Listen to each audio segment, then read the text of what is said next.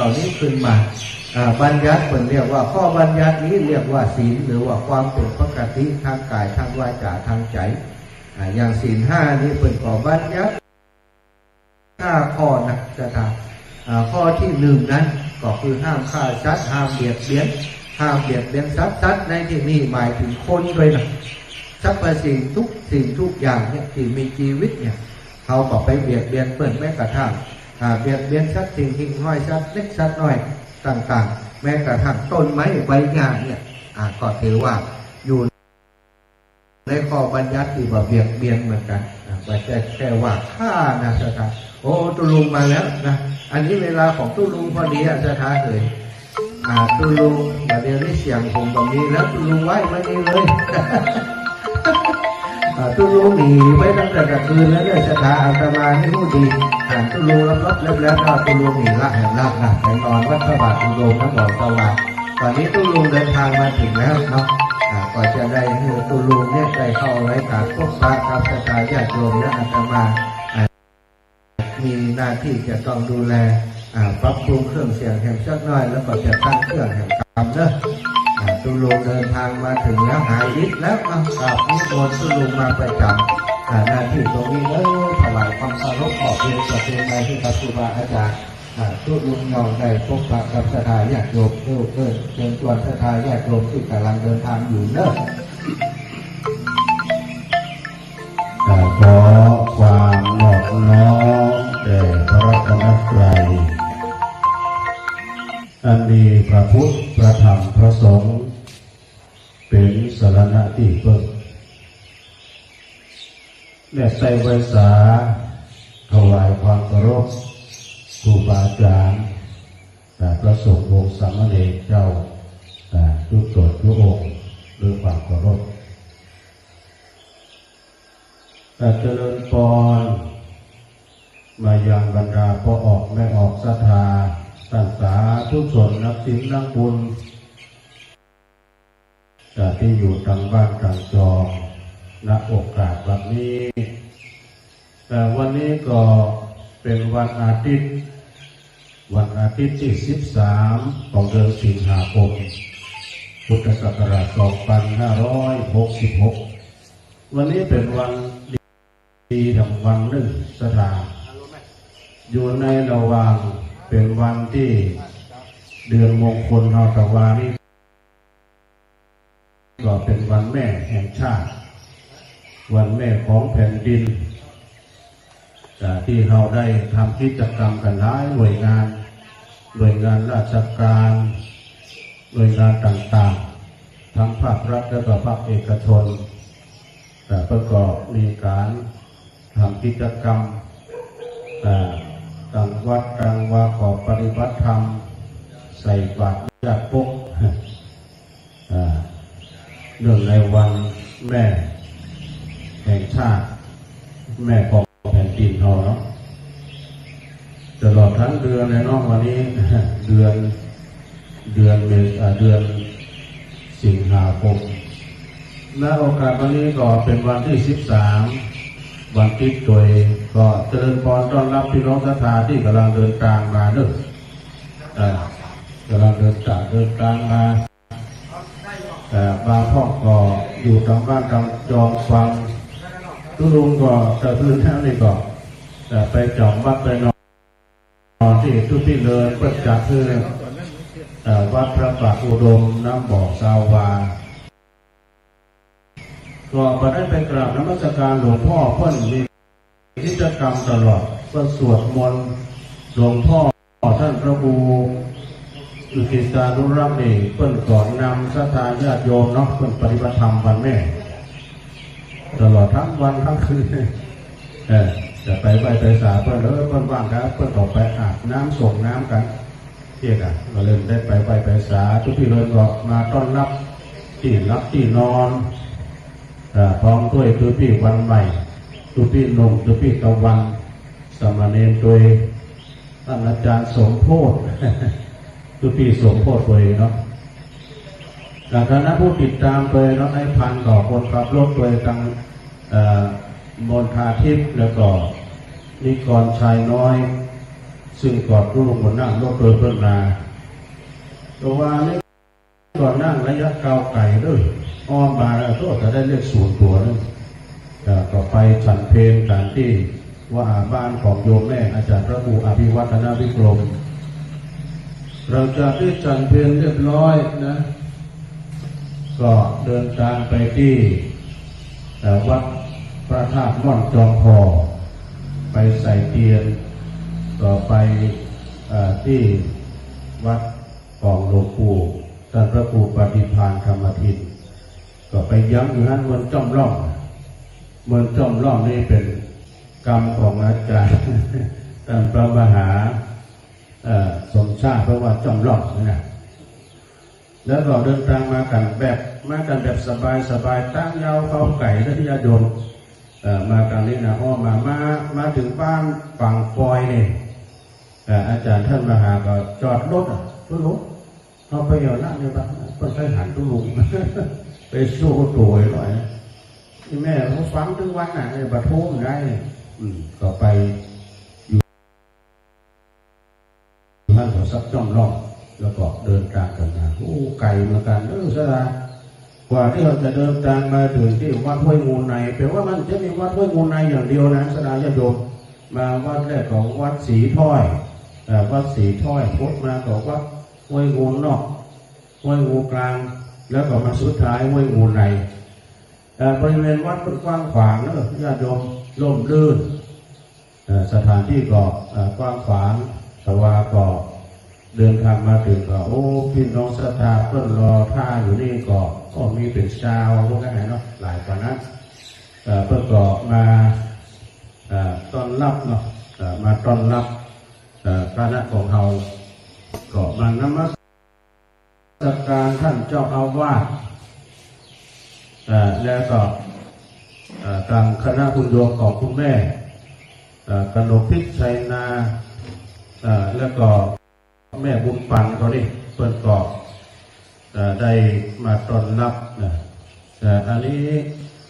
ท่านมหาเอาซองมาขออนุโมทนาด้วยพ่อเปี้ยแม่เกลือบันดีร่วมรำบุญถวายเทียนพรรษา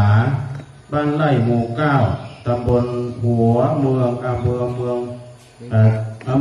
ปานจังหวัดลำปางเพิ่งเขียนมาดีเนาะขออนุโมทนาเนี่ยพ่อได้พ่อเปี้ยขอบุญกุศลปกปักรักษาให้ได้อยู่ดีมีสุขนะแม่บัวลอยชัยสวัสดิ์นี่เนาะชัยสวรรค์รวบรวมมาจาก200 บาทอนุโมทนาด้วยนะตอนนี้ก็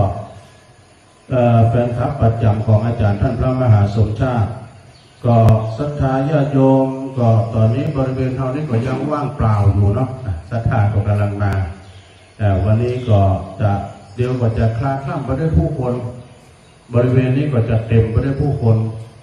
แต่สถานที่จอดรถนี่ก็ภัยมากก่อนก็ได้จอดตั้งหน้าหน่อยเพราะว่าที่นี่วัดเพิ่งกว้างแต่ว่าจะนับขึ้นมหาชนเป็นร้อยเป็นพันนี่ก็เต็มไปหมดเลยบริเวณหน้าวัดตอนนี้ในวัดตอนนี้นะแต่จากนั้นก็ขอศรัทธาญาติโยมพี่น้องทางเมืองฝางเขาก็เริ่มทยอยกันมาได้แล้วกันเนาะเริ่มทยอยกันมาปีไหนก็มีเจ้าเดียวแต่ที่ท่านพระครูอภิวัฒนวิกรมก็ว่า5 ปีแล้วเด้อนะที่ก็ได้มาเมืองฝางนี่นะปีแรกนี่เขาไปตามเป็นวัดปีนี้เอามาตาม2 ที่คือวัดห้วยงูในนี่ก็เป็นวัดที่คณะของคุณโยมกนกพิชัยนาแม่บุญปังก็นี่เป็นมหารัตนอุบาสิกาแก้วอุปถัมภ์วัดวาอารามหลายวัดหลายวาเพื่อนก็ยังสนับสนุนตั้งอินเทอร์เน็ตสถานีวิทยุหัวปุยสถานีวิทยุนี่สำคัญนะสดาญาติโยมทั้งหลายสำคัญอย่างไรถ้าว่าสำคัญนี่สดาเขาบอกว่าจักกันเนาะ แล้วเขาจะมากินจะรวบรวมคนนักได้อย่างนี้เพราะอย่างเพราะคลื่นมหาชนคลื่นจิตคลื่นใจคลื่นวิทยุนี่ด้วยนะ แต่ก่อนนี่เขาที่หูจักกันดูพี่น้องศรัทธาญาติโยมทั้งหลายแต่ก่อนนี้ก็สถานีก็ได้ยินก็โดยหล่อจอมตองเวียงหนองล่องป่าซางโดยความวิสัยทัศน์กว้างไกลของอาจารย์พระครูอภิวัฒนาวิกรมแล้วก็เชื่อมเครือข่ายไปเป็นอำเภอนี่แหละเนาะไปสัมพันธไมตรีนี่นะก็เชื่อมมาทางเมืองฝางไปทางเชียงรายไปทางลำปางไปทางเมืองลี้แม่เจียงนี่แหละนะก็เลยรู้จักกันรวบคนให้มันนักหนาสถานจะไปกินห้างกันนี่เนี่ยทุกคนจะมาเป็นปันเนี่ยนะสถานญาติโยมนั่นแหละฉะนั้นก็ซึ่งก็เป็นคลื่นอันสำคัญเขาฟังกันผู้เจ้าผู้ข้ามผู้คือนี่การฟังนี่สถานญาติโยมมันง่ายเขาอ่านหนังสือพิมพ์นี่ยังยากอยู่ยังสะกดหนังสืออยู่แต่ถ้าหากว่าเขาอ่านแล้วเขาฟังนี่นะมันง่ายเนาะเพิ่นมีกินมีตามที่ไหนเพิ่นให้เพิ่นมองกันที่ไหนเขาฟังธรรมะจากที่ไหนเขาหูกันในสายบุญขึ้นสีขาวก็จะขึ้นสีขาวก็ตามเตอสถานญาติโยมนะอย่างเขากินนอนตาเนี่ยมาด้วยกันนี่มันเปิดหูเปิดตาไปก็จะกุ๊กในกะลาของบ้านของเมืองทุกลุงนี่เป็นคนเจอโลกมันเป็นคนกันนั่งรถแบบไปเอาม้วนอ่ะนั่งรถนั่งรามาเขาพอตั้งป่าเขาลำเนาไผ่รถเนี่ยมันบุ่นไปหมดแล้วหัวตามไปไหนมันไปโมสดาพอบ้านพอจองเปิดแต่กี้ก่อนลูกจากพระบาทอุโนมาคู่กับอานิกรก็บอกว่าโอ้กลางวันตอนนี้รถว่างดีนะโลกรถก็พอมีนักนะแล้วต่อมาพอแล้วก็ทุกคนบอกว่านี่ก่อนว่าบ้านจองหอเงินเนี่ยกระลึกเป็นปึ๊กแผ่นแน่นหนาฐานหน้าเพิ่นมั่นคงเนอะเนี่ยบ้านจองหอเงินก็เนี่ยตัวแดงวันก็เรื่องเลยโยมเงินมุงคานี่มีออกนะพี่น้องทางเมืองฝางนี่เป็นคนร่ำคนรวยแม่อายชัยปราการนี่เป็นคนที่ว่าหุงกินหุงตานแล้วฐานมั่นคงเป็นพุทธแผ่นให้นาป่าตั้งในโซจิ้นหัวจิ้นตาเนอะนะฉะนั้นวันนี้ก็เอื้อนไปทางพี่น้องนะลูกสู่ซองโดยไปทางน้ากรรมน้าพันพระเลี้ยงโลดของมุนะข้างกรรมมุนะนะถิ่นก็การเนี่ยนะถมเขาเนี่ยตระกูลสี่โยนจองเขาเนี่ยปันดอนตองสี่โยนจองเขาเนี่ยนะแล้วก็พี่น้องต่างพระเลี้ยงน้าลงโดยกิติวงศ์วันนี้ก็จะเอาต้นมาหรอกพระเลี้ยงน้าลงกิติวงศ์จะต้านหาอันนี้นะลูกจะต้านหาลูก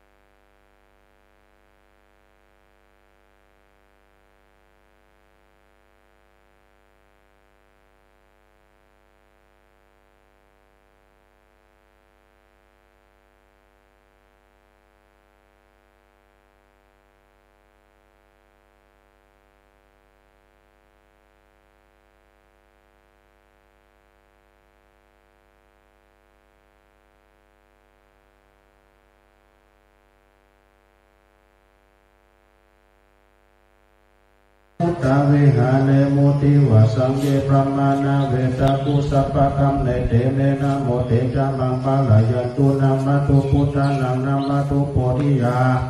นะโมวิมุตตานังนะโมวิมุตติยาอิมังโสบาลิตังคัตถวโมโรตาลติเอสนาอเปตยัญจกุมาเอกราชาหาริสวันโนปตาวิปาปโสตังตังนัมมัสสามิหาริสวันัง ปะตาวิปะปะสังกายาสัพุทธาวิหาเลมุรติเยพระมนาเวตากุสปะธรรมเมเตเมนะโมเตจานังบาลายันตุ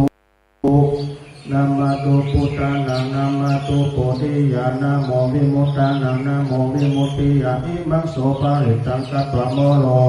วาสัมมากัปปะยิติโมนะปาวิตังสาธุอันนี้เป็นการสวดประเดี๋ยวว่าสวดพญานกยุงทองเจ้าข้าปลอดภัยนะโยมเนอะเดินตราเดินตามด้วยความเจ้าข้าปลอดภัยทั้งขาไปและขากลับเนาะ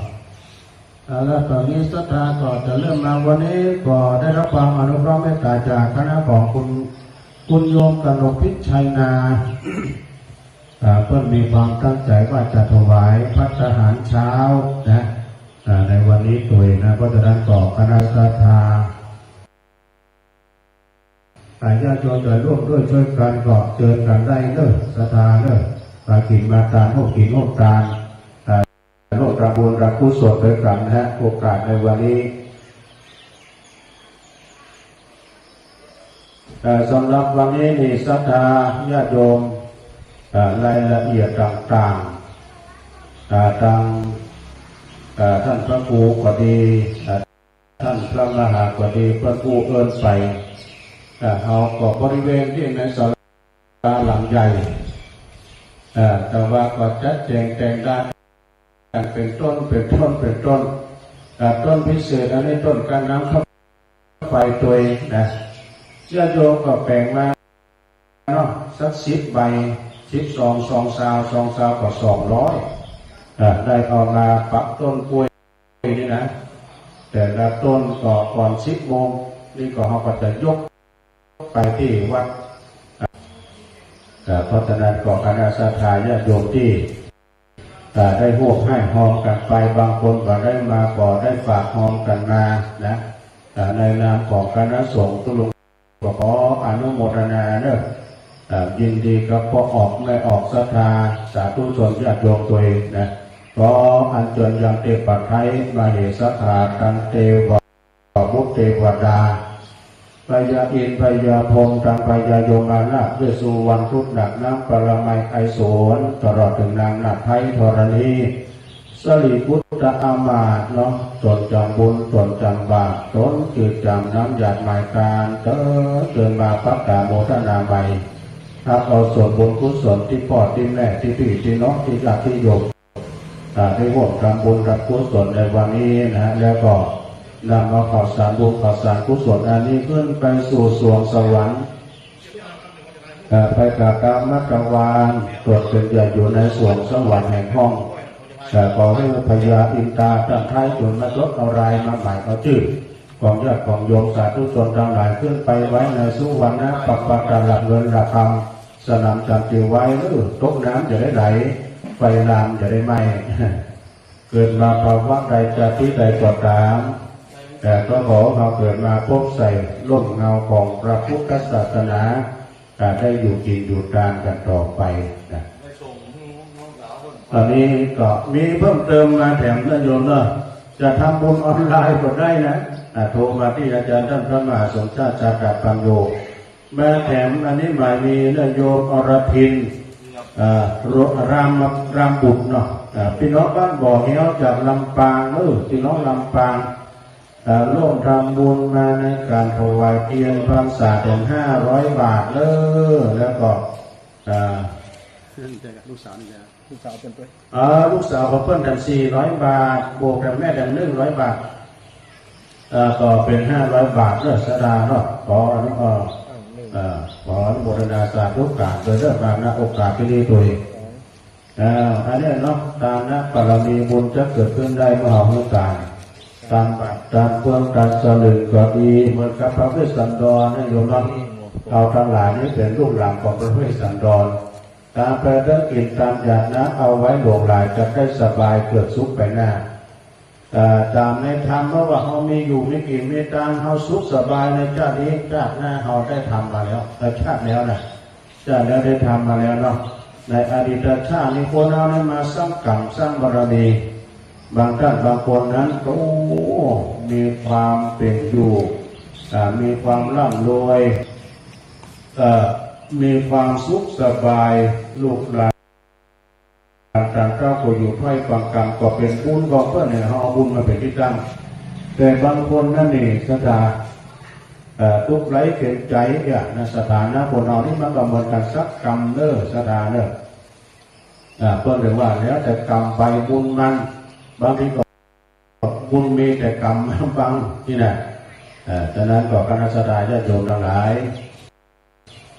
ทำไปเถอะนะบุญกุศลนั้นบริหารไปไหน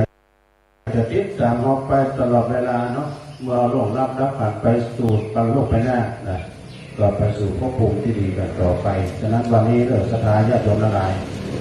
ร่วมสิ่งร่วมการร่วมทำบุญทุกส่วนประจักษ์โอกาสในพวกเราวันนี้นะฮะญาติโยมตอนนี้นี่ตุลุงก็จะลองเปิดสายพอนะพอจะโทรมาก็ลองจะลองบอกว่าอีแม่พอถึงไหนแล้วนี่นะอยู่ทางบ้านทางจอได้ยินชัดเจนแจ้งผลการทับฟังมาได้ก็อยู่เด้อ0899556506อาจารย์มหาเขาก็กำลังปักยอดด้วยทุกปีวัน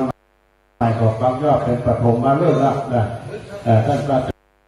จารย์สมพรต้นร้อยเสียงปันเนี่ยเสียงมาแล้วนะทุกปีนะน้องสาวเพื่อนอยู่ญี่ปุ่นบุญมาเมืองไทยปั๊บเข้าไปฉะนั้นก็ศรัทธาจะร่วมกินร่วมกันจะได้ทำมาปักต้นปักป่ายนี่ทำกับจะยกอุปยศไปที่วัดพระบาทอุดมกันต่อไปตอนนี้พ่ออาจารย์เขาก็มาแล้วมาการนายกเขาเพิ่งเสียงมาตั้งไปพระอาจารย์เขาเนี่ยแต่เพื่อพระอาจารย์จะได้เรียนการเด้อนะมาไม่เอาละสายแรกมาแล้วจะเริ่มพรโอ้พ่อสุทนเนี่ยเราสักทีนี้เนาะพ่อสุทนเนาะบ้านแม่จ่องนี้พ่อสุทนฟังท่านไหนฟังแต่ในร้อยนี่เป็นของแม่กอกครับอ๋อแม่พ่อของงานท่านสจ.วิเชียรเนาะวิชาเถิดครับผมขอบคุณครับเดี๋ยวฟังเรื่องวันนี้วันข้ามมาดูขอบคุณต้นสุขคนเนอเจริญพรสายต่อไปเจริญพรอีแม่อยู่บ้านใดอยู่ไหนอีแม่โดนบ้านสุดก็โอ้เป็นป้าของครูบาลลงเรื่องนี้นะ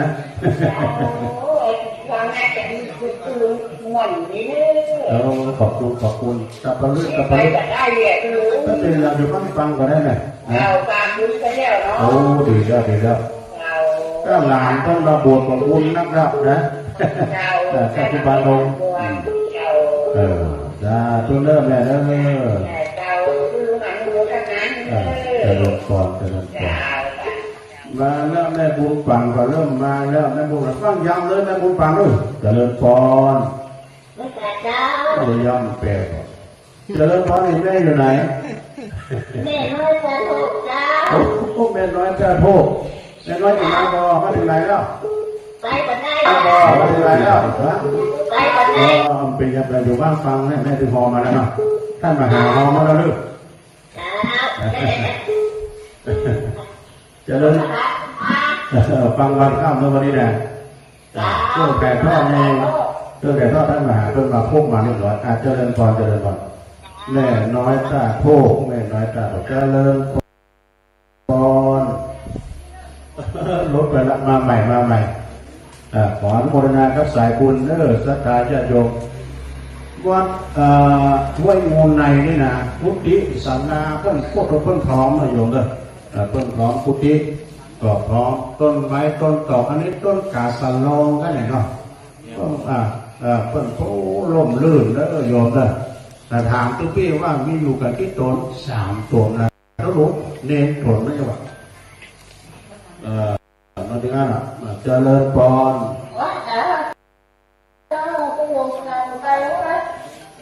แม่อยู่ไหนแม่โอ้แม่อยู่ดีนะฮะแม่อยู่ดีนะเสมอกันจ้าเสมอกันแน่โอ้อากาศเป็นยังโอ้ไม่เอ่ยเป็นวันเป็น มันเป็นว่าเป็นไอ้ด้วยอุ้ยอิ่มดิลื่นกับยอมเป็นพี่น้องกันอุ้ยเป็นกันได้เลยยินดีกันไอ้ยินดีสาธุอันนี้แม่อุ้ยกินอยู่แม่สับเสมอโอ้ตัวพี่องค์เอาไปสาตัวพี่องค์ครับตัวพี่องค์นี่วัดทุ่งโป่งบางโป่งคนเลยนะกับบุญเหล่ายาวตัวพี่ฟังเจ้าเนาะแล้วกับขอบคุณตัวพี่นะครับเด้อตัวพี่องค์นี่เป็นปีนั้น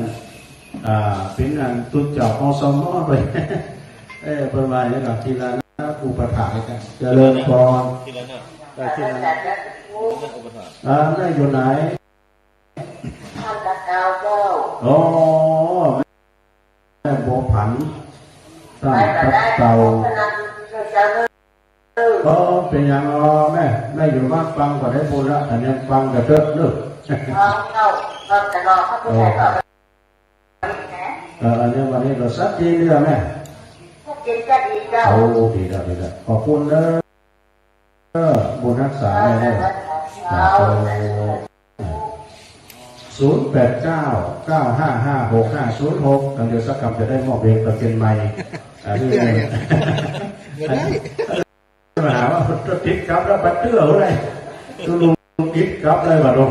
เป็นอย่างที่วันใหม่จะเปิดตัววันนี้นะวันนี้นะบางคนว่ารักษาการเจ้าวาดงูเราโมทาทิพย์เลยเราโมทาทิพย์เพราะว่าเพิ่นเป็นเก็บภาพเลยนะท่านอาจารย์โสมก็ปักยอดติ๊กๆนะอาจารย์โสมว่านี้เป็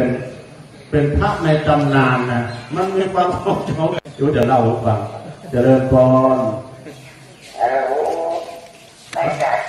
อยู่แม่อยู่ไหนแม่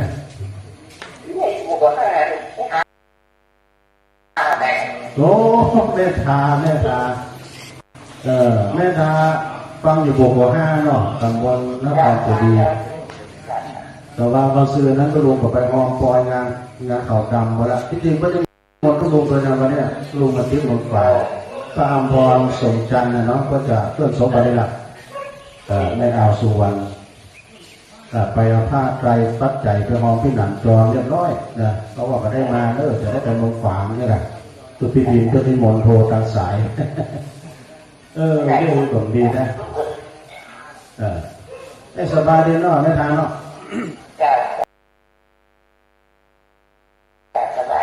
ดีแล้วความติดตามฟังกันตลอดเนาะ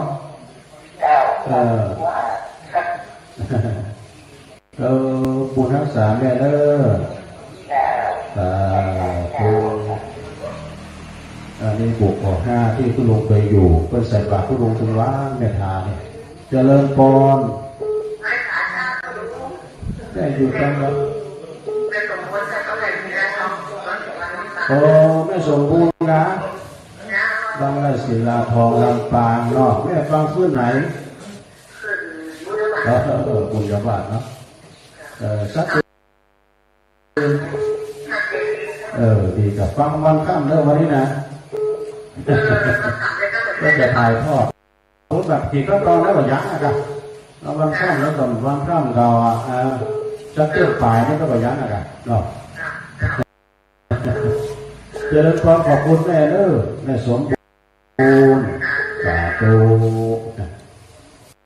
สวยอัศดาโยมพุทธจากกลางคืนนะพุทธจากกลางวิทยุ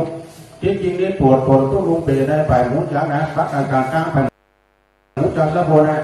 ทั้งนั้นก็บอกงามไหวนะถ่ายเจริญพรเจริญไม่บุญฟังเนี่ย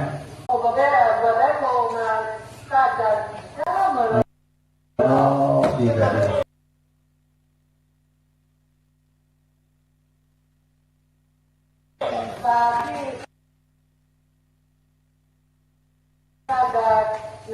ยแม่บัวเขียวห้วยทรงปล่อยเนาะฟังก็ดีใจแล้วเนี่ยแสดงว่าโยมทั้งหลายนะ ได้ห่วงกินห่วงทานได้ฟังคลื่นฟังเสียงแต่ก็ดีอกดีใจด้วยจิตด้วยตาเนี่ยนะบุญบารมีปกปักรักษาจะอาจารย์ผู้เสียงกันด้วย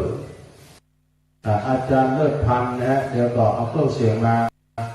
เครื่องเสียงนี้มันจะน้อยไปน้อยเพราะว่ากระเดือนนี้ขึ้นมหาชนมากู้ไม่ได้ไม่ได้ดีกันเด้อเบิร์ดเดย์สีพลอยประดับดวงเล่งเลยเด้อเอา15 ซาวเลย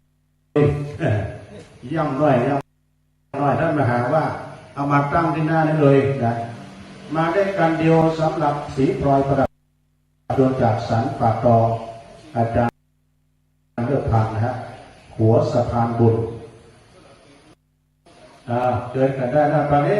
เอาได้แล้วก่อนนี้มนต์ท่านมาหาเอาคำตุ้ลุงจะไปฟังก็ก่อนเปลี่ยนกันครับถ่ายลอยรอบแล้วตะกี้สวดในการถ่ายลอยรอบแล้วศรัทธาญาติโยมเลิศได้ยินน้ำเนียงเสียงปากของครูบาอาจารย์ของอาตมาภาพตุลุงท่านอาจารย์ชัยวัฒนาคเสโนอันนี้เปิดเป็นครูบาครับตุลุงเปิดเชียร์ไผ่แล้วคนนั้นรับรองเนี่ยนะติดชาร์จแน่นอนตุลุงบอกก่อนไปเชียร์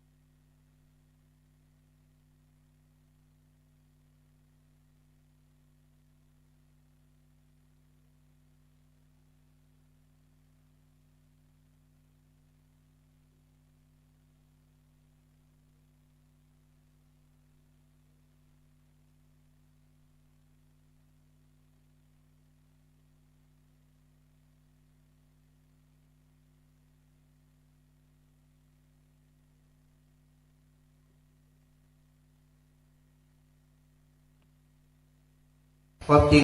เปิดปั่นเวลานะศรัทธาญาติโยมมันเกิดเป็นรายการของสู้รู้แต่2 ชั่วโมงตังเชียงใหม่ตังสายเชียงใหม่เขาเนี่ยสุดตังนี่เท่านั้นตั้งแต่ใช้ตั้งแต่แม่ริมแม่แตงมาถึง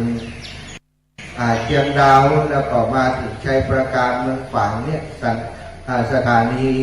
และตลอดทางมีการถ่ายทอดคือเขาอยู่หลายสถานีด้วยกันไปถึงห้างก่อนไหลไปหาห้างเด้อหน้านี้ที่กองอำนวยการนะจุดพักเนาะจุดพักจุดแรกที่เขาจะมาพักกันแล้วก็จะลวดตาลเป็นจุดแรกนี้ก็คือที่วัดห้วยมูไนวัดห้วยมูไนหรือว่าวัดโสพนารามเป็นวัดวาอารามวัดที่เจ้าบ้านเป็นนอกคือมี3ป๊อกบ้านด้วยกันห้วยมูนอกห้วยมูไนนะศรัทธาญาติโยมห้วยงูนอกเปิดก็มีวัดของเปิดห้วยงูกลางก็มีวัดแล้วก็ห้วยงูในก็มีอีกวัดหนึ่งชื่อวัดว่าวัดโสพนารามวัดแห่งนี้เป็นวัดที่มีครูบาอาจารย์พระสงฆ์องค์สังฆเจ้าจำพรรษาอยู่หลายรูปหลายองค์พัฒนาวัดวาอารามได้สะอาดดีมากเนาะร่มรื่นมีต้นไม้มีเสนาสนะที่อยู่ตั้งอยู่นี่ดูเหมาะสมถูกสัดถูกส่วนหมดนะศรัทธาญาติโยมแล้วตอนนี้ได้ทราบว่าหลวงพ่อเจ้าอาวาสและคณะศรัทธาเพิ่นมีความประสงค์จะบูรณะจะปฏิสังขรณ์ส่วนของพระธาตุเจดีย์พระธาตุเจดีย์ก็มีอยู่แล้วศรัทธาแต่ว่าสัดส่วนอย่างต่างๆทางหลวงพ่อก็อยากจะปรับปรุงอยากจะพัฒนาให้เป็นพระเจดีย์ที่เป็นสัญลักษณ์ของบ้านห้วยมูไนของเฮาเนาะก็คงจะมีการพูดจากันในเรื่องของเชิงสถาปัตยกรรมต่อไปแต่ว่าในเบื้องต้นนี้ได้ปรารภได้พูดจากันกับทางศรัทธาญาติโยมแล้วก็ทางส่วนของครูบาอาจารย์ที่มีส่วนเกี่ยวข้องคนขอหันนี้หันงานว่านายจะปรับปรุงเปลี่ยนแปลงให้มันดูดีดูงามดูน่าขึ้นก็คงจากวันนี้จะเป็นการพระป่าทอดพระป่าเพื่อส่วนหนึ่งก็จะสมทบในของบุญของกุศลที่จะมา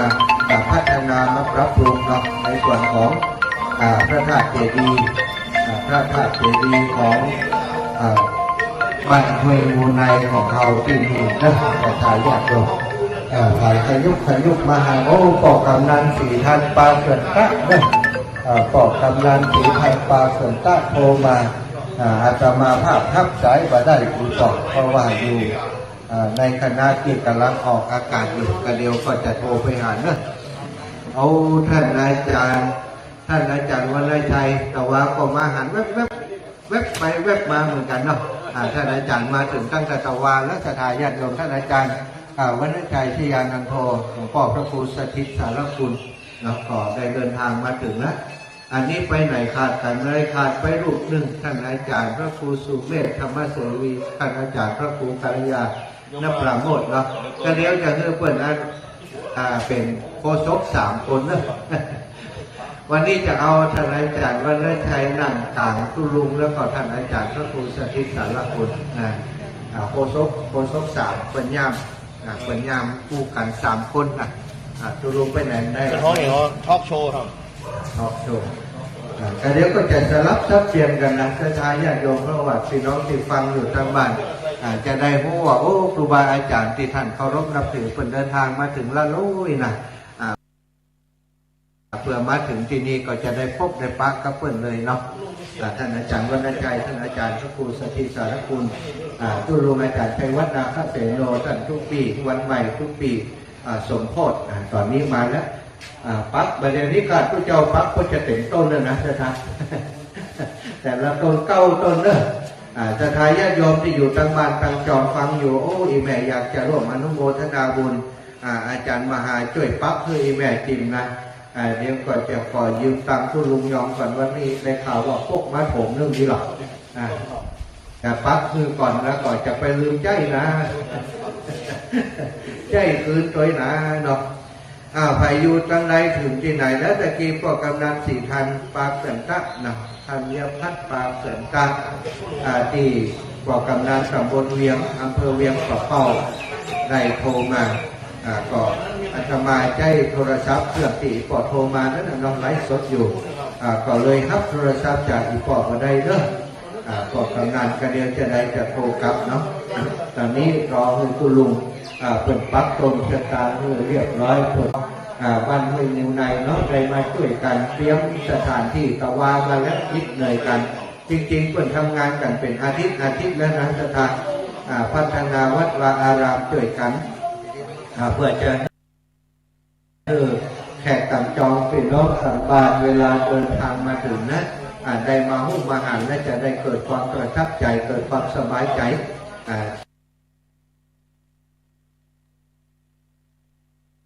ที่ได้มาแอวถึงบ้านห้วยงูในอำเภอฝางจังหวัดเชียงใหม่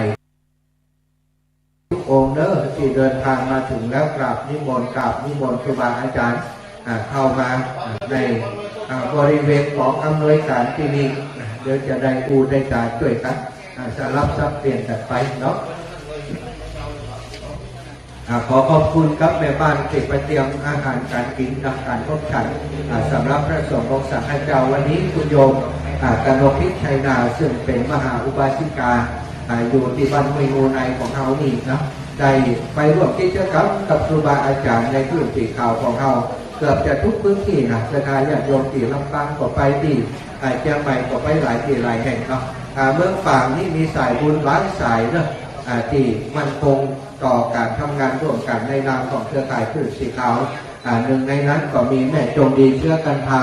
แม่จงดีเชื่อกันทาพ่อหมออินทร์เชื่อกันทาพ่อบุญปันพ่อน้อยบุญปันมุโนครคุณโยมระพีพันธ์เรยโยนี่หลายท่านที่เป็นสะพานบุญที่กล่าวนามมานี้หมายถึงว่าเพื่อนเป็นหัวหน้ากลุ่มหัวหน้าชุดเป็นสะพานบุญป้าเป็นน้องสายบุญจากน้องฝางไปร่วมกิจกรรมครับเครือข่ายเพื่อนสีขาวตลอดมีงานที่ไหนเนี่ยถ้าหลวงพ่อมาได้ไปกับโยมแม่จงดีเชื้อกันทาพ่อหมออินทร์เชื้อกันทาเนี่ยจะเป็นตัวแทนไปตลอดนะสถานญาติโยมบอกว่าจะใกล้จะไกลที่ลำปางบางครั้งบางทีแม่เพิ่นออกจากที่เมืองฝางไปตี3นะไปกว่าจะไปถึงลำปาง7-8 นาฬิกา9 นาฬิกานี่นะออกจากเมืองฝางไปตั้งแต่ตี 3 ซึ่งก็ถือว่าถ้าจิตใจบัดถึงกันแท้นี่ว่ามีโอกาสจะไปหากันโดยซ้ำไปเนาะก็สายบุญที่ต้องกล่าวถึงตลอดเวลามีกิจกรรมตามเมืองฝังของเขาเนี่ยก็มีกลุ่ม3-4 กลุ่มใหญ่ๆแต่ว่ากลุ่มย่อยก็คือคนที่เพิ่นร่วมบุญสุนทรทานมาครับโยมแม่เขานี่เขามีหลายกลุ่มนะจะตายญาติโยมเจริญพรโยมแม่สีทรป่าไผ่ฟังอยู่ก่อนดีแล้ว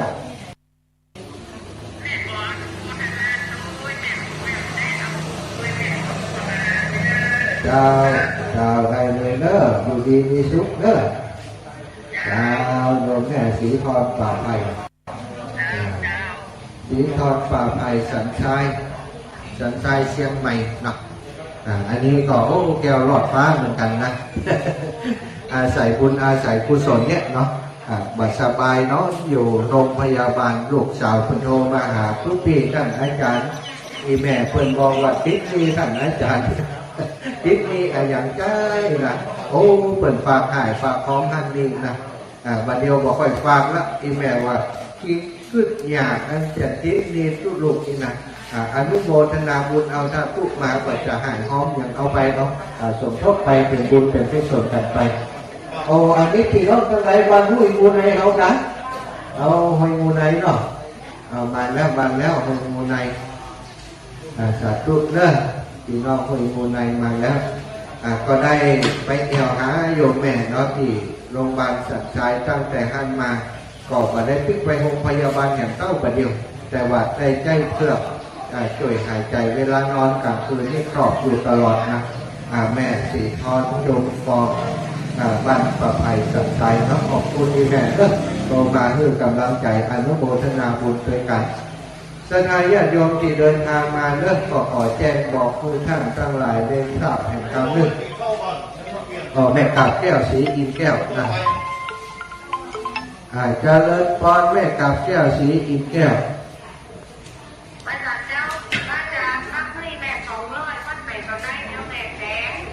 แทนเนาะทุกปีวันใหม่มาเอามี200แทน2,000เอาพักส่วนกลางเนาะเจ้า2,000สาธุเจ้าอย่างนี้เข้าท่ากันมียืนหลายเมื่อยืน200แทน2,000นี่นะทุกปีวันไหนมาเอาเลยในผมนะป้าคือเปิดเฉยๆแม่กาบแก้วสีอินแก้ว200ตู้แม่ตู้ครับผมให้กันพอลงงานพอลงงานไปไหน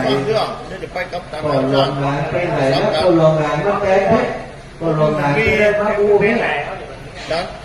พอลงงานแปลงร้อยใส่เรื่อยครับเดี๋ยวเขาไปกับตามทางชาติโอ้คุณ3 ใบแล้วนะเกิน3hay là có tiếp 3 ใบở đó ở trời mấy mai anh đó nó sẽ mai mình sàm hút thôi hoài rồi quay có lộn ngại nóเป็นโคชกด้วยนะพอลงงานจะต้องได้เป็นโคชกทีนี้เนอะเป็นได้ก็เล่นเราเหมือนดับจะมาห้องฉันเข้าก่อนที่ไปตุเจ้าตุลาจากไปทางพัฒนานะก็อยู่ที่นี่นะกระชายญาติโยมมีปวดอีแม่อยู่ตั้งบ้านตั้งจองนะจะได้เนาะถ้าอยากจะร่วมบุญใจมันตกและใจมันอยากจะร่วมบุญร่วมกุศลแล้วโทรมาหาอาตมาก็ได้จะจดชื่อเอาแล้วก็ได้เอาสตางค์ส่วนตัวออกให้ปล่อยแม่ไปก่อนนะในกรณีนะในกรณีติดใจมันอยากจะทำเนี่ยตั้งใจแล้วอย่างแรงนี้แม่จะร่วมบุญไปท่านกับขึ้นสีขาวขึ้นเขาก็จะได้ช่วยกันนะตอนเดี๋ยวต้องลุกไปถามก่อนเนาะตอนนี้นะเจริญพรแม่ลิบันทุกเนอะแม่ลิหายหน้าหายตาไปชัดเลยเจ้า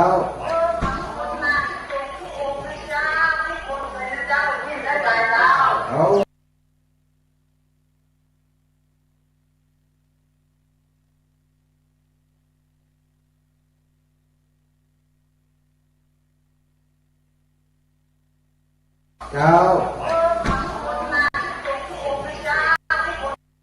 โอ้นั่นก็จักหลายนะจักนี่มันตึ้งใจร้ายนะจักนี่นะนะแต่พูดเรื่องแม่เด้อบุญรักษาสาธุครูบาอาจารย์หลายรูปหลายองค์กำลังเดินตามมาอยู่เด้อทุกปู่ทุกลุงทุกเอาทั้งหลายที่คนเดินตามมาตอนนี้ท่านผอ.วิทยาลัยสงฆ์นครลำปางท่านผอ.พระมหานพดลสุวรรณเมธีเจ้าคณะอำเภอวังเหนือเจ้าอาวาสวัดบรรพตสถิตก็เดินทางข้ามดอยมาแล้วสักจำลำพุทธก็คงจะถึงนักจะทายญาติโยมพอเวลาขณะนี้6 โมงป่ายอยู่นะ6:50อยู่เนาะก็เดียวก็คงจะถึงนี่ประมาณสัก7 โมงป่ายนี่7:30นี่ก็น่าจะถึงละครูบาอาจารย์หลวงปู่พระครูปฏิภาณธรรมทิมหรือว่าหลวงปู่ดอยเนาะก็จะเดินทางข้ามดอยมาแล้วบ้านจงศรีชัยนี้จะเริ่มป้อนอีแม่โอ้อีพ่อกะสาธุโอเคก็ที่สองผมสีชัยนี้ครับ โอ้จ่าวัดแม่โจศรีชัยนี้นะฮัลโหลผู้สอนความรู้คะแนนบุตรจำเมื่อและความรู้ช่วยครับโอ้ดีแล้วอนุโมทนาบุญก็มีจิตใจก็มีความสุขได้บุญแล้วเนาะพ่อเนาะครับอนุโมทนาบุญก็ได้บุญได้กุศลเนาะพ่อเนาะอยู่ดีมีสุขหมดอย่างดีครับสาธุ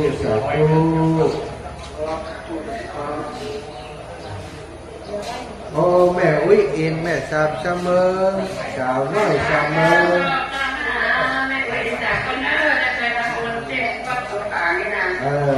อิจฉาได้เจ้าแม่ก็อนุโมทนาบุญเป็นคนอยู่บ้านเลยเนอะมันได้ยิดอย่าได้ยิดแม่โอ้ยเป็นค่ารถที่นั่นเองเนี่ยถ้าเกิดรถที่ถึงเรานี่มันไปเจ้ามันประจานเนาะแล้วเดือนอยู่ไหนเดือนอยู่ไหนเมื่อที่บ้านโอ้นึกว่ามาถึงแค่นอกไปเกิดได้มันมีรถออกเช้านี่อ๋อเป็นยังส่งหัวใจมั้งเนาะจ้าหัวใจไปถึงเนาะสาธุบุญทักษะก็ตาก็เดือนก็ได้แล้วเนาะมาดีละส่งใจมาถึงสาธุบุญรักษาเนี่ยแม่เด้อสาธุแม่วิอินแม่สาวเมืองวินงลูกวินงพยายามติดต่อมาวินงจากที่ไหนเอาโทรมาเห็นใหม่ครูบาอาจารย์ที่กำลังเดินทางมาอีพ่ออีแม่ทั้งหลายบางห้องก็มาถึงแล้วแล้วบางห้องก็ข้ามร้อยมาอยู่ตั้งเลี้ยงปลาเป้าแม่อาจารย์ก็ข้ามร้อยมาตั้งเรื่องฝานมาตั้งบ่อน้ำมันส่วนตั้งพุทธนะตั้งงานเชียงใหม่นี่ก็มาตั้งวิโนมาแล้วตั้งเชียงใหม่ก็มาตั้งใจประกาศก็คงจะมาถึงที่นี่ประมาณสัก7 โมงเกือบ8 โมงเนอะจะลงพรแม่วิโน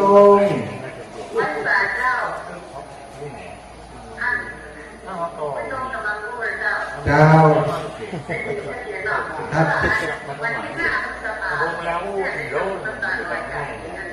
เจ้า5 พฤษภาคมนี่แม่ไม่ใช่มันหนักมาก5 พฤษภาคมนะ5เนี่ยวันที่5 สิงหาที่ผ่านมานี่ก็พฤษภานี่แม่ห้องอย่าง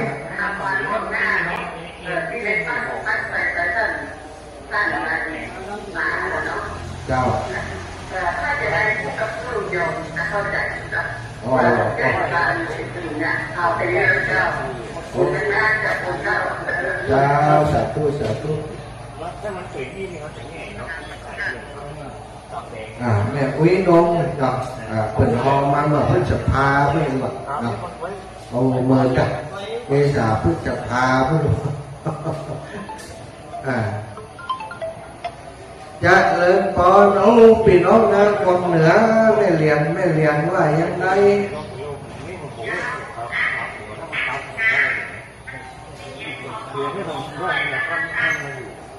เจ้า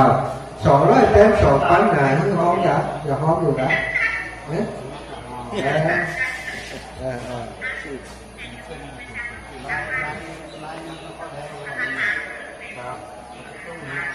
มีเบอร์โทรศัพท์แล้วครับ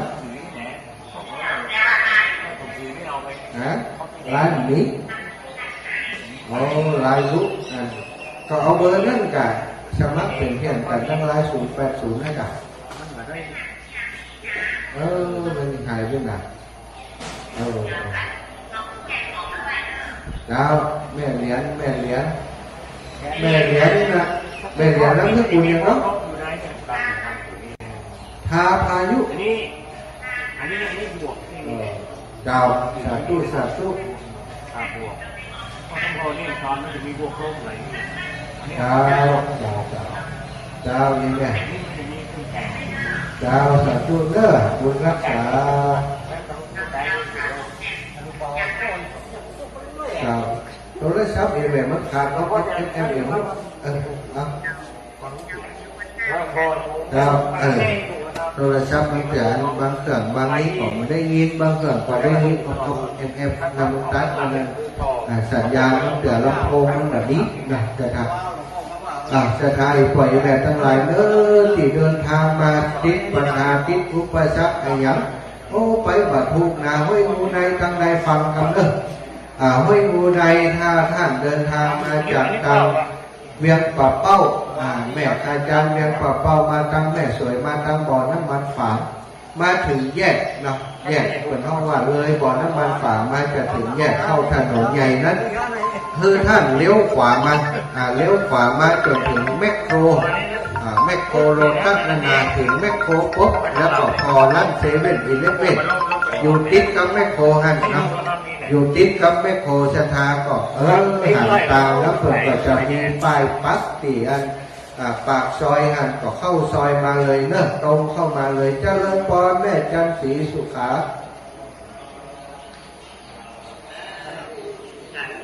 แม่สีจานผู้แสนคมสีกั้มเจ้าเป็นยังได้เลยอนุโมทนาบุญคิดใจเป็นบุญเป็นกุศลก็ได้บุญแล้วเนาะ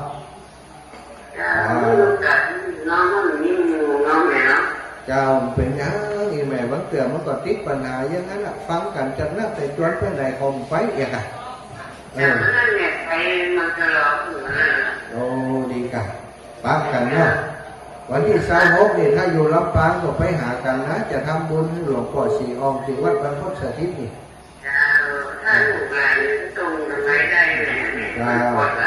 เจ้าสาธุเจ้า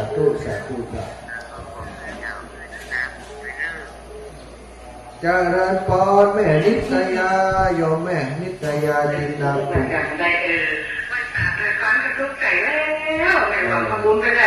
เจ้าเรียบร้อยแล้วแม่นิตยาเจ้าแม่ก็ไล่เจ้าแม่เจ้าสาธุบุญรักษาแม่ตัวเนอะเจ้าสาธุแม่เอาตะวากายลองนอดนั่นนะนี่มาได้หากันตะวากายเปิดมีซบอยู่เนี่ยลองนอดท่านตะวันน่ะซบอยู่ข้างตาท่านน่ะลองนอดวังเหนือมันจะกันลองนอดวังเหนือก็มันจะโอ้คนละนอดนั่นลองนอดวังเหนือแต่ว่าไปเจอลองนอดห้วยก็ห้วยก็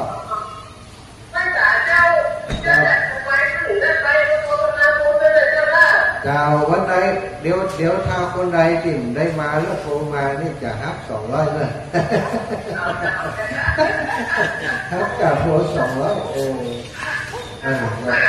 ะบ้ากันมาไหนโอ้โห โอ้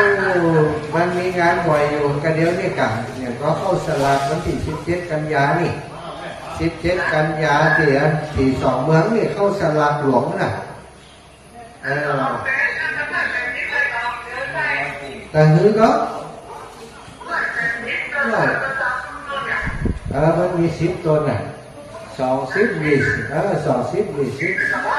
200กันแม่เฉลียวยอดจ้าโอเคเจ้าฝากนะสาธุบุญรักษาแม่เด้อจ้าบุญรักษาเจ้าสถานญาติโยมตะกี้อูข้างตึงเกินไว้ว่าเข้ามาจังห้วยงูในนะหมายถึงว่าสถานญาติโยมที่เดินทางมาถึงตอนเจ้านี่นะที่เฮานัดหมายจุดนัดพบจุดแรกก็คือที่วัดห้วยงูในตอนนี้ทางทีมงานครูบาอาจารย์เปิดมาตั้งเตรียมสถานที่ร่วมกับพี่น้องบ้านห้วยงูในเรียบร้อยแล้ววันนี้เขาก็จะปั๊บต้นกันที่นี่ก่อนปั๊บต้นกันเขามีอยู่10 ต้นด้วยกันนะสถานต้น10 ต้นก็คือ9 ต้นนี้จะถวาย9 หอวัดที่เขาได้นิมนต์มีหนังสือดีการนิมนต์มาแล้วก็อีกต้นหนึ่งเป็นต้นพิเศษนี้ในฐานะที่เขามาใช้สถานที่วัดวาอารามวัดห้วยงูในนี้ในการต้อนรับขับสู่ดูแลพี่น้องที่เพิ่นเดินทางมาก็จะได้เอาถวายเทียน1 เล่มไว้ที่วัดห้วยงูในของเขาแล้วก็จะนำปัจจัยส่วนหนึ่งถวายเป็นพระป่าสามัคคีในนามเครื่องสีขาวคือทางวัดทางวาเปิดเป็นผู้ก่อตั้งในการที่จะบูรณะปฏิสังขรณ์จะได้ไปได้แปลงในส่วนของเจดีย์เจดีย์เพื่อจะมีการบูรณะทำให้มันงดงามเพราะว่าตอนนี้ทางสมณะศรัทธาครูบาอาจารย์ในวัดในวาแล้วก็เป็นน้องศรัทธาเจ้าบ้านทั้งหลายเพื่อนก็ได้ปรึกษาหารือกันแล้วเนาะใครอยากจะได้รางวัลที่1เนอะมาแน่เนอะที่บ้านห้วยงูในมี163บอมี163เพื่อท่านอาจารย์วันใหม่แห่งสัก10ใบเนอะที่วัดตรงนี้เลขที่1แห่งซ้ำด้วยเลขที่1แห่งซ้ำวัดนี่สถานไปแม่เลิกที่เดินทางมาเดินทางมาถึงท่านนี่ฟังวิทยุมาโดยแล้วก็ปรากฏว่าบัดเดียวนี้บัดแน่ใจว่าตั้งห้วยงูในเข้าทางใดท่านอาจารย์นี่นะเข้ามาตรงเข้ามาเนินสถานท่าจากแยกบ่อน้ำมันมาถึงถนนใหญ่ถ้ามาจากกลางแม่สวยก็เลี้ยวขวามาสักประมาณสัก 3-4 กิโลห่างจะได้เขาว่ามาถึงก็ไม่แน่ใจจับเจอแมคโครปุ๊บก็หันแมคโครแล้วก็ชะลอรถเปลี่ยนไฟเลี้ยวซ้ายไว้เลยซอยปากซอยเข้ามาบ้านห้วยงูในจะเป็นซ้ายมือเปิดไฟเลี้ยวซ้ายแล้วเว็บเลยหันเซเว่น11ก็จะอยู่หน้าปากซอยพอดีแล้วก่อนเลี้ยวเข้ามาตรงปากซอยนั้นเลยจะมีธงเนาะมันจะปักธงธรรมจักรธงชาติอยู่อันนั้นก็แสดงว่ามาถูกซอยแล้วตรงเข้ามาจากซอยนั้นตรงเข้ามาแห่งประมาณ 3-4 กิโลก็จะมาถึงวัดห้วยงูในของเราเนาะอันนี้ก็ฝากกับสดาอยู่ปล่อยแม่ทั้งหลายที่เดินทางมาอยู่บางคนพยายามจะโทรมาปรึกษาหารือโทรมาหาจะมาแต่ว่า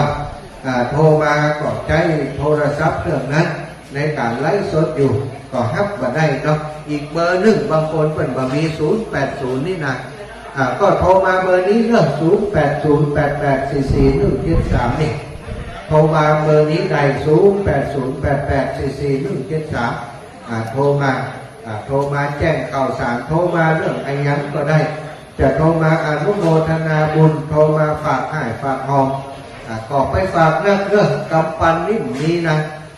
กำปันนี่แบบนี้กำ100-200นี่ได้อยู่กำ10กำ20ก็พอได้อยู่มันอันนี้ไม่อยากจะลดหว่อนกล่อมเป็นยังอนุโมทนาบุญก็ได้แล้วเนาะคณะนี้ในสถานที่ลานวัดห หุยงูในศรัทธาพี่น้องทั้งหลายช่วยกันตั้งเอาเก้าอี้มาจัดมาตั้งมาเรียงอากาศวันนี้ก็ปลอดโปร่งโล่งสบายเรื่องสถานหลังจากที่ฝนเปิดโต๊ะมาตั้งแต่เข้าวัดสามา6-7 วันวันนี้เนาะก็ฝนฟ้าเปิดโอกาสอากาศสบายฮ้อนก็บ่ฮ้อนเนาะโดยเฉพาะตอนเช้านี้อากาศมีหมอกบางๆเนาะมีนกหนูฮูปีกที่อาศัยอยู่ในวัดร้องกันทำให้บรรยากาศในวัดขณะนี้ก็มีสถานที่สัพยะเสียงต่างๆน่ารื่นรมสถานญาติโยมยาเขียวไก่จีเนาะก็มาถึงที่วัดห้วยงูในเขาจะได้พักผ่อนกันเนี่ยก่อนพ่องหิวข้าวก็จะได้กินข้าวกินปลากินข้าวน้ำจำข้าวงานกันเสียก่อนบางห้องก่อห่อปลาทูมาบางห้องก่อห่อน้ำพริกมาเขาก็จะได้มาเตมาแกะมากินด้วยกันนี่พร้อมกับอาหารที่ศรัทธาญาติโยมพี่น้องบ้านห้วยงูเป็นกับพระเตรียมไว้ส่วนหนึ่งเป็นโครงการเพื่อกับศรัทธาญาติโยมที่เดินทางมาได้พบได้ฉันได้กินได้บริโภคกันก็ขอ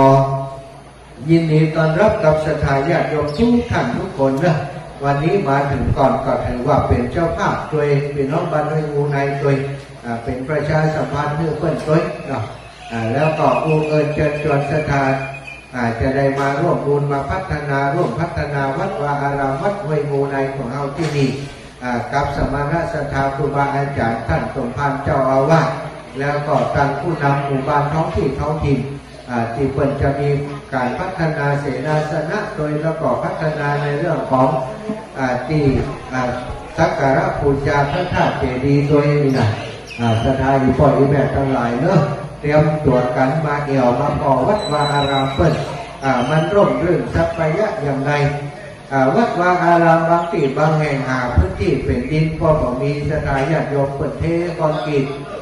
เหี่ยวมัดเนาะเทคอนกรีตพอเทคอนกรีตยามันก็บอกขึ้นศรัทธาเวลาฝนตกมาโอ้น้ำมันก็บอกว่าจะไหลไปที่ไหนก็ห้องอยู่ตามคอนกรีตต่างๆห้องเป็นติ่งเป็นติ่งบางครั้งบางทีก็ทำเพื่อมืดทำเพื่อพันเลิศได้เหมือนกันเนาะโอ้วันนี้พี่น้องกำลังฟังโทรมาให้กำลังใจหลายท่านแล้วเนอะเจริญพรแม่เล็กปาวลีอินสุวรรณ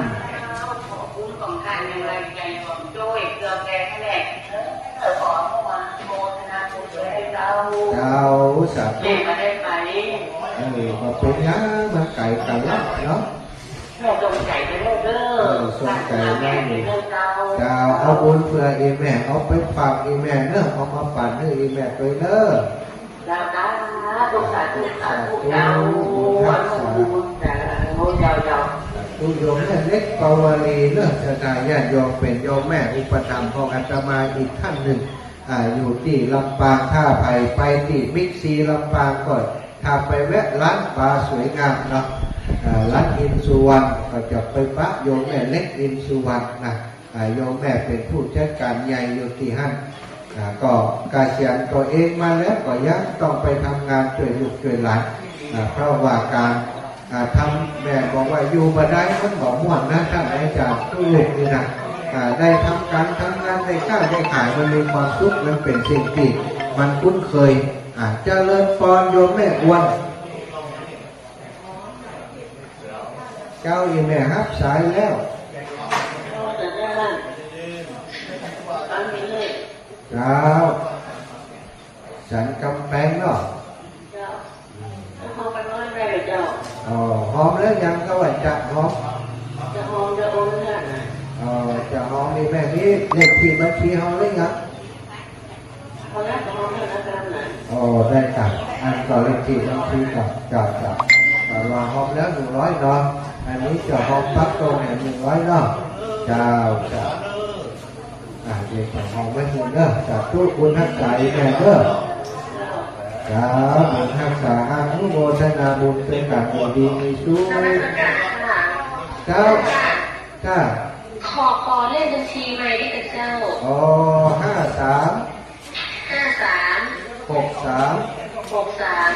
491 ธนาคาร ธนาคารกรุงไทย ไทยชื่อท่านนะคะ พระสมชาติแต้มคมครับ เจอแล้วค่ะ เจ้าเดี๋ยวไม่โอนจะโอนเป็น100เลยเจ้า เจ้าเอาให้จ่ายจกอย่างทุกคน100 เงิน แม่อ้วนแม่อ้วนฉันกำแพง100 บาท แค่100 บาท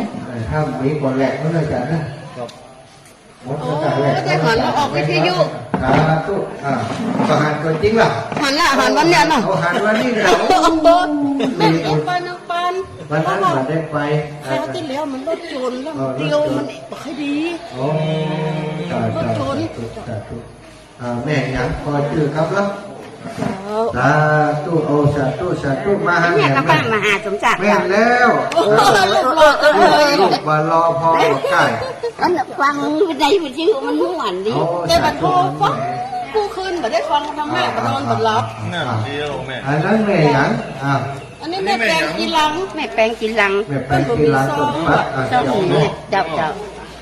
ครับปอนเนอะสาธุดีจะในวันนี้อีปอเอาอย่างมา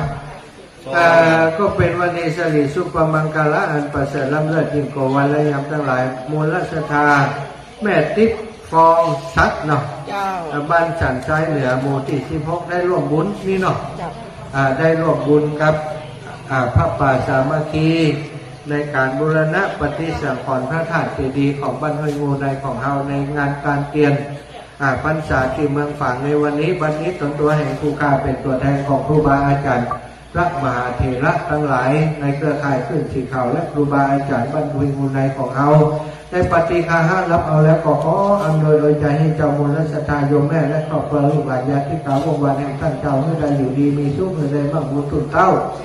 พยานอาปาดข้อเกณฑ์เป็นภัยความกังวลอันตรายในจิตในใจแม่ก็ดีลูกหลานก็ดีญาติกาวงวันแห่งท่านเจ้าก็ดีให้ได้หอมให้ได้หายให้ได้ไม่ลายหายไปโดยเศษเจ้าบารมีของครูบาอาจารย์เจ้าชุดตนจุ้งพงองก็ขอคือความมักกำผาของปรารถนาของโยมแม่ที่เจ้าที่ทราบบุญกุศลนี้ไปให้เจ้ากรรมนายเวรและญาติทั้งหลายจงเป็นไปด้วยความสำเร็จโดยพันสำเร็จโดยพันดังสลิดสัพพัญญูพระพุทธเจ้าเมตตาประทานพรนั้นประเสริฐเอาไว้ว่าอาภิวาทนาสีลิสานิจังวุธาปัจจานิโนจัตตารโอธรรมาวัฏันติอายุวันโนสุขังพลังนิพพานังพระมังสุขัง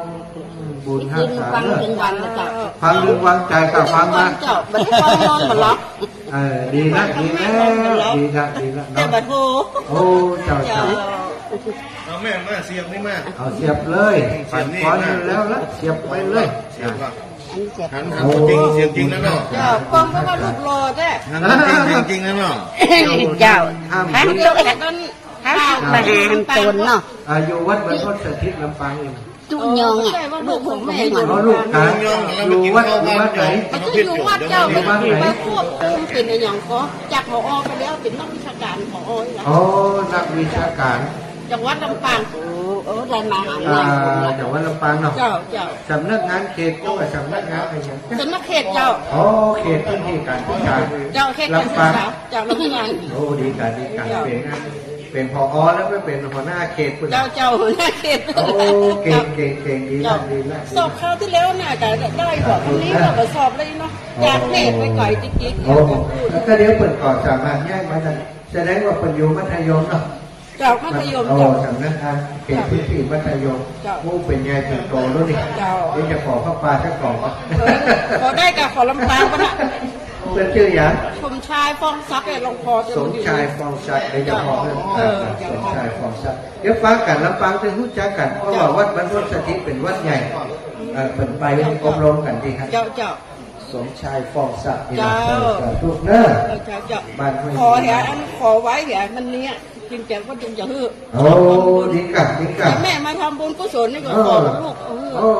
สมชายฟองชัดนี่เนาะ จ้ะ เดี๋ยวมันจะบอกว่าอีแม่บอกว่าขอพระปานี้ก่อน เขาเป็นยังได้เลยได้เลยแม่อย่างก็แต่กินแม่เนี่ยเนาะ แม่จันที่ฟองซักเจ้า แม่จันทิพย์ฟองชัดแม่ผมเจออย่างบอกโอ้ยยัง โอ้ ไง โหหัวใจลายเลยเนาะ ไม่ใช่แล้วไม่ ตู้ ใช่แล้ว หอมก็หาย คิดแบ เนาะ บมุดแล้วเนี่ยสาธุ กี่ข้าวมาห้อง อะไรเอ่ย หล่อมิด ผมมิดนะ ได้หล่อ ผมมิดเลยเหรออ๋อผมมิด พ่อเลี้ยงดอยหล่อ การเดียวเอาพวกมิตรพวกเลี้ยงดอยหล่อก็เดียวทางครูบาอาจารย์ก็จะมาหลวงปู่พระครูปฏิภาณธรรมนินถึงไหนก็ท่านอาจารย์พระมหานุปดลสุวรรณเมธีก็คงจะใกล้ถึงแล้วพระเพิ่นจะเดินทางพาทุกคนเลี้ยงมิตรโอ้อันนี้เพิ่นมาถึงก่อนแล้วเนาะสาธุสาธุเอาสักเข้าตรงก่อนเลยนะสาธุสาธุคนเลี้ยงใหญ่มาแล้วสาธุสาธุอนุโมทนาบุญกับศรัทธาญาติโยมโอ้โหเปิดเดินทางมาจากดอยหลอดแม่บุญปันแม่บุญปันตาเหียงดูแลจิ๋มเนอะแม่บุญปันตาเหียงนี่โอ้โหไปดอยหล่อเขาหลายรอบแล้วไปวัดเหล่ามณฑาทิพย์หลายรอบแล้วนะศรัทธาแม่บุญปันตาเหียงถ้าแล้วอ่านผิดไม่ใช่ท่านอาจารย์นี่นะแม่บุญปันตาเอียงก็ไม่ใช่ป้าเหียงนี่หว่าเอาเดือดร้อนกันจัดเลยกว่าจะได้ตายเหียงมานี่นะศรัทธาญาติโยมเด้ออีพ่ออีแม่ที่กำลังเดินทางมาเนาะตอนนี้พี่น้องเมืองฝางที่บ้านห้วยมูไนแล้วก็ที่วัดพระบาทอุดมเตรียมสถานที่รอท่าท่านเจ้าทั้งหลายอยู่เด้อวัดพระบาทอุดมนี่ตอนนี้ทุกปีเลยกับคณะกับทีมงานเนาะลูกศิษย์ลูกหาของหลวงพ่อทุกปีหนุ่มทุกปีตะวันเนาะทุกปีหนุ่มทุกปีตะวันไอทินมาอยู่กันที่วัดฝ่ายหินฮันละวันนี้ทางฝ่ายหินวัดพระบาทอุดมเพื่อนก็จะบันทึกภาพให้โดยศรัทธาญาติโยมต้องขออนุโมทนากับทีมงานเรื่องของวัดฝ่ายหินทุกปีหนุ่มก็ดีไอ้งานทีมก็ดีทุกลูกตะวันก็ดีมีงานที่ไหนก็แท็กทีมกันนะศรัทธาญาติโยมอาจจะมาเขาเนี่ยเป็นหมู่เป็นเรียกว่าทีมเคลื่อนที่เร็ว ลงไปพื้นที่ไปเตรียมงานรอตอนรับครูบาอาจารย์ก็ได้ทีมงานอย่างเนี้ยทุกปีวันใหม่วันเดียวได้มาแห่งโตนึงวันเด็ดเอาเว้ยทุกปีวันนี่นะกำลังจากวันละกำลังจากวันวันนี้เปิดจ่วยในเรื่องของการเครื่องเสียงได้อย่างดีเลยแต่ว่านี้ปนานเปิดเอาเครื่องเสียงมาเครื่องเสียงอินพอร์ตนิดนี่นะเอฟจะได้บอกออกทุกปีไปพอเสียบพิษโน่นนี่หรอกเปิดหู้นี่เปิดเป็นช่างเทคนิคมาก่อนเปิดมีเครื่องเสียงชุดใหญ่มาก่อนเปิดบอกตัวนี้อินพอร์ตต้องเสียบตรงนี้ต้องเสียบตรงนี้เนี่ยวันนาเอาในทีมงานราชการบัดเดียวจะซื้อเครื่องสนามไว้แห่ชุดหนึ่งเอาติดตัวแล้วเนาะเอาไว้ที่เวลาเขาเดินทางไปที่ไหนจะซื้อไว้เลยซื้อทุกปีสมโภชเนี่ยคุ้มถ้าคุ้มเครื่องนี้จบข่าวนะเซ็นสัญญากับแกมนี่เรียบร้อยกว่าซื้อซื้อเครื่องเขาใช้เครื่องดีๆเอาเครื่องนั้นลำโพงต่อมาต้องไงแต่มันเสียงนั่นหรอกจะซื้อไว้ชุดเลยแต่ว่าต้องเซ็นสัญญาก็คนคุ้มเครื่องก่อนไปที่ไหนเอาไว้เทียบร้อยเลยนะเอา10 ชุดไทยทอดเอาไปเลยชุดหนึ่งเลยเอาสบายมากครับก็เอาศรัทธาพี่น้องที่เดินทางมาถึงแล้วเด้อมาจากต่างบ้านต่างจองเดินทางมาไกลอีปอยอีแม่บ้านเขาตัวไหน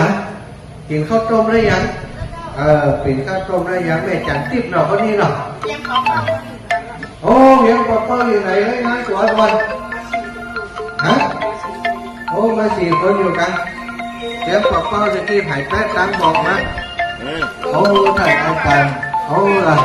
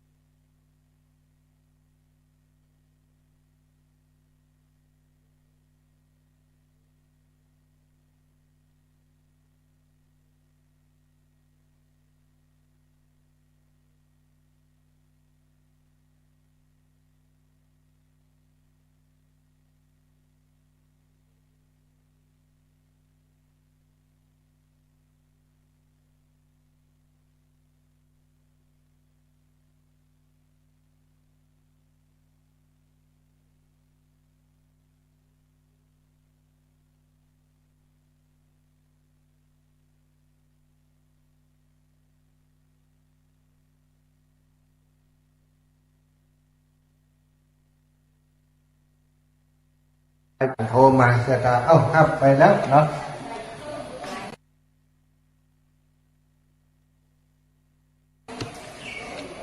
นี่ท่านอาจารย์พระครูสุจิตบุญยโชติสุจิตบุญยโชติเจ้าคณะตำบลหัวเมืองอำเภอเมืองปานมากับท่านรองเจ้าค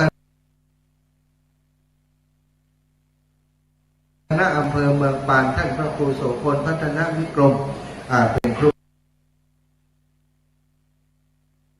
บาอาจารย์ของอาตมาภาพเองจะเดินทางมาร่วมที่จะวันนี้มาเป็นตัวแทนของหลวงพ่อพระครูวินิจวรการซึ่งเป็นสหายธรรมอำเภอเชียงหงมาได้มาก็มีหลวงพ่อรองเจ้าคณะอำเภอเมืองปานแล้วก็เจ้าคณะตำบลหัวเมืองซึ่งก็เป็นเครือข่ายของคลื่นสีขาวของเขาสถาเป็น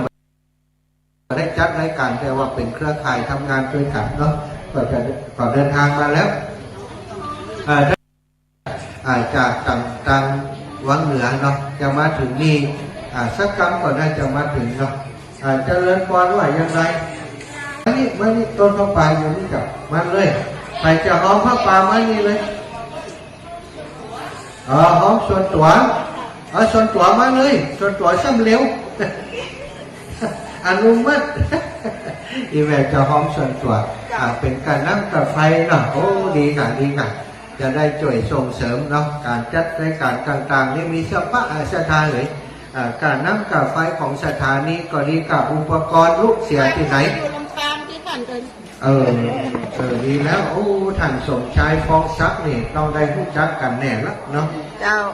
คนต่างฝ่ายเขาไปเป็นใหญ่เป็นโตที่ลำปางดีใจช่วยเนาะเจ้าดีใจช่วยอีแม่ที่เป็นพอฮอกเขตนั่นนี่นะเจ้าตูแล้วเหรอเจ้า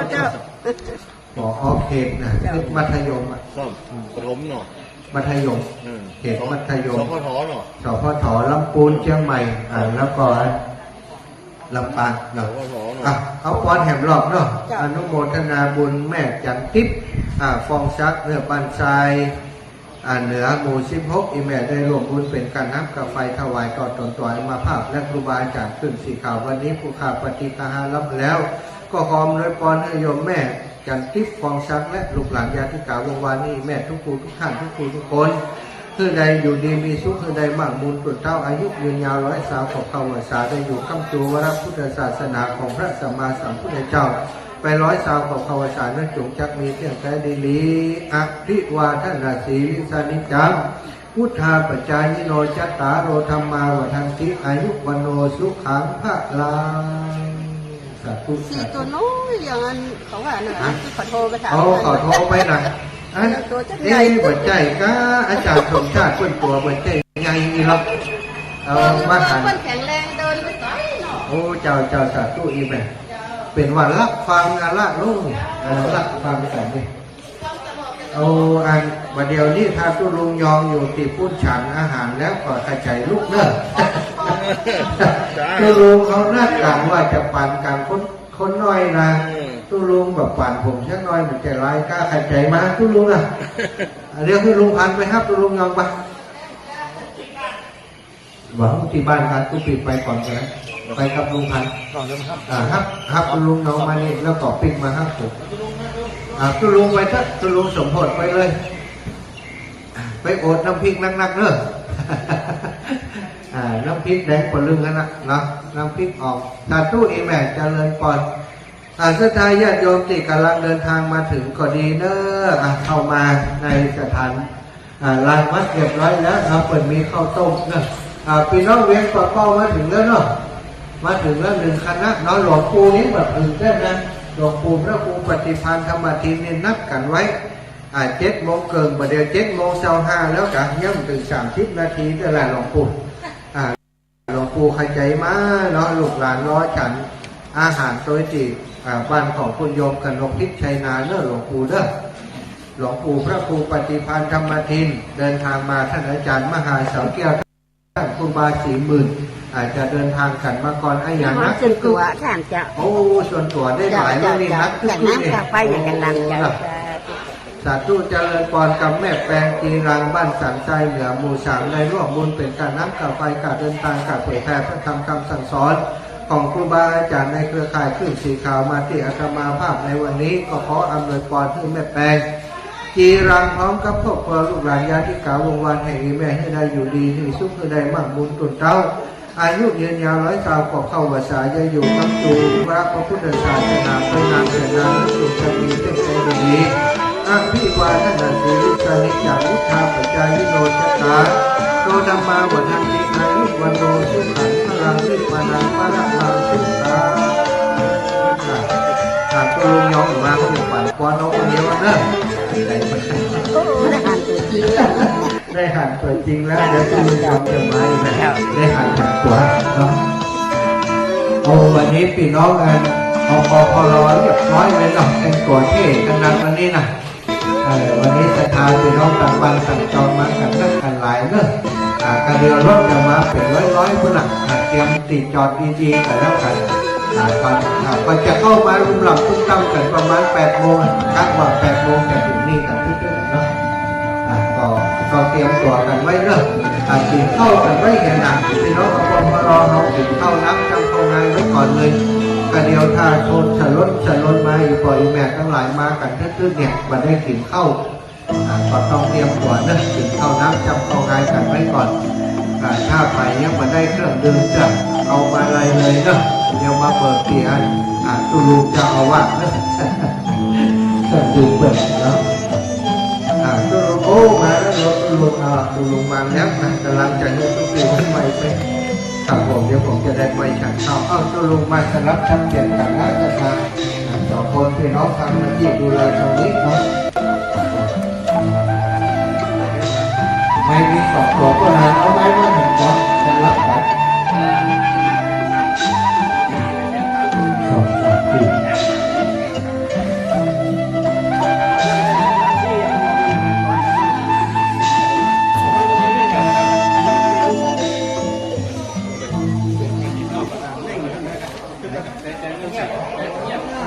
เรื่องที่ 2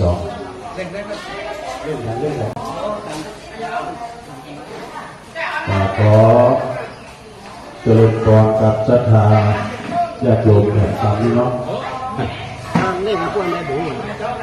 หลังจากที่ได้พักกันช่วงเช้าแล้วตอนนี้ก็พักกันช่วงสายแต่พระลุงก็ได้ไปฉันพระทหารเจ้าที่บ้านของคุณโยมกนกทิพย์ชัยนาเนาะของกับคณะครูบาอาจารย์ก็กินน้ำสำนักมาเปลี่ยนทุกน้องทุกพี่ทุกฉันแล้วนิมนต์ท่านมาหาเนอะอาหารต้นระดับโชชนชิมข้าวต้มตอนนี้เจริญพรศรัทธาเนี่ยคณะใดมาแล้วแต่ได้ปักต้นปักปลายด้วยเดชบุญกุศลที่บรรดาก็ออกไม่ออกศรัทธาญาติโยมนะด้วยเดชบุญกุศลที่ได้ฟังยอดพาธนาพระโยมเนอะตามเทียนสว่างสวัยแจ้งอย่างไฟใส่อย่างน้ำแต่ในมีโอกาสได้มาร่วมกินร่วมทานวันนี้ก็ขอกราบขอบคุณในเมตตาบารมีธรรมอาจารย์ท่านพระครูศรีรัตนกุลท่านเจ้าอาวาสวัดโสภนารามและห้วยงูในและก็ทางพระหลวงพิสิทธิ์กุปาลีและผู้ใหญ่บ้านห้วยงูในที่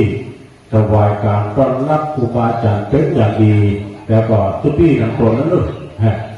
แต่ทุกพี่ทั้งตนเนี่ยเพราะว่าตัวตะวันนี่มาปฏิสัมพันธ์พูดจาปราศัยกันแต่คนเรานี่อยู่ที่ปฏิสัมพันธ์ปฏิสัมพันธ์ถวายการต้อนรับเป็นอย่างดีนะตุลุงจันเนี่ยตุลุงจันท่านเราจะโอ้มาแล้วพี่น้องกันท่านสายเขานะพุทธานุภาพศรัทธาญาติโยมตอนนี้ก็เริ่มทยอยกันมานะ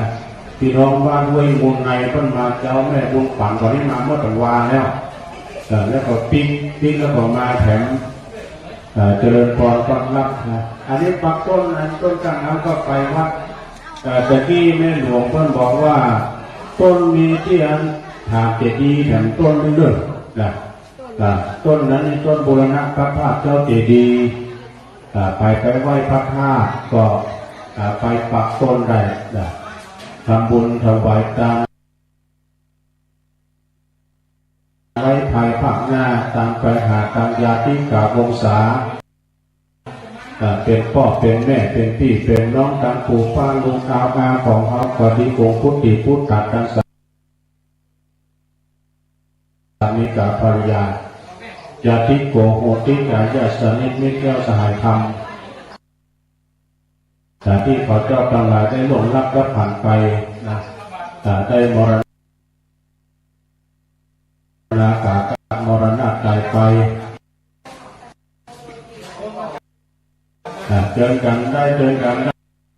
แต่ที่เพิ่นฝากผู้ลุงมาบอกพักไปหมดน้ำดื้อ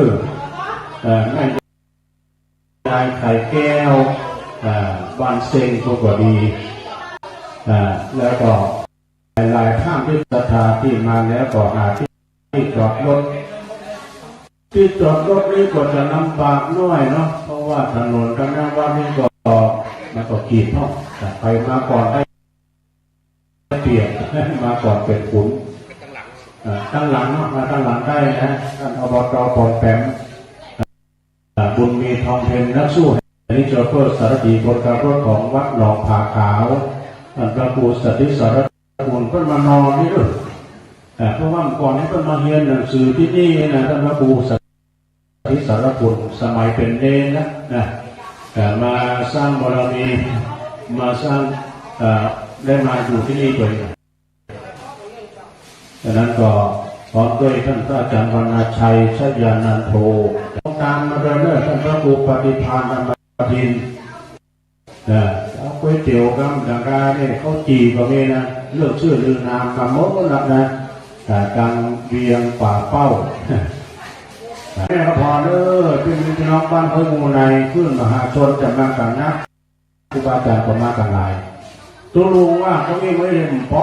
นะคือคนนั่งตามสบายเนาะก่อน10 โมงเกินนี่จะยกไปพุ่นแล้วไปที่วัดพระบาทอุดมน้ำบ่อสาวาสำหรับที่นั่นในกว้างขวางดีเนาะแต่ตอนเช้าวันนี้ก็เจริญพรขอบคุณครับคุณแม่คุณโยมกนกพิษชัยนานะพร้อมด้วยคณะญาติพี่น้องแล้วก็คณะของเพื่อนถวายพระกฐินเจ้าข้าวต้มก็อิ่มหนำสำราญท่านมหาก็ทุลุงมาเปลี่ยนแล้วนะโซเฟอร์ทุลุงเราไม่ไหนไอ้นี่ก่อนกินแล้วเนาะอันนี้ก่อนดึงตุ้ยอยู่แล้วดึงห้องกินห้องก็ได้นะอ่านว่าตัวใหญ่ให้กินข้าวน้อยแบบประมาณนั้นฉะนั้นก็คณะศรัทธาญาติโยมที่กำลังเดินตามมาก็ดีถ้าช่วงนี้เนี่ยมันคนกับพระหลายก็มาฟังกันเรื่อยๆเนาะแต่ตุลุงกับคณะครูบาอาจารย์ก็ป้ากันไปอันนี้ต้นก้านน้ำก็ไฟวัดเทาเนี่ยนะอันนี้นักศึกษาปัจจัยเดินรองของพอที่หามาได้โดยนำพักน้ำแรงด้วยหยาดเหงื่อเพื่อแรงงานนะตามศีลภาวนาฝังในจิตในใจสดาจะโยงกันไหลถ้าจะไปฟังยอดบูรณะปฏิสังขรณ์ซ่อมแซมพระธาตุเจ้าเจดีย์ก่อนต้นไม่พูดอย่างต้นมันนึกจะไปจุดธูปจุดเทียนก็ได้นะญาติโยมที่ห่วงทำบุญไปแล้วก็ดีขออนุโมทนาเด้อบุญกำจูห้างสาประสบแต่จบปีจบเดือนจบวันจบยามนะขอเมื่อพ้นจากข้อปีข้อเดือนข้อวันข้อยามข้อหลับข้อตื่นข้อเมื่อยืนเมื่อเจียวนะข้อเมื่อเจียวเมื่อกินข้อกลางหน้ากลางหลังตอนนี้ท่านพระครูสุเมธธรรมเสรีก็ใกล้จะถึงแล้วลึกทางคณะของวัดม่อนฤาษีถ้าเดินทางมาแล้วก็ตรงไปที่บ้านของคุณโยมกนกพิษเลยนะแล้วก็ครูบาอาจารย์ก็มาเจริญพรได้ปักยอดที่นี่เลยนะได้กินตามอยากน้ำเอาไว้หลวงลายจะได้สบายเกิดสุขไปหน้าสลายโยมที่เอามารวมตัวกันได้นักหนาป่าปั้นนี้พร้อมอย่างโยมนะเพราะคลื่นวิทยุเขาเนี่ยนะถ้าเนาะถ้ามีคลื่นวิทยุดังนะตามไผ่ตามมันได้ไหมนะไปก็มุจักไผ่บางคนพูดจักได้ยินก็เสียง ได้ยินเจ้าเสียงในทั้งตัวเรียกว่าหันกันด้วยนะหูจักเสียงถ้าพักต่างๆกลางก็จะหูจักต่างๆกระดาษเนาะอย่างนั้นท่านเจ้าว่าในตู้ลุงจะหูจักท่านพระบูอภิวัตรเขียนมาเนี่ยเนาะอะไรฟังได้ไหมไม่เด็กแบงค์ไม่นี่เด้อกันนะโอ้ยแม่ยายแม่หยังแม่อุ้ยแม่ร้องแม่หยังไม่ร้องหยังเอาหอมกระหน่ำกาแฟเนาะอายุตัวฮู้อายุ83โอ้แม่อยู่พี่ยองแม่อยู่พี่เจ้าไหนฮะยองหลับปูนเหมือนกันคนบ้านเดียวกันตุลุงอยู่วัดไหนตุลุงอยู่วัดหอยหอบ้านตะบุญนั่นที่มาเบิ่งก่อสร้างตะบุญดังนี้ไหมอันนี้ตะบุญพระเจ้โอ้ตะบุญพระเจ้พี่ยองเราเป็นดื้อเรียกตุลุงยองอ่ะโอ้โหใครหอนก็หอนอันนี้ตัวนี้คือยองนะเจ้ามาอู่มาเอาเจ้ามาอู่ยองมาโรยถวายส่วนตัวนะเจ้าเดี๋ยวกล้องถ่ายหน่อยโอ้ขอบคุณหลายๆเลยแม่ยังต่อแม่ยังอันนี้แม่บัวพันแม่บัวพันทำใจให้บัวพันอันนี้แม่ติ๊กฟองศักดิ์บริษัทไส้เนื้อเนาะฟังตลอดแต่ประตูฟังตลอดนะเนี่ยห้องส่วนตัวนี่เลยเนาะห้องไว้ให้ตัวลุงซื้อยาโอ้โหไปกินยุกกินยาตลอดไปกินยาอันนี้ทั้งแม่บัวพันลุงอันนี้ทั้งแม่บัวพันโอ้แม่ใส่ซ่องกันไหมเสียซ่องนะเสียซ่องนะตัวลุงจะไม่ประกาศที่จะอยู่กันกั้งหนึ่งเนาะจะประกาศที่จะอยู่กั้งหนึ่งยอมเปิดแก่อันนี้ยอมอะไรโอ้ป่าหิวป่าเศร้าตัวลุงนี่ตัวลุงนี่ยอมผสมขมุกยอมผสมขมุกจังหวะปู่ย่าตาโปนี่อยู่เมื่อไซผมบอกบาง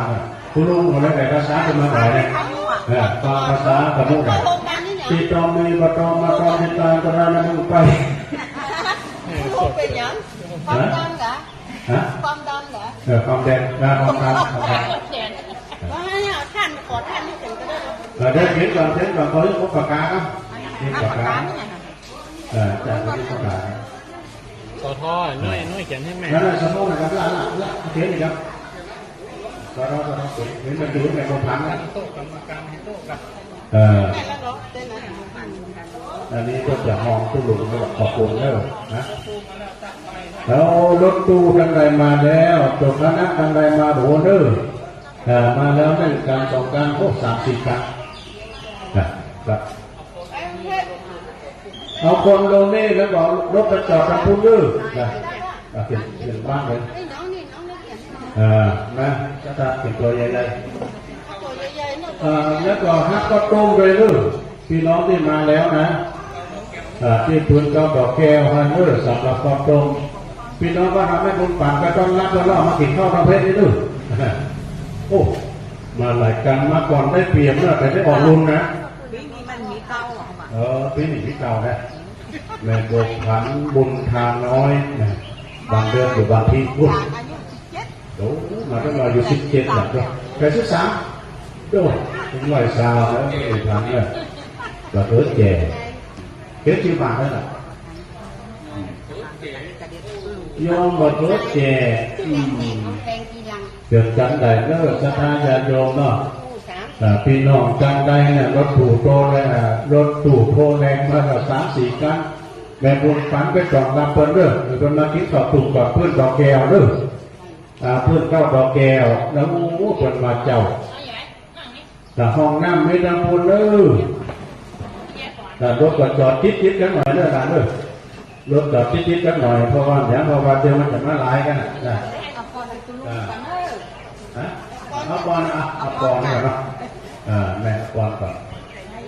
สัพพิติโยวิวัจจันตุสัพพะโลกโควินัสสตุมาเตภวัตวันตรายโยสุขีติกายุโกภวะอภิวา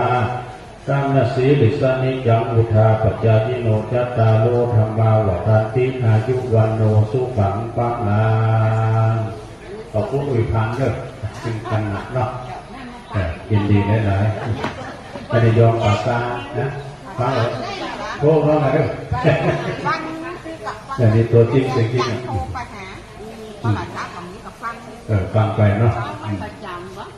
เจอกันไดเนอร์ศรัทธาญาติโยมนักศิลป์นักบุญต่างหลายขอบคุณอุ้ยผ่านโดย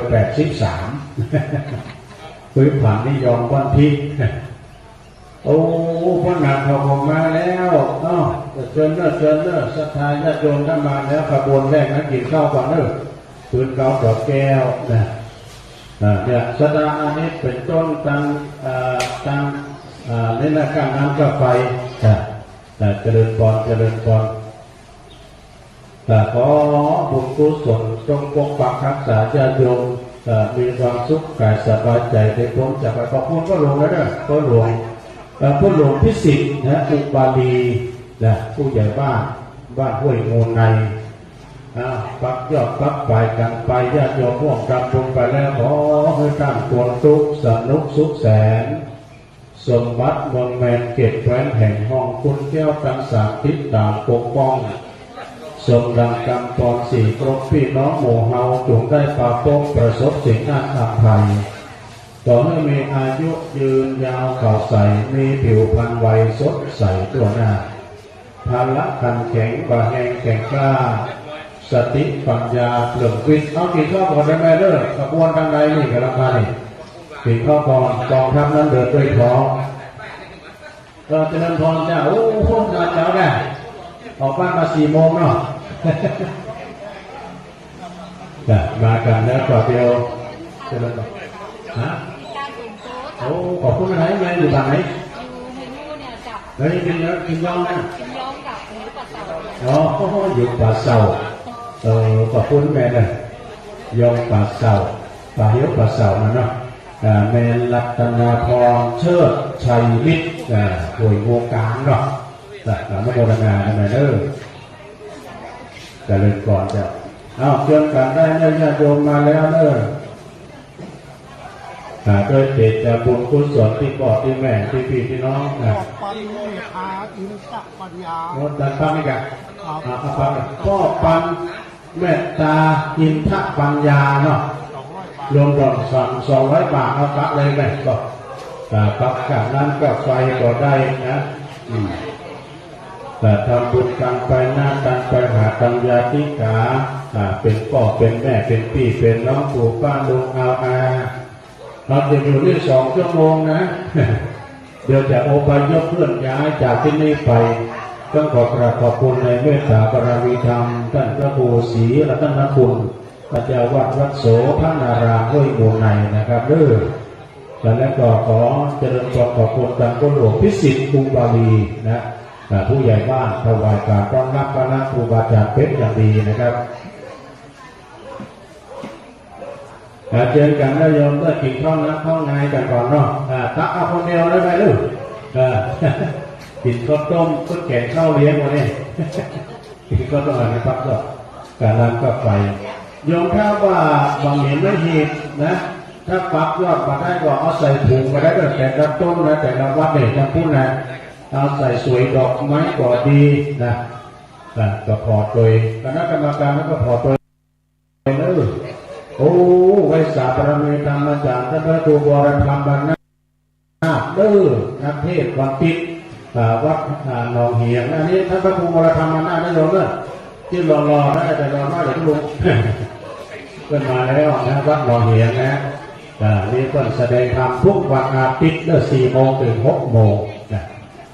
วัดหนองเหียงนี่เพิ่นก็จะมีงานนะโยมนะก็ซื้อที่ดินโดยท่านพระครูวรธรรมนะครูบาอาจารย์ทุกลุงจำตัวนึงนะครับตอนนี้ก็ทางท่านพระมหาสมชาติก็ไปฉันเข้าที่บ้านของคุณโยมกระดกพิษกระเดียวออกมาแล้วเนาะแม่อันนี้ปักต้นกลางตั้งน้ำก็ไฟตั้งน้ำก็ไฟ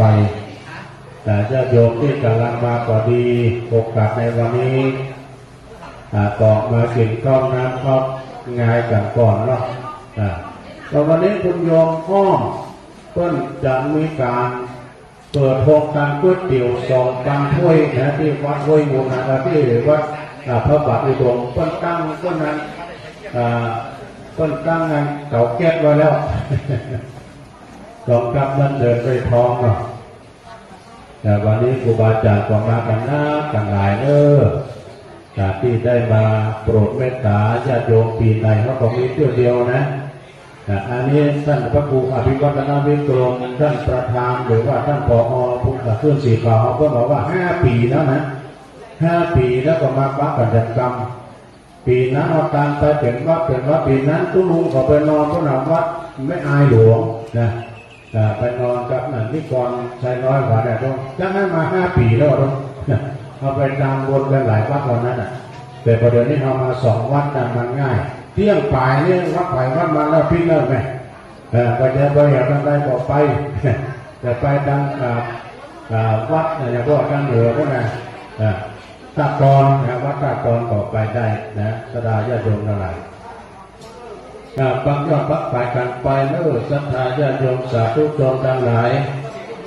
งานบุญกุศลปีไหนมีเที่ยวเดียวงานตามเทียนพรรษาของคณะครูบาอาจารย์และก็ญาติโยมขึ้นสีขาวว่าเจ้าขึ้นสีขาวประทานเติร์เขามีกินมีตามเมื่อใดก็ปักกันเป็นการรวมพลที่คนรักที่สุดในขึ้นสีขาวเขานี่นะโดยเหตุนี้ก็ศรัทธาญาติโยมเขาก็ลุกแต่บ้านแต่กองกันมา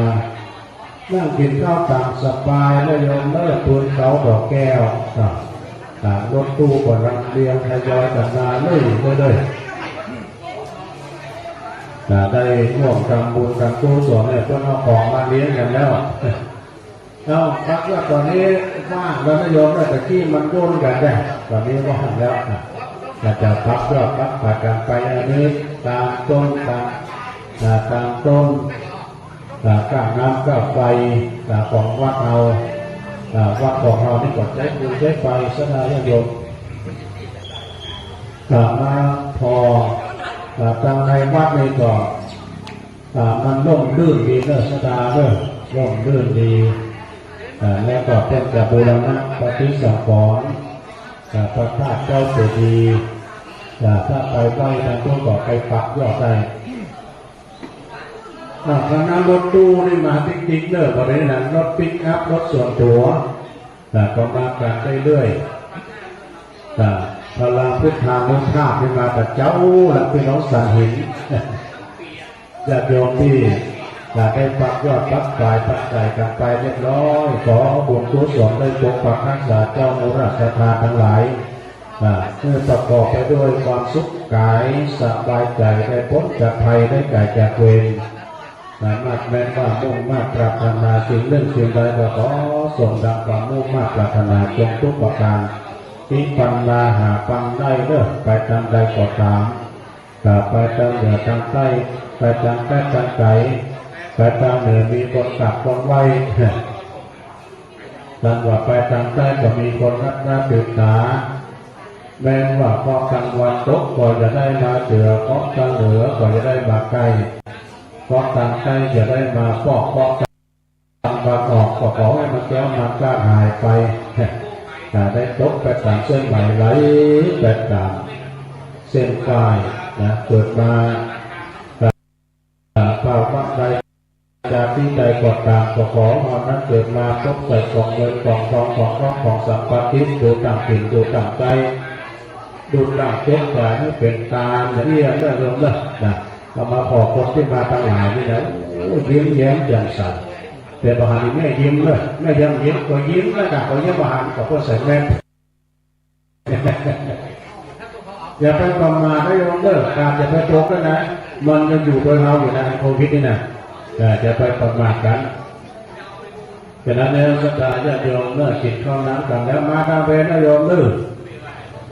มาทางเพพายัญชนะมาปักยอดปักปลายนะครับวันที่คนกินข้าวแล้ววันนี้จะได้ทำเวลาคือเที่ยงป่ายนี่แล้วนะประเดี๋ยวนี้เอามารวมกันที่นี่แล้วแต่เดียวเราก็จะอยู่ที่นี่สัก2 ชั่วโมงแล้วก็พบยกเคลื่อนย้ายไปที่วัดพระบาทในดงแต่คืนแล้วนี่ก็ไปจับวัดไปนอนที่กุฏิตัวกู้กับเราถามไปที่ท่านก็โต้หลวงพ่อท่าน จะอนุรักษ์ด็อกเตอร์หลวงพ่อใหญ่เอาซึ่งมันมีเวลานำสวดมนต์แผ่โดยต้นมาปฏิบัติธรรมเป็นร้อยที่วัดพระบาทอุดมน้ำบ่อสาวาหลวงพ่อเพิ่นก่อนนำสวดมนต์แผ่พวกมนต์ลูกหลวงพ่อก็เสียงดีนะเสียงพันพบนะโอ้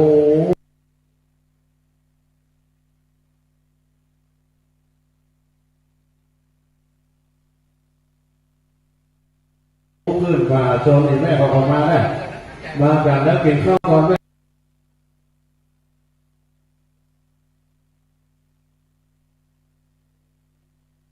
กองทัพนั่งเดินตอนนี้น้ำจิตน้ำใจเลิศจังพระหลวงพิสิทธิ์กุบามีเลยกับคณะสัตยาเนี่ยเพื่อนแข่งเข้าข้า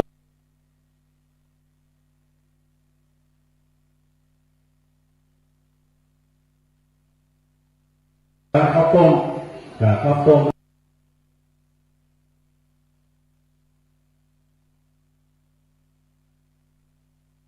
แม่เด้อนะเจริญพรไม่ยอมเด้อมาถึงเจ้านะเจริญพรนะเพื่อนมหาชนเรื่องมาย้ายกลับมาเป็นเส้นเป็นสายนะหลังจากกินข้าวนั้นข้าวงานกันแล้วก็วัดเทพอำนวยวัดสุวรรณารามม่อนปิ่นวัดปันนารามต้นหนุนวัดศรีมงคลตำบลสันทรายวัดชัยเกษมต้นสร้างวัดศรีมหาโพธิ์วัดพระธาตุม่อนปิ่นวัดป่างปอยก็วัดเดินหลังเลิกศรัทธาจากนั้นก็ญาติโยมก็เข้ามาปักต้นที่นี่เลยไม่มีแบงก์ก็มีตามแต่ละคนเลยถ้ามันบะหมี่เนี่ยก็จะเก็บใส่ซองแล้วก็เอาไม่หนีบใหม่ปักเรื่องมันก้อยต้นเนี่ยทุกต้นญาติโยมเจาะใส่เจ้าเจาะใส่หัวโมทนายกมือวางสามมือไหวยกมือไหวปล่อยมือสายกมือซิดเลี้ยวขึ้นตั้งหวังยิ้วแต่เก้าเกียรสาถ้าหากวันดาขอบุญกุศลตังมวลรอท่าเมื่อหมดเวลาชีวิตขออธิษฐานเป็นตายสายจิตยาเมื่อรับที่นั่นไปบนขอเจ้าพี่ในน้องอย่าได้ถอยหนทุกคนช่วยกันห่วงสร้างเอาไปเป็นหัวสักเป่าปีตามที่ถึงการสวรรค์จากนี้พี่น้องโมเฮาจะได้บุญนี้ด้วยกันก่อสร้างการบุญเกิดด้วยกันยกกำตูพุทธหนุนศาสนาคุณพระพุทธเจ้าขอเดชะบุญกุศลเป็นเงามาบางห้องครับใครได้ทำบุญนั้นก็จะได้อาภัพคือมั่งบุญด้วยเงินคำอายุถึงร้อยตั้งมั่นสัจจะก็ทรงดังกำผ่าขนาดเจ้าโอ้แม่จังดวงใสบอกมาแล้วกินข้าวกันไหมแม่จันแม่เดือนเพ็ญก่อนมาแล้วพระครูไม่เป็นกินข้าวก่อนกองทัพนั้นเดินด้วยทองรถตู้มาติ๊กเนอร์ก็ทายญาติโยมทั้งหลายจะมาฟังเรื่องพระฝ่ายกับเจริญพรนั่นนะจ๊ะแต่ละวัดนะจ๊ะก็10 วัด10 ต้นเลยโยมเลยอันนี้ต้นพิเศษต้นการนั้นก็ไฟของวัดเขาเนี่ยนะวัดต้นเนี่ยถ้าพอจะไปปักบูรณะวัดที่สังขรณ์นะพระธาตุก่อนที่จะตีธาตุว่าดูแต่ละวัดในปักเลยโยมเลยที่ผู้น้องมีโอกาสปักนะเอามาปักที่เนี่ยไปเดี๋ยวเราจะอุปยศได้ไปตามเลยนะก่อนเอาตามก่อนเพลงนะตามก่อนเพลงโยมก็มาถามว่าแต่ละวัดกาแม่นะโยมนะไอ้แม่ก็มาตอนนี้ว่างท่านจะคงจะหลายนะมาปักเลยนะยังยอดยังบอกปุ๊กกระดูกเดี๋ยวนี้นะอันนี้จำไม่กับพี่น้องไว้มูในเนี่ยที่ปักแล้วเนี่ยนะกับครูบาอาจารย์10 ต้นโยม10 ต้นเตรียมไว้10 ซองนะรถตู้มาแบบพอรอจัดระเบียบรถไปเลยมันจอดภายในได้อยู่ก่อน อปปรบอกเลยจะเป็นรถตู้พวกมาเป็นเส้นเป็นสายเนี่ยระบายรถบวยๆนะเด้อต้องใช้ความชำนาญหน่อยนะระบายรถบวยมาปิ๊กๆเขาดักตั้งไว้ดึงได้นะอปปรและพระหลวงพิสิทธิ์ก็จะเลิกพระหลวงคนที่มันมานะมันที่จะจอดที่เที่ยมันดึงฟังกันมันฮ้อนมันหายมันจะจอดที่เที่ยแต่ต้องระบายพยายามระบายรถแบบพี่น้องตั้งสันหินมาแล้วที่นี่หมดเลยไหมเอาปักที่นี่เลยทีเดียวนะ10 ต้น10 ต้น10 ต้น10 ถึงจะรุ่งจะต้องประกาศมันแล้วด้วยนะอันนี้หมายความว่าเราปักที่นี่หมดเลยโยมแล้วโยมไม่ไปมาจัดการผู้เลยนะระบายรถเลยมาทำรถตู้นะเลี้ยวขวาตลอดเลยเพราะกระพุ้งออกมาเลยนะเลี้ยวขวาตลอดเลยรถตู้โชเฟอร์สารพีคนขับรถระบายรถ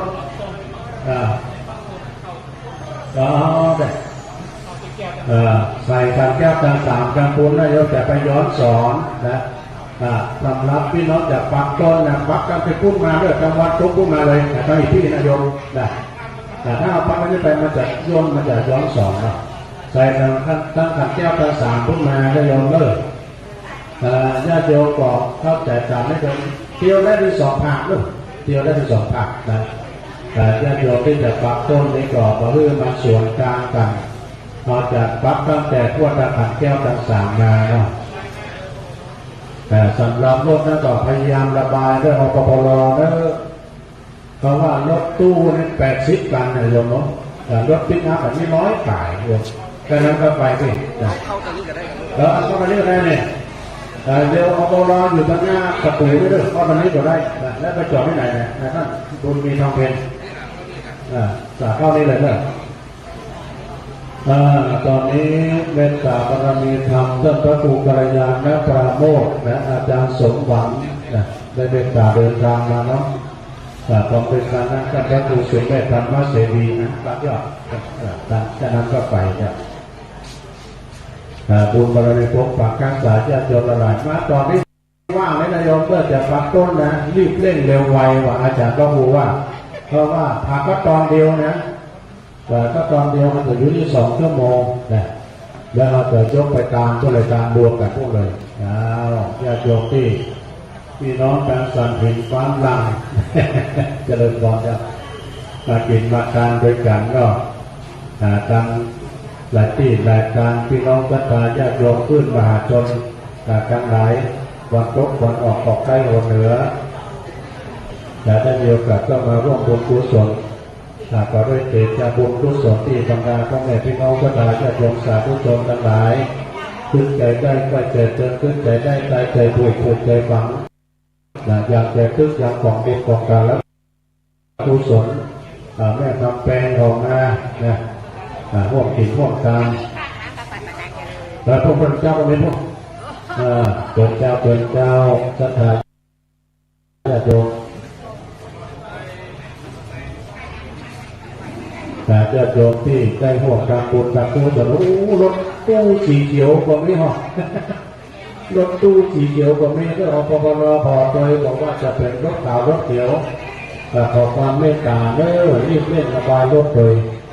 เอา2 แถวสีเหลืองมาแล้วจ้าถ้าแบ่งนั้นแบ่งที่ระบายแบ่งที่รถบนได้นะก็เดินแบ่งที่เฉพาะสีพลอยประดับดวงเลยเนี่ยที่เขาจะจอดนะแล้วรถเครื่องเสียงดังนะรถเครื่องเสียงดังจะมาดังอันนี้เครื่องเสียงเคลื่อนที่นะของสีพลอยประดับดวงหัวสะพานบุญจากอาจารย์เลิศพันธ์สันปะกองปักยอดปักฝ่ายได้ญาติโยมปักที่นี่ที่เดียวไม่ยอมเลิกแต่เดี๋ยวเขายกไปบัดทางเลยนะมีโอกาสที่นี่ที่เดียวมาปักยอดได้เลยโยมนะห่วงกระปุนแต่วายจางไว้ภายภาคหน้าการไปหากัญญาติกาวงศาเป็นก็เป็นแม่เป็นพี่เป็นน้องก็ดีนะอันนี้การน้ำก็ไปแม่ยังโอ้นี่ส่วนตัวขอบคุณอะไรเนี่ยแม่สุกันธานั่นนี่นะมันมีฝากเอาไว้วนในนะ ได้อายุวันโนสุขพลังแม่สาธุคุยโอนใดแต่เจอกันได้นะเจ้าเนอะศรัทธาญาติโยมพวกกินต้องกันอันนี้ก็การงานก็ไฟเจ้าการงานก็ไฟก็ดีเนาะว่าเราไม่เห็นนี่แบงค์เอาปะนั่นเลยนะเอาเน็ตกระดาษไปนะเกิดจากบุญกุศลที่ญาติโยมร่วมกินร่วมทานพี่น้องนะปู่เจริญพรมาลายมาเช้าเลยนะพอสี่ออกมาแล้วนั้นก็ศรัทธาญาติโยมเราโอกาสในวันนี้ที่กำลังทยอยแข่งระยะกันแน่นหนาอยู่เนอะโยมเนอะประเดี๋ยวนี้จะมาเตื้อแต่ว่ารถตู้มีเป็น60-70กันด้วยนะรถปิกอัพรถธรรมดาตัวเพราะฉะนั้นก็คณะศรัทธาจะโยมในโอกาสในตอนนี้เมื่อมาแล้วจะมาปักตนปักการพูดมานะโยมว่าการผ่านแก้วการสามภายที่ได้เอาสวยดอกไม้มาก็ได้ใส่การสิ่งการสุมาเนาะเอาพักไปเป็นเน็ตด้วยกันฮะเอาใส่เน็ตด้วยกันฮะภายที่ร่วมเป็นเจ้าภาพเจ้าศรัทธาในโอกาสในวันนี้ก็เป็นบุญกุศลแต่วันนี้เป็นวันแม่ของแผ่นดินแม่แห่งชาติมีกิจกรรมหลากหลายทุกหน่วยงานก็มีกิจกรรม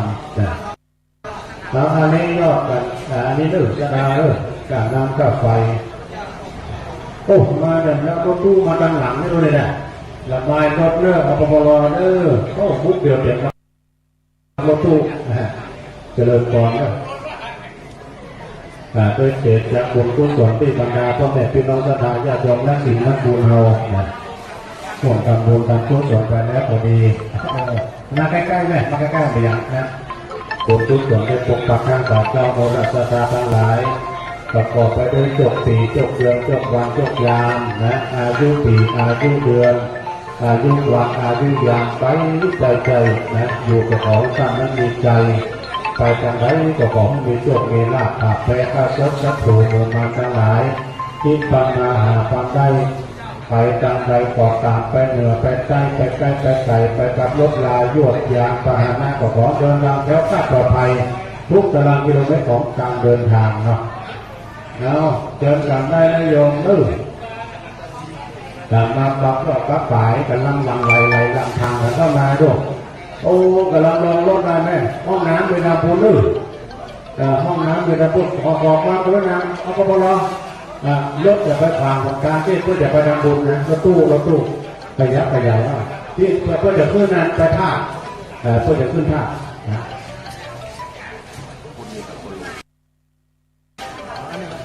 โอ้ปปลโอ้พระหลวงเนาะเจริญพรพระหลวงด้วยพระหลวงพิสิทธิ์โอ้ยแม่ของน้าหลายไม่ไหนโอ้มารถเขียวนะแต่เจ้ามาตัวเดียวบุกเดียวเตรียมลำรถแปลกประหลาดต้นสีต้นงามเหรอรถตู้สีเขียวเจ้าโอ้ขอบคุณใส่กันไปเลยปักยอดปักกันพุ่งมาไม่เลยน่าจะสวนกันเนาะ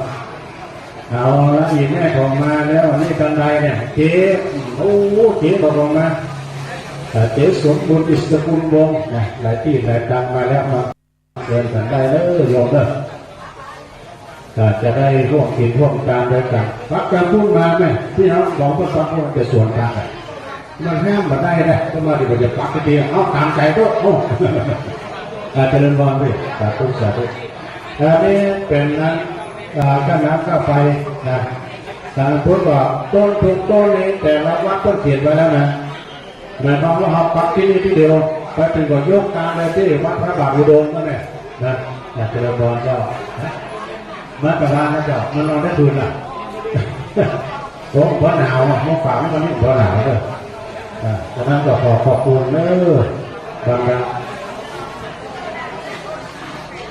บรรดาเจ้าพี่ในน้องศรัทธาสาธุชนพักเลยแม่ไม้หนีบแบงค์เลยบอกกรรมการทองด้วยไม้หนีบแบงค์ถ้าไม่บอเสียบด้วยนะถ้าบอมีก็ใส่ในถุงมาได้ด้วยต้นมีถุงด้วยมาจากแล้วรถตู้โอ้บริเวณที่อยู่อะไรกันอย่างนู้นกำลังมากันแน่นหนาเนี่ย จริญพรต้อนรับเด้อพี่น้องเข้ามาด้านในเลยก็เดียวต้นหลวงพิสิทธิ์ก็กำลังระบายยกเนี่ยต้นหลวงพิสิทธิ์อุบาลีดังนั้นพี่ไอ้บุญมีทองเพชรก็บอกว่านั่นกับพ่อหลวงนะพ่อหลวงเนี่ยเอาพ่อหลวงเพื่อเป็นใส่ชุดอปปลเลยหาที่จอดรถเอาสตาที่นี่อยากเจ้าเป็นอยากเจ้าอะไรเลยเจริญพรเนอคุณโยมน้ำเพชรนะทรเทพโอ้โหโยมสมพรนักตันนังเจ้าหมวยมาก่อนเจ้าหมวยมาเจ้าหมวยไม่ได้มาเนาะเจ้าอันนี้ทีมงานทางตู้นสายบุญจากป่าหมวดสังทรายเจิญได้ศรัทธาเรียบร้อยได้ไหมได้ฟังว่าโอ้พี่บุญศรีจากม่อนห้วยแก้วฟักยอดฟักไปกันไปเมื่อฟักชายกันไปขอบุญกุศลจากวันเราท่าก็หมดเวลาชีวิตบอกอธิษฐานเป็นตาสายทิพย์ยามว่าจะที่นั่นไปบ่เอารีบเร่งเร็วไว้ก่อนจะไปห้องน้ำก่อนวันไหลสันลาพระโยมเมื่อผ่านได้กินข้าวกบมีข้าวต้มเลี้ยงนะหลังจากกินข้าวต้มแล้วก็มาทำแรกเนาะโอ้เจริญพรต้อนรับพี่น้องจากหลายที่หลายทางนะถ้าหากว่าท่านจะอันนี้คณะก็ไปสิคณะก็ไปจะอันนั้นก็แต่ละวัดเนาะตามต้นเปลี่ยนมาแล้วสันหินฟ้าหลังนะทางคณะพี่น้องกุจานก็มาโดยอาจารย์นัทพงศ์บุญห้ามัคคณายกของวัดฟ้าหลังเจ้าหน้าเจ้าเนอปักยอดปักฝ่ายกันได้แต่ละต้นทีแม่ถ้าเอาสวยดอกไม้แล้วก็ใส่ทั้งเจ้าทั้งสามเนอพุทโธอะระหังธัมโมปัจจตังสังโฆยติตังด้วยนะถ้าว่ามีทางของแกงใกล้เลยนะโอ้เพิ่นตามเตียนได้แล้วเนี่ยเดชะบุญกุศลพี่น้องศรัทธาตอนนี้คนเริ่มนั่งมาจริงๆแล้วเนาะแต่เนี่ยแรงบุญแรงศรัทธาพลังชาวพุทธพลังขึ้นสีขาวแล้วก็ขึ้นกันทางหลากสีโดยก็เป็นการรวมพลังนะในความสมัครสมานสามัคคีกันเปิดไปว่าวัดของเราเนี่ยแต่ละวัดแต่ละวานี่ก็มีการขึ้นสร้างห้างแสงกับน้ำกับไฟแต่ว่าแต่ละวัดเนี่ยปฏิบัติพระสงฆ์องค์เรียนบอกว่าให้รักนายกนะมันเป็นน้อยไปแต่ว่าบ้านช่วยบ้านจะสวยด้วยเราวัดกับนิสัยบ้านกับวัดผ่านกันช่วยยิ่งรวยชัยถ้าขัดกันก็บังในทั้งสองทางที่ทางนั้นแหละจะเลยครับโอ้ก็เดิมพุทธวงศ์บ้านทุ่งเรดีต้นกอกถ่ายทอดเสียงแล้วก็ปัจจุบันก็จะถ่ายทอดจากปกติทุกวันอยู่แล้วเนี่ยจะเลยการจะเดินกันแล้วโอ้พ่อวงการฝาไล่กรอบมาแล้วตอนนี้รถตู้กันแล้วท่านจะแบบมาจอดเรียนแล้วกันกำลังปักยอดปักฝ่ายกันบุญกุศลปกปักรักษาเจ้าที่ในน้องศรัทธานาบุญแต่วันตกวันออกใกล้หนเนี่ยอันนี้พลังศรัทธาพลังบุญกุศลอันนี้ก็ไม่หายไปไหนจะพิจารณาออกไปตลอดเวลานะแต่ยังทุกสิ่งทุกอย่างเมื่อร่วงรับและผ่านไปเอาตัวเดินได้สร้างอย่างนะก็ของเงินทองสมบัติพระสถานพักยอดอันนี้เป็นต้นตาลของการน้ำก็ไปแล้ว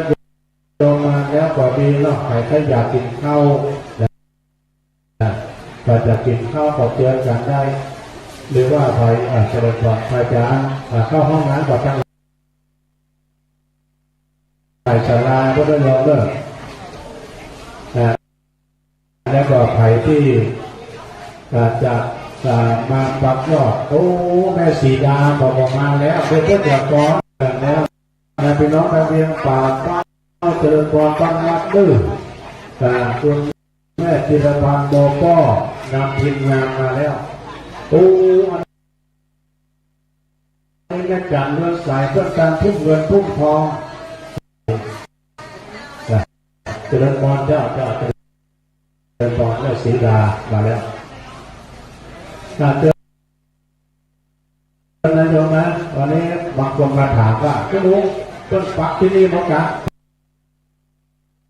ปักที่นี่ที่เดียวเลยแต่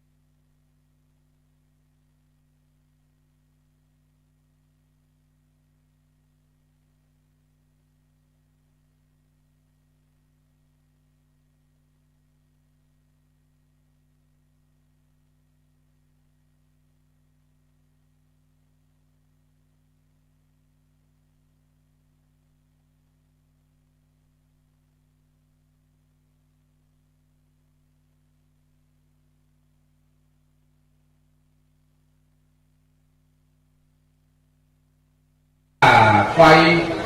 การน้ำกับไฟวัดนี่วัดมีใน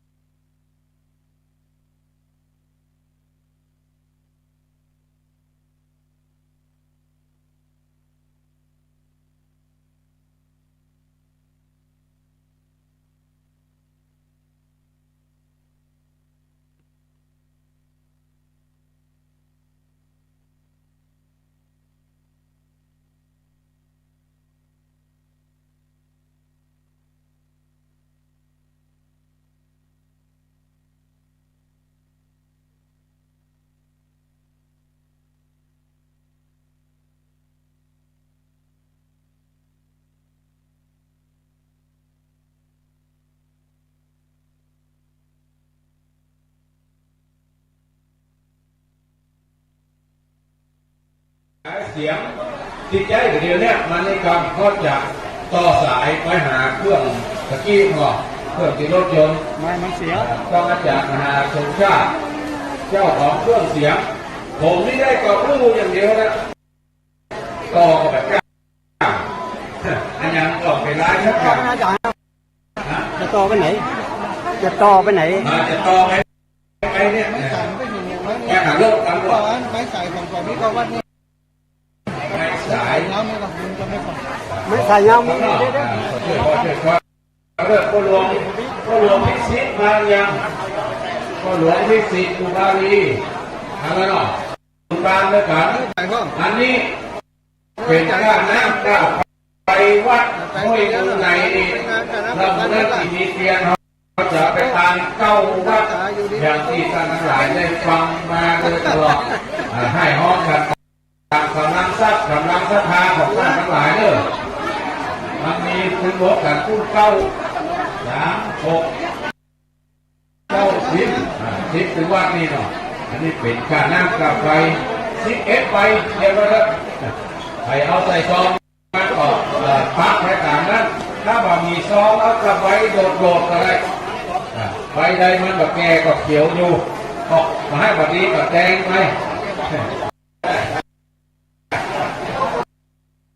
เอาอย่างสุกล้ำมาก็ได้ท่านทั้งหลายเอาอย่างสุกล้ำก็ได้ใครจะไปซ่อถุงพลาสติกมาแถมเพื่อจะเก็บท่านทั้งหลายก็ต้องไปตกใจว่าตะกี้เขาหั่นต้นนี่มีจะตักไข่มาเก็บออกแก่น่ะกรรมการที่เก็บออกนะกรรมการถ้าตกใจว่าพอใส่ถุงใส่ซองของไข่ของมันจะได้จะไปบริหารจัดการแบบใหม่ตอนนี้ก็ท่านทั้งหลายปักต้นตามมัธยาใส่เนาะแบ่งต้นมาคือละแบ่งต้นมาคือละอธิษฐานคนเดียวแบบคนเดียวมันวันนี้วันที่13แล้วนะ14 15 16ถ้าเอาอีเนาะเข้าสองแถวเข้าตะพุดมาท่านใดเราตรงหลอกเนี่ยเขาสุดจะตรงกันนี่เข้าตะพุดมาทั้งพวกทั้งหลอกเข้าตะพุดมาประเด็นนี้เขาเข้าสู่ต่างอูนกันนะเข้าสองภาคเข้าพุดเข้าตะวันออกเข้าบีหน้าเข้าหาว่าเนี่ยทางซ้ายมือเป็นตะวันออกเข้าตะพุดมา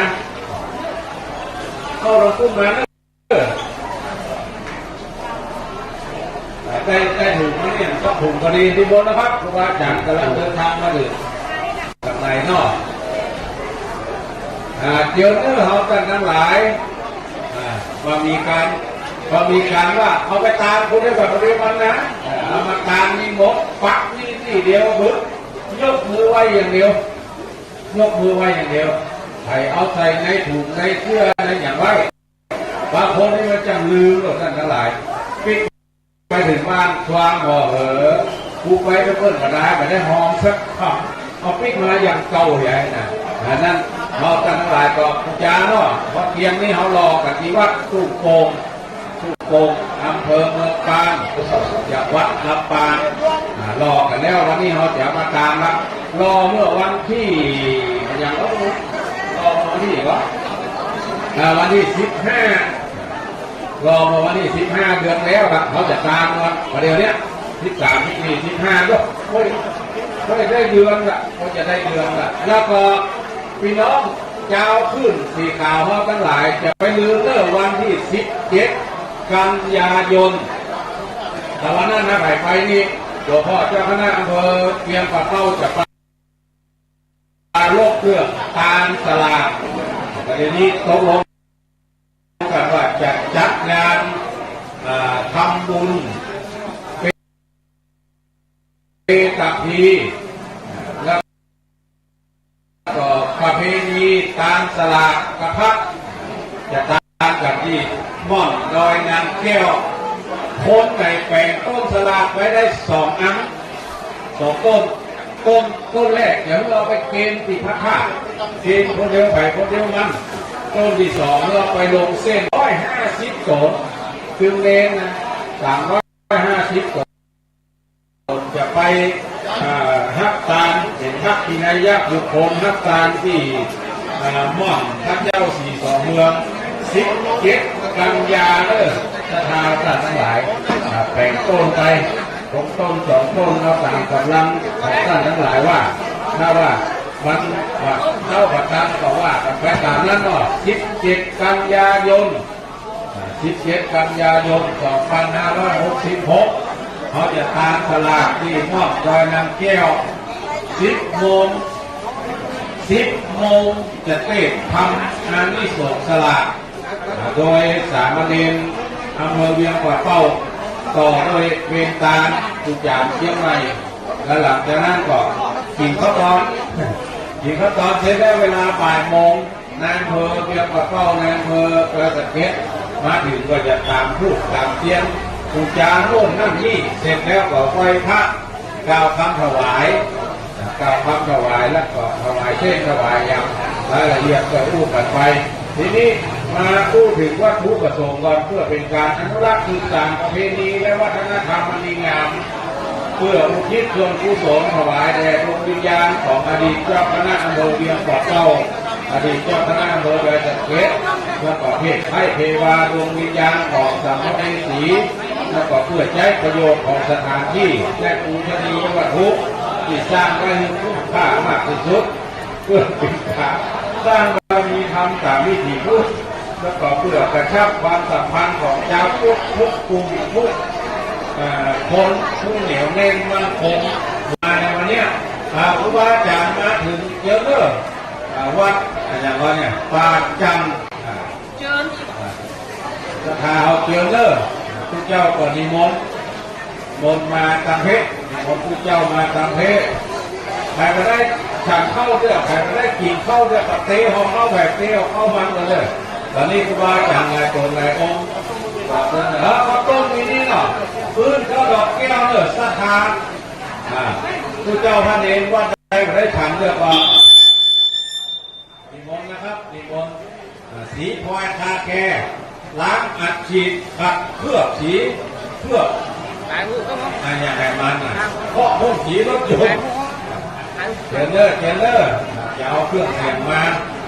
ตำสองเลยคุณลุงเสียงมาใช้ก็ตำสองเลยโมสั่งโซ่ออกอากาศมันจะได้ออกอากาศโดยว่าเดือนเนอร์เอาท่านทั้งหลายมาช่วยกันทำบุญเนาะเอาการกำลังทรัพย์ของท่านทั้งหลายเนอะเตียงมี10 ต้นแต่ว่าวันซื้อผู้ลุงยองก็อู้ถึงการเอาเตียงปูจาพระเจ้าทั้ง3 ประการเอาเตียงปูจาพระเจ้าทั้ง3 ประการว่าเทียบยังไงพ่อ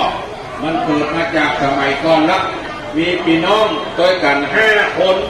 5 พี่น้อง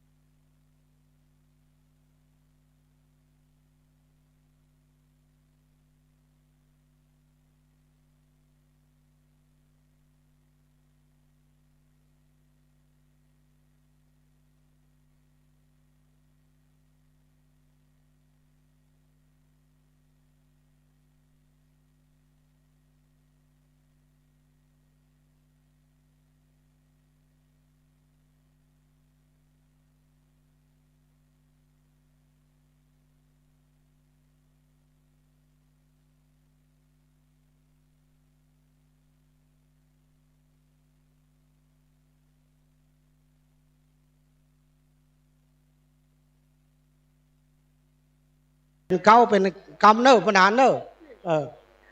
แล้วก็อันเดี๋ยวปฏิอันคือปนานจัดคิวเอาเนอร์อย่างที่อู้กันเนอร์ปนานเนอร์ปนานพรมเฮาเนี่ยพอนะปนานอนุข้อกำเนอร์อน้อยมิดซอกระดาษมากำปักต้นเนี่ยพี่น้องคณะสัทธาปักก่อนได้หมานก่อนเด้อพี่น้องเก้าวัดเก้าวาแล้วก็ต้นนกยุงใหญ่เนอะนกยุงเนาะนกยุงมหานกดงอนุโมทนาลงทานกู้ลงทานเนอะวัดพระบาทอุดมโดยพระเดชพระคุณหลวงพ่อเจ้าคณะอำเภอฝางหลวงพ่อพระครูสุริตานุรักษ์ด็อกเตอร์ครูบาจี้เขี้ยวลงทานวัดเทพอนอยประบงเวียงตำบลเวียงอำเภอฝางเจ้าอาวาสพระครูสถาพรธรรมวิสิทธิ์เจ้าอาวาสเจ้าคณะตำบลโป่งน้ำฮอนลงทานวัดสุวรรณบาลม่อนปิ่นตำบลม่อนปิ่นลงทานวัดพระธาตุสีมาโพตโพธารามแล้วก็ลงทานวัดชัยเกษมต้นซ่านลงทานวัดเสาหินลงทานวัดปานามต้นหนุนวัดลงทานวัดสีมงคลตำบลสันทรายลงทานวัดป่างปอยตำบลแม่คะเรียนเจอเนี่ยพี่น้องตากาศธาพี่น้องจังฟ้อนหัวฝ่ายจงเพะมานังเพะเด้อของเฮาอยู่เพะวันนี้ได้รับความอนุเคราะห์ประธานกลุ่มแม่บ้านหัวฝ่ายฟ้อนศิลปะไทยใหญ่ชุดใหญ่ในเมืองฝาง3อำเภอไม่อาย50 คนแล้วก็ฟ้อนนางนกฟ้อนโตกองฉบับชัยจากโรงเรียนบ้านสันทรายของน้อยโดยคณะครูและป้อครูก็คือป้อนานพรมชัยมงคลผู้อำนวยการสถานีวิทยุพระพุทธศาสนาคณะสงฆ์อำเภอฝางก็แล้วก็ลงทานลืมมาได้หลวงพ่อตุลุงดอยหรือว่าพ่อครูปฏิทานธรรมทินวัดพระธาตุจอมพออำเภอเวียงป่าเป้าแล้วก็ต้มยาดังเนอะของวัดพระธาตุจอมพอหลวงพ่อพระครูปฏิทานธรรมทินระหว่างนี้หลวงพ่ออยู่ที่วัดห้วยงูในอยู่เนอะพี่น้องตากาศรัทธาบ่ได้ปักกับปักเนอะเก้าต้นเก้าวัดเก้าวาอธิษฐานแล้วก็แถมต้นมหานกยุงสีฟ้างามส้มสีฟ้าดีเดินเจิญเนอะถ้าแบงค์ซาวมันเดี๋ยวแบงค์ซาวมันถึงแก่เนาะปักไว้เตอะแบงค์ซาวมันแก่ก็อย่าแบงค์ซาวแก่ก็ได้แบงค์คาซาวแก่สีเทาๆก็ได้เรียนเจิญเนอะพี่น้องคณะสัทธาญาติโยมแล้วก็เปิ้นระบุกับเจ้าภาพที่จองต้นเทียนมาเนี่ยของที่ไหนนั่งอย่างไรก่อนว่าได้ระบุเดี๋ยวส่วนของพิธีนะจากพระครูบรรยงก็จะบริหารจัดการเนาะในส่วนนั้นท่านอาจารย์บรรยงก็จะบริหารจัดการว่าเนื้อหงโถเน่าทีแรกจะยกอุปกรณ์ทำโถเน่ามาก็กลัวฝนเนาะแต่ก็เลยเฮ้ยเนอะพี่น้องหัวฝ่ายเวียงหวายเข้ามาแล้วก็อยู่ตั้งขวาเนอะพี่น้องตากาศรัทธามีโต๊ะมีอย่างจ้างฟ้อนมาได้นี่ก่อนจ้างฟ้อนห้องต้องก่อนเนาะก็มาลงเส้นที่ก็จะมีนะตามเนี้ยแล้วก็จะมีของพี่น้องห้วยหมักเลี่ยมอัตราป้อนหนานห้วยหมักเลี่ยมในการเดี๋ยวป้อนหนานจัดการเนาะของหัวฝายไม่บ้านหัวฝายเรียนเจนเนอร์ยังบัดได้ปักเปิ้นประกาศเป็น2-3เรียนเจนเนอร์มีแบงค์พันจะมาแบงค์แรกแบงค์ซาวก่อเรียนเจนเนอร์แม่จงดีเชียกัญชาประธานข้าวต้มยวนไม่ใช่ข้าวต้มขอควายเหรอข้าวต้มยวนเนาะแม่จงดีเป็นเจ้าภาพข้าวต้มยวนแม่จงป้อหมออินทร์แม่จงดีเชียกัญชาเป็นเจ้าภาพประธานชมรมผู้ปฏิบัติธรรมทุกวันเสาร์แม่คำเกื้อการุณวงศ์บ้านหัวฝายประธานชมรมผู้ปฏิบัติธรรมทุกวันศีล โอ้ลืมโทรศัพท์โอ้มิดกำจักการนี่กำเก็บไว้ตังเพนเนอนะนี่นะโถเน่านี่บอกเอาออกเอาออกนะเอามาให้จิมพอเอาออกอย่าเอาออกนั่นนะนะเรียนเจอเนอตากาศทาเนาะวันหนานเนาะวันหนานอยู่ฮะนี่เนาะสมณะเมตตาหลวงปู่ครูบาโดยในเมตตาบารมีธรรมท่านพระครูท่านพระมหาพันธมิตรจะตามมาติดกรุงแดงได้ดู5 ใบสาว100พระมหานพพันดลสุวรรณเมธีท่านเจ้าคณะได้มีสมณะเมตตาเพื่อแต่งต้นมาจนเนิ่นอาจารย์ท่านพระมหาเจ้าคณะเอานี้นะแล้วไม่ลืมเรื่องวันที่26พระมหาสมชาติเพื่ออยากขึ้นนวลใหม่วงใหม่แต่ก็พระป่าร่วมกัน26เป็นที่วัดสุวรรณเมธีสังวรนะครับติดหลวงปู่เจอกันได้เรื่องพระป่าในตอนนี้เนาะโอกาสในวันนี้ตอนนี้ท่านมหากำลังไลฟ์สดอยู่แต่เมื่อกี้ท่านครูบา40,000บาทขั้นเวลาโดยคนมูจาปลาใส่ถ้าจัดเชื้อออกมานะครับเลยสาธุเอาเลยเด้อปากเป้าครูบาหลงหลายเพราะอะไรไม่รู้นะได้จะถึง10 โมงแล้วฝากไว้ได้ของต้นทั้งหลายที่นะฝากลืมที่วัดพระบาทในหลวงพี่น้องที่รออยู่บางส่วนแต่เดียวหน่วยส่วนที่เร็วนะให้นิกรชัยน้อยเทียมหัวที่ลุงจะได้เอาน้องเวียงปักเป้าแต่แล้วก็จะได้อยู่คู่กับน้องทางไหนนี่เกิดวันนี้โอ้วันนี้คุณประพันธ์นะฮะในประพันธ์นางมุนศรีพี่น้องแม่แจ่มพี่น้องเราเป้าด้วยน้องแม่แจ่มมา4,000 บาทนะฮะขอบคุณนะนอนพี่เจ้าชอบเลิงปอยคนเลิงปอยมาเตรียมงานรอตลอดถึงคณะสัตยาญาติโยมเราเนาะสัตว์ตู้แม่ที่น้องไปโชว์ไปตัวหาท่านพระมหาสมชาติเป็นเพราะคนเข้าคิวยาวเหยียดเอาแล้วจะทำเป็นชาวมานี่ก็ที่ครูบาแดงนี่นะสัตว์ตู้อีแม่กำลังกินข้าวกันถึงอยุธยาเตห่อข้าวกันเตห่อข้าวอยุธยาแม่น้อยทองคำสาธุอีกล้ำตัวสับมือมาเปิดเผยความลับอยุธยาเตห่อข้าว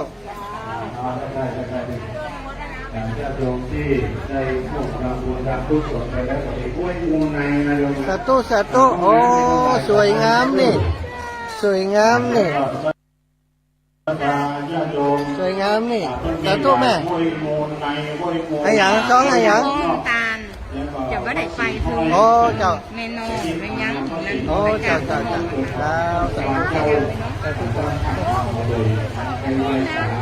มีร้านโอเนาะจะถามว่าเนี่ยมีที่ไหนแล้วมีนะจ๊ะของโอนี่นะก้อนออมมาส่งแกแล้วเสร็จแล้วว่าจะนอนมาเขาหลงทรงเข้ามาแล้วเดี๋ยวไปไว้ที่วัดคุณแก่นเนาะเจ้าสัทธาญาติโยมได้สัทธาเหรียญกับสัทธาประชาที่ทำโอ้ไว้ก็จะมีอยู่มาเลยสาธุแม่ใช่เลยเจ้า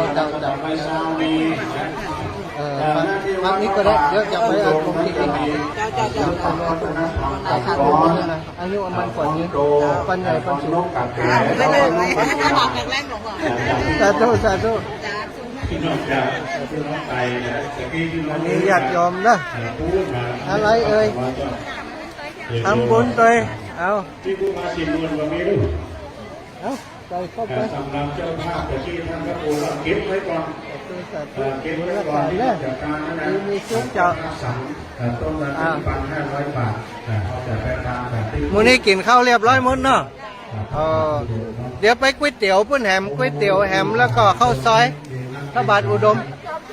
เอาก๋วยเตี๋ยวมา2 ปัน อันนี้อย่างที่สองใจคนออกใจอ๋อล่ะเดี๋ยวไปให้ท่านอาจารย์อยู่เนี่ยท่านอาจารย์นั้นพระครูสุจิตบุญญาโชติโอ้เดี๋ยวเอาขึ้นโต๊ะเนาะขึ้นโต๊ะอาจารย์สาธุวันนี้26ไม่ลืมนะคนเชียงใหม่ไปหลายนะสาธุแม่กินข้าวกันแล้วมดเนาะไอ้ยังเขาเก้าอี้ตั้งเขารู้อ่ะยังได้เห็นมั้ยอู้กันก่อนเห็นมั้ยโอ้กระเดี๋ยวไปอู้เนอะฮะโอ้นุ่มอยู่มูนุ่มแหละมูอี้นุ่มแหละทันแล้วมันดำกะโอ้อันนี้กินคนเดียวอี้ถึงอยุธยาเตะหอกเข้าล่ะนี่เดี๋ยวเอาหลวงพ่อมาเนี่ยให้วิหารเขานี่แล้วนำมดเนี่ยราชทานต้นรถตังวันนี้มัน10 ต้นด้วยกัน10 ต้นด้วยกันวันนี้เรากินข้าวแล้วยังดีละกินข้าวแล้วมันสบายใจนะเนาะหิวข้าวนี่อิดบ่ม่วนแต่ตู้ลูกตั้งใดมาเลี้ยงปลาเป้าแม่นมดกันไปปอมกับเชียงใหม่พ้องกะได้นั่งกับมูตัวมได้แหลกไล่กันน่ะฮะแหลกไล่หน้าประชาสัมพันธ์นี้อันนี้รถตั้งใดมาต้นที่ถวายวัดห้วยมูลในวันนี้เปิงใจอันเสื้อสีฟ้าเนี่ยจะถวายเป็นก้าน้ำกับไฟเวลาออกบ้านกี่โมงเราก็สถานที่หมู่เฮาทั้งหลายมาใช้สถานที่ในวันนี้ตะวันแล้วกันเดียวเขาจะถวายที่นี่วัดดอยล่ะเตียนภาษา1 ต้นปิ่มได้ฝากพร้อมแล้วกันไหมตะวันต้นเงินที่บำรุงสถานที่เกี่ยวกับนักก้าน้ำเก่าไฟเลิศนันทา163เนี่ยไปส่งไปให้ได้ยังทั้งหลายทุกคนได้ทราบบางคนบางที่ไปรอพระเจ้าท่านจ่ายบางท่านยังไม่เข้าใจแล้วก็ส่วนที่เจ้ามีปัจจัยที่เป็นแบงค์เนาะมาแลกกันได้แบงค์แลกแบงค์ย่อยที่หลวงพ่อพระครูแม่จันทร์ศรีสุขาที่แม่นอนอยู่วัดพระบาทอุดมพุ่นประชาสัมพันธ์ที่แม่นอนพุ่นมันมีปัจจัยตะย่อยเดี๋ยวกับป้าเปิดไอ้ยังไงมั้งเอาแหมทงดิจ้ะเต็มแล้วทงนี่ฮะวันนี้เอาใส่มีความเปลื้มปิติดียินดีบอกตื่นนะดูแหมไล่นะไปละหนีละโดยท่านผู้อำนวยการขึ้นวิทยุมานี่แหมอยู่น่ะสีขาวผู้ชาวประชาตะบาภาพก็ใจแล้วตัวอันนี้เจอกับฟังยองเพราะว่าหายหัวรู้เนี่ยว่าใส่เลยจ้ะในนามของคุณลุงเชื้อวิทยุได้หันแล้วทุกวันอังคารเนาะตี 3 ถึงตี 5เลี้ยงปลาเป้าก็อย่างโอ้จ้ะดีละไปจัดมันเดียวออกวันเดียวอำเภอเนาะเจ้าบางคนบางท่านตั้งแต่อำเภอแล้วเนาะวันที่17 กันยาเข้าสลากตีดอยน้ำแก้วเนอะ17 กันยาได้ยินเสียงมันเคยได้หันตัวได้ยินกระเสียงวันนี้หมู่เฮาทั้งหลายครูบาอาจารย์ทุกรูปทุกองค์ที่มาในวันนี้เนี่ยเป็นครูบาอาจารย์ที่ออกวิทยุเป็นนักจับรายการวิทยุเป็นสีขาวทุกองค์ทุกรูปตั้งแต่จังหวัดลำปางก็มีไอ้อย่างจะได้กินข้าวตากแดดดิที่โฮมมิเบลเลอร์เชียงใหม่โดยรอจอตองโอ้ยตองเขาจ้องบ่มากันหลายแล้วก็มาทางจังหวัดเชียงรายจังหวัดเชียงรายโดยพ่อโบปฏิบัติธรรมทีมนำโดยพ่อพระโบวันนี้หลวงพ่อก็จะเอา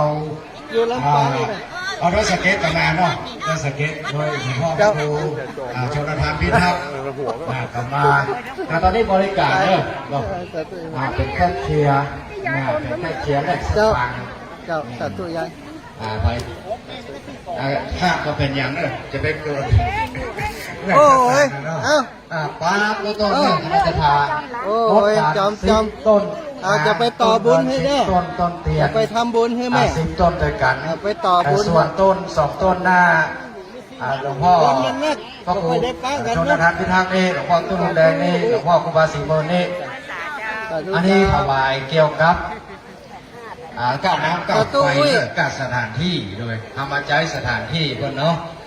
กับบำรุงสถานที่ตัวอันเนี้ยวันนี้โอ้เป็นกิจกรรมหนึ่งของวิทยุขึ้นสีขาวเฮามาพวงหลวงหลายเต็มวัดบ่เคยมีที่ไหนบ่เคยมีเป็นประวัติศาสตร์เลยบ้างเนาะวันนี้เป็นประวัติศาสตร์เลยรถกันรถตู้คงสักว่า80 กว่ากัน80 ฝ่ายด้วยซ้ำนะที่แจ้งในเฟซในไลน์นี่มี80 กันละที่มาได้แจ้งแหมก็มีแล้วก็รถส่วนตัวแหมเนาะส่วนตัวแหมเนาะวันนี้หลวงพ่อท่านพระโตอภิวัฒนวิกรมก็กันนั่งยิ้มอยู่นี่เนอะดีใจท่านได้นำบุญนำกุศลเป็นผู้นำบุญเป็นผู้เป็นสะพานบุญตัวเองเป็นผู้นำบุญของเราทั้งหลายตัวเองเนาะครูบาอาจารย์นะครับที่อยู่ทางนอกก็มานั่งด้วยกันได้มาโอ้มาเอ่ยมาปะกันสนทนาธรรมกันอาจจะได้รู้จักมักคุ้นกันเนี่ยเราเนี่ยถือว่าเป็นปึกแผ่นเกิดความสามัคคีเพราะว่าสุขาสังคัสสะสามัคคีแล้วก็ขอกราบขอบพระคุณหลวงพ่อพระครูศรีรัตนคุณเจ้าวาดวัดโสภณารามตัวนะครับไหว้สาบารมีธรรมนะครับวัดห้วยงูเนอร์วัดห้วยงูในทางไปนอกกับพ่อหลวงพิสิทธิ์อุบาลีผู้ใหญ่บ้านให้การต้อนรับเนาะปาคณะชรบปาคณะชรบมาสะดวกอำนวยความสะดวกอำนวยความสะดวกให้หมู่ทั้งหลายแล้วก็กำเดียวได้เวลาแล้วเราถวายที่นี่เสร็จเมื่อถวายนี่เสร็จก็จะได้เดินทางไปวัดพระบาทอุดมโดยจะถวายเทียนแห่ง9 เล่มด้วยกันวัดที่ถวายนั้นก็มีวัดพระบาทอุดมน้ำบ่อสาวาวัดเสาหินวัดเทพอำนวยวัดสุวรรณารามม่อนปิ่นวัดปัณณารามต้นหนุนวัดสี่มงคลวัดชัยเกษมนี่ต้นซานเนาะแล้วก็วัดที่8วัดศรีมหาโพธิ์ศรีมหาโพธิ์พระธาตุม่อนปิ่นแล้วก็วัดป่างปอย9 วัดด้วยกันรวมกันแล้วเป็น10 วัดถึงวัดนี้เนาะวัดโสภณานี้โสภณารามนี้ตัวนะครับเนาะขออนุโมทนาสาธุดีอกดีใจอาตมาภาพก็คนลุกคนปองที่หาหมู่ฮอทั้งหลายเนี่ยมากันนักขนาดมามากมาย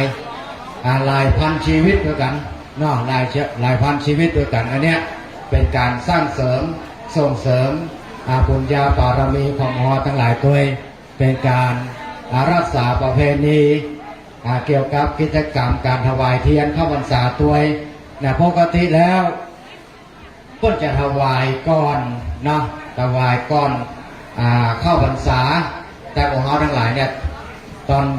รอเทียนเนี่ยไปรอที่ลำปางอำเภอเมืองปานวัดตุ้งโป่งเนาะเมื่อวันที่15 เดือนที่แล้วละเดือนที่แล้วเกือบเดือนหนึ่งเราจึงมารวมกันถวายวันนี้ก็เป็นอย่างเพราะว่า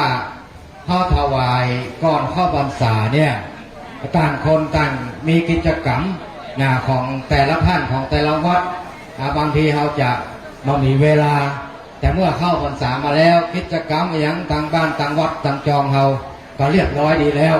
ฉะนั้นวันนี้เขาก็เลยมารวมกันเนาะ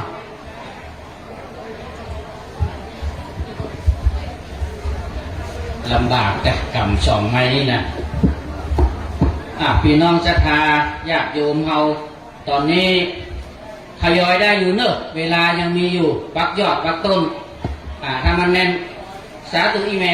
โมทนาเนอะบกก้างนะ10 โมงเนอะศรัทธาญาติโยมนาทีเราจะได้ร่วมกันยกยอถวายตอนนี้เวลานี้ก็แต่เจ้านี่หันยาปุ๊บหลักลายรถตู้นะจะเรียกบางเบาไปละเนาะพี่น้องศรัทธาญาติโยมเราก็ร่วมกันเสร็จแล้วก็นั่งพักผ่อนตามต้นไม้เนอะใครมีพัดไม่มีก็ปัดกันไปก่อนเนาะอากาศมันก็พอดีดีก็มันซี่ถ้าซี่นี่มันมั่วเนาะจากนั้นก็เดี๋ยวตอนนี้ตั้งต้นคณะกาแฟ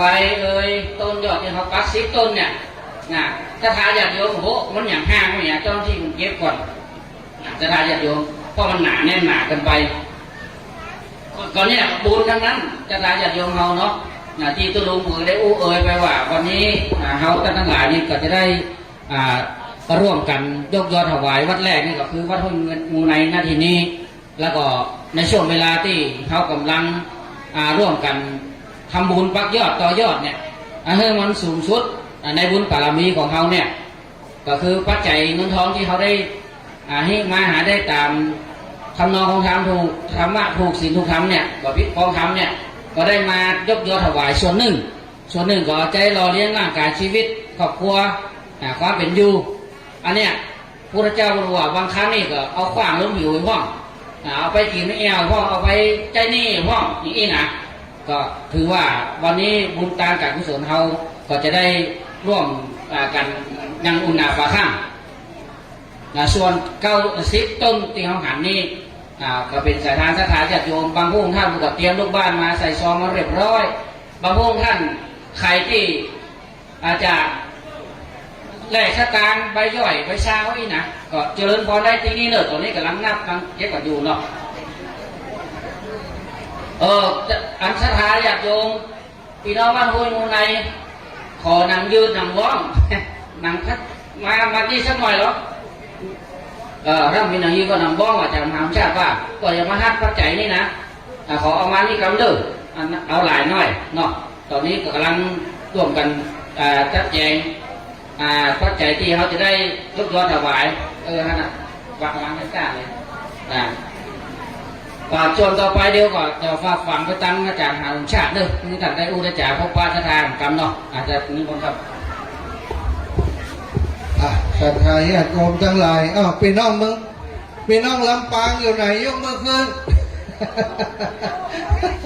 พี่น้องลำปางมาเป็น5-6 กันรถตู้พี่น้องแม่แจมมา4 กันรถตู้พี่น้องแม่แจมเนอะมาโดยโยมน้องโยมเพ็ญเนอะยมพรเป็นพรจากแม่แจม4 กันรถตู้เนาะ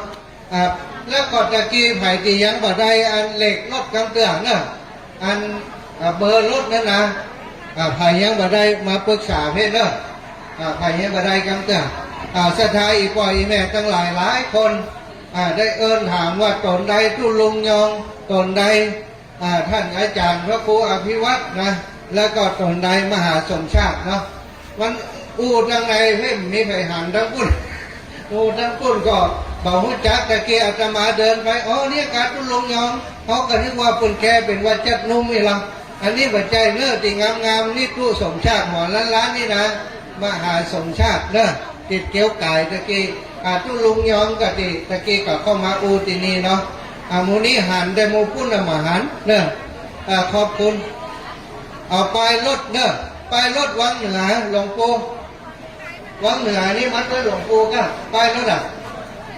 ไปรถนี่หลวงปู่อยู่นี่เบอร์รถมีเหลือก่อนเบอร์รถเหลือก่อนคนขับรถเนอะเอาอันคนขับรถของงานหลวงปู่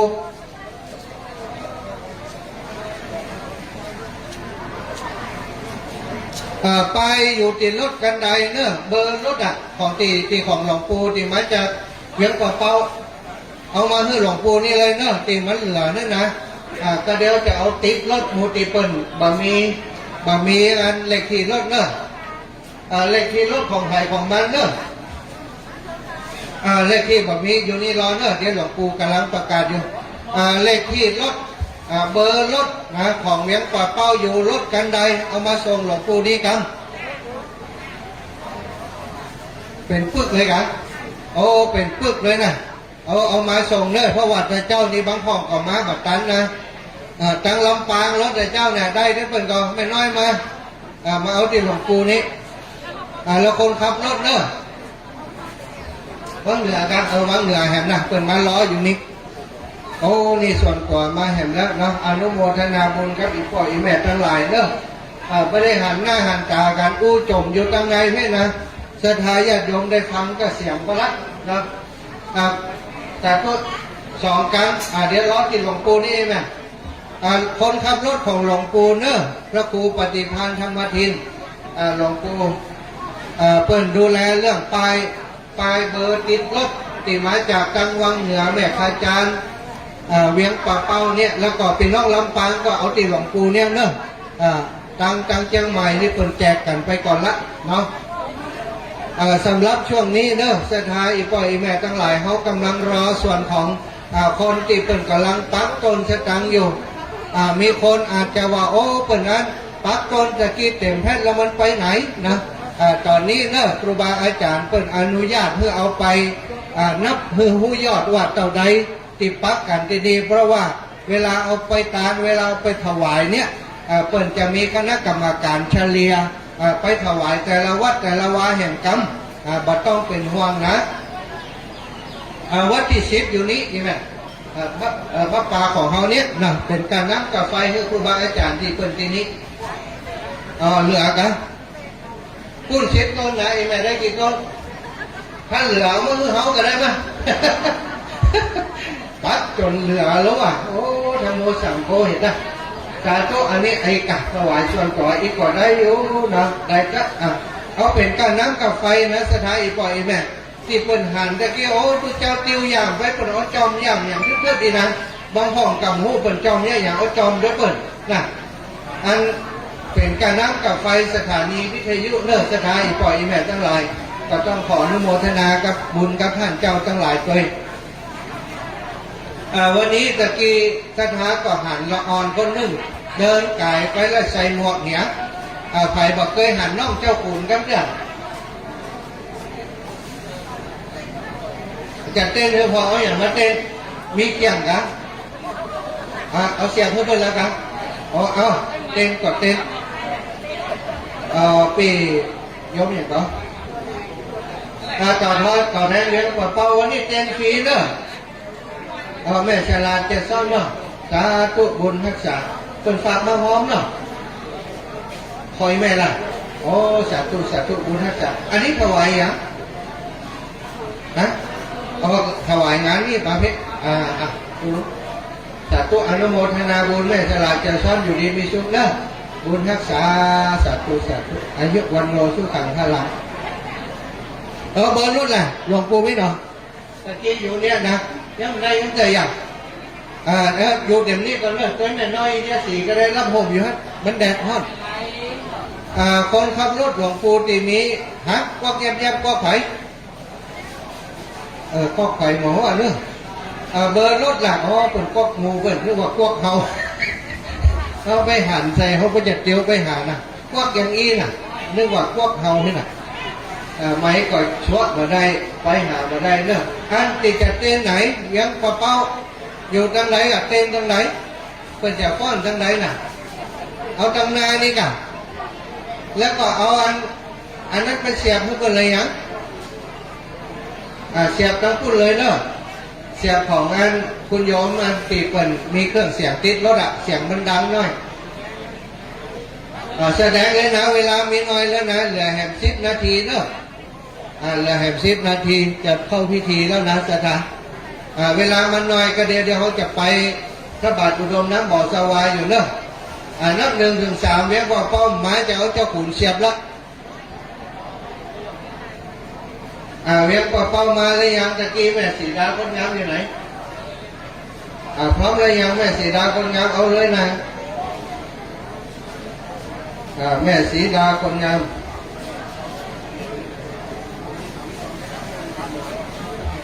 เฉพาะกัดเตียนเนอะเฉพาะกัดเตียนช่วยกันคุณโยมนิกรชัยน้อยหัวหน้าทีมที่ดูแลเรื่องเตียนเนอะขอคนที่บาไปแห่งนักกระจายลำ10 คนมานิกรรมจะฮือหวยรางวัลที่1ไปเลขรางวัลที่1จะบอกมือ10 คนถ้าสมัครแค่10 คนได้มานิกรรมกระจาย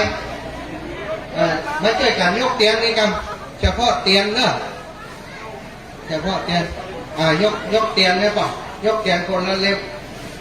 ไอ้นี่ก่อนอยู่ที่ไหนหัวหน้าทีมมาดูแลตัดรถกันตอนอยู่นี่แล้วนะยกลงรถเลยนะเอาใส่รถป่ะรถตีตั้งนานเนอะรถจะถอยมากันจะถอยมารถกำลังจะถอยมา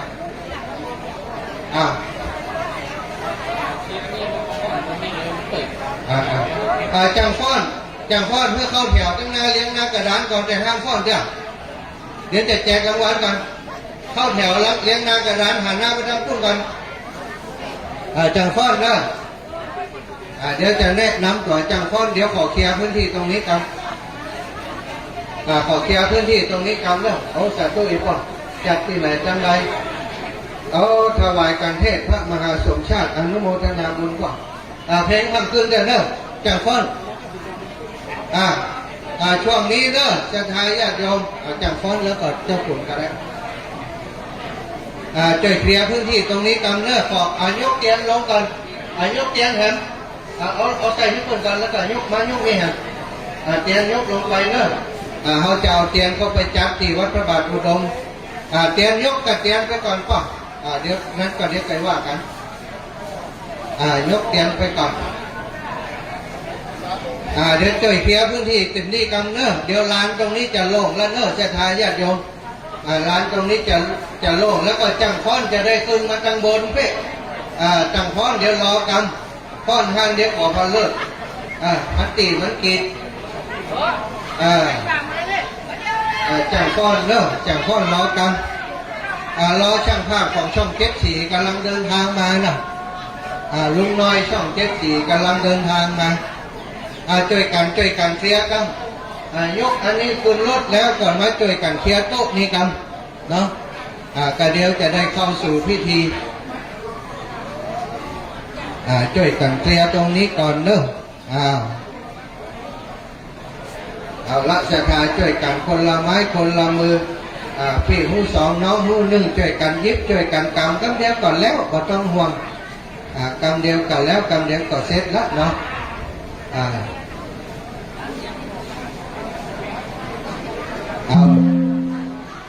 รับนงไหนนงนะช่วยกันเคลียร์ช่วยกันเก็บนี่ก่อนจะฟ้อนในฝั่งเตื้อถ้าเพียวนี่ดีเรียบร้อยแล้วก็จะฟ้อนเดี๋ยวจะฟ้อนนี้จะฟ้อนบนนี้เดี๋ยวเขาจะเคลียร์โต๊ะไว้ตั้งหิมเนี่ยครับถวายนี้ได้ละอีกพอเอาแล้วของขึ้นรถกันเนาะเบอร์รถนี้เนอะใครมาได้เบอร์รถกันจ้ะมาเร็วนับ1 ถึง 3เบอร์รถมาเอาเลยลำปางเตรียมมาได้เบอร์รถกันจ้ะรถครูบาอาจารย์เอาไปเนอะมีไหม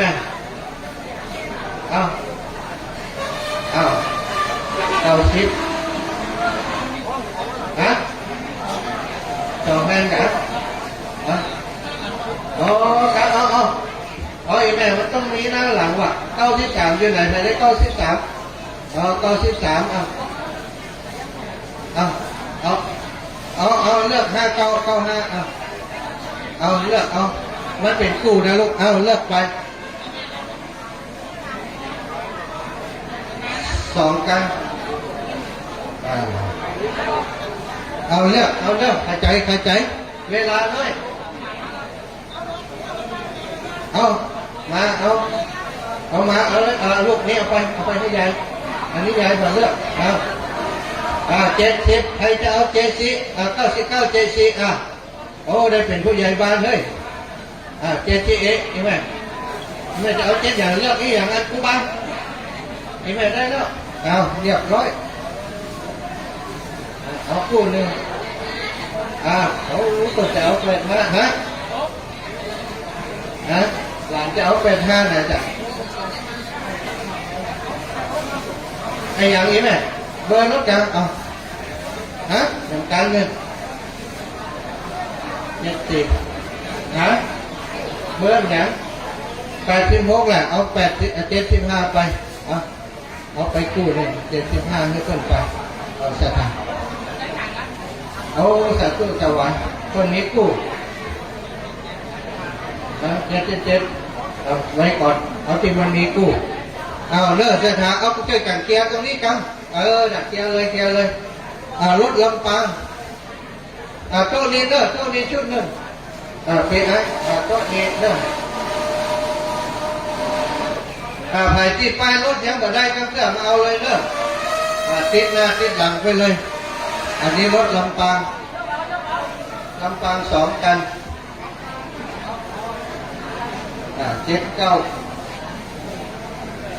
79ลำปาง2 กันรถเนอะนี่ไม่รถได้ด้วยล่ะเอา78ใครได้เลขอย่างก็เอานั่นเนอะเอาละตอนนี้พร้อมแล้วเริ่มศรัทธาญาติโยมจังฟ้อนจากเวียงป่าเป้าลูกศิษย์ของหลวงปู่พระครูปฏิภาณธรรมทินอันนั้นเอาอะไรอันนั้นมันบัดเสมอกันทุกลุงเอานี้บอก80บอก2 ชุดแล้วกัน82นะพระเจ้า2882เลขในใจมีแล้วนะอันนี้นักเรียนอนุบาลเวียงป่าเป้าเนอะเมื่อ60 ปีก่อนอยู่อนุบาล1นับเขาคนเดียวเด้อเนาะพร้อมแล้วรถของลำปางเบอร์81ได้แล้วเ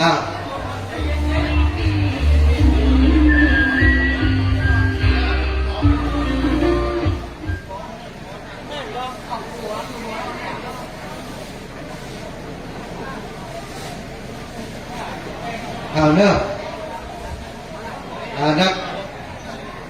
ว่ารถที่เปิดยังบ่ได้ครับว่าอย่างไรจังพนจะได้หาแถวปักกันเด้อโอ้ธรรมโอสังโฆไปฝึกแถวกันไปโอ้ศูนย์กันไปศูนย์กันมานั่นอันนี้วังเหนียอีอันนี้เวียงป่าเป้าอีโอ้ปนกันห้องกันได้กับ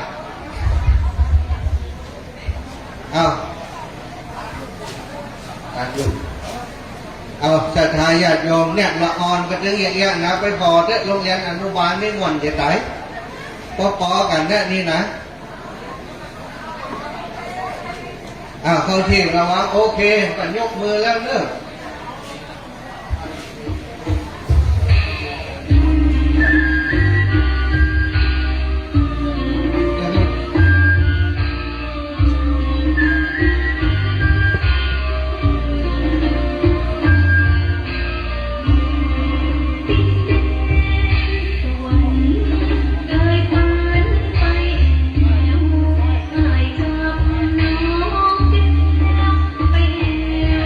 ไป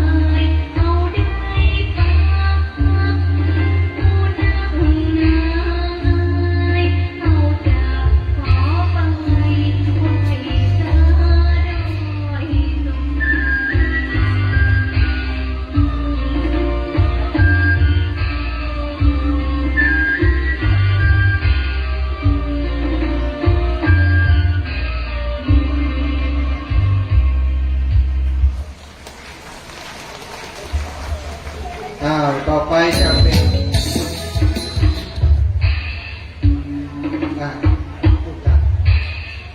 อันนั้นตอนนั้นปิดเลยเนอะน้องเจ้าคุณรายงานตัวก่อนเนอะน้องเจ้าคุณเดี๋ยวขอเช็คตัวนี้กันน้องเจ้าคุณไปตั้งหน้าเลยไปตั้งหน้าเลยไปตั้งหน้าเลยก็ทำไหมน้องก็ทำปูนเลย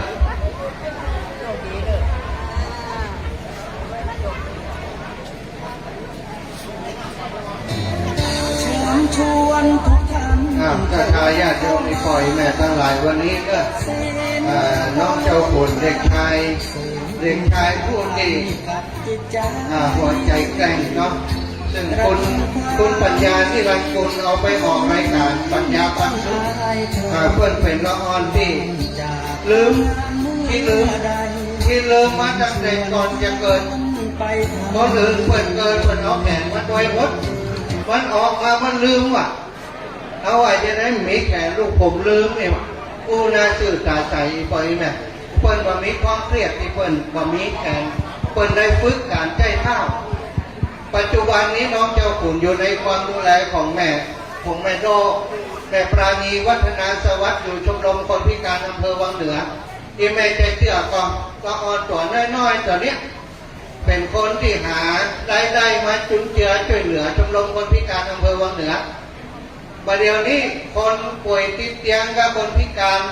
ว่ามีเตียงนอนว่ามีเตียงพยาบาล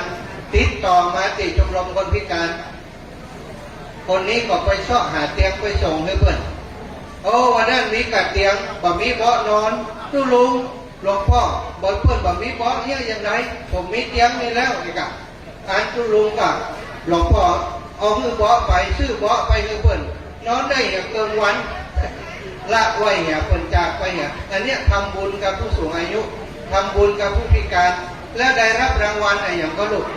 ผู้เสียสละเพื่อสังคมครับเนาะโมโหจังได้กันวะอายนี่นะอายก็ปกมือเนาะสาธุดีกว่าสาธุดังๆให้ลูกกำลังดีใจก็วันเดียวนี่นะเรื่องของเรื่องกันวันนี้ดีเจก็อยู่ตัวตู้ลุงเดี๋ยวตกลงกันก่อนถ้าฮื้อเจ้าขุนซองต้องฮื้อเขาซองหนึ่งถ้ามาตอนนี้นะห้ามมาเจ้าฮื้อขอร้องเพลงฮื้อจบก่อนแล้วก็เดี๋ยวลูกน้อยจะเดินไปหาอีปอยแม่ช่วงที่เพิ่นทำพิธีนี้ถ้าเดินทางมาตอนนี้เขาจะขอซองหนึ่งเข้าใจเนาะห้ามมาเนาะประเดี๋ยวนี้นะติดต่อช่างเครื่องแล้วเขาว่าเขามาตันจะลงเครื่องตันเพราะฉะนั้นจะร้องสดแล้ววันนี้นะเพลงแม่สถานญาติโยมวันนี้ใส่เสื้อสีฟ้าเพราะอะไรตะวาวันที่12 สิงหาเนาะวันแม่ใครเป็นแม่ยกมือขึ้นเอามาบนสองประเดี๋ยวนี้ใครเป็นลูกที่ยังมีแม่อยู่ยกมือขึ้นเป็นลูกแล้วยังมีแม่อยู่หมูนั่นไรแม่ไปไหนหมดเลยนะเป็นลูกมีแม่แต่บ่เคยได้อยู่ในอ้อมกอดของแม่เป็นเวลา5 ปีที่เขาหู้ความที่บอกหู้ความว่านับเพราะอายุ8 ปีแล้วที่ผ่านมา5 ปีบ่เคยได้อยู่ในอ้อมกอดแม่เลยได้ยินเพลงเรื่องความเรื่องแม่แล้วก็นั่งให้คนเดียวฝึกร้องเพลงนั้นจนมาเดียวนี้นะถ้าเอาเข็มแทงนะเลือดไหลออกมาเป็นเลี้ยงความเรื่องแม่ไปหมดเพลงนี้น้องเจ้าขุนใจร้องตีอันปัญญาปันสุขปรากฏว่าคนที่ฟังได้เปิดชอบใจประทับใจวันนี้เปิดจะร้องให้ทั้งอีปอยอีแม่ทั้งหลายได้ฟังเอาเสียบเนี่ยอันเนาะ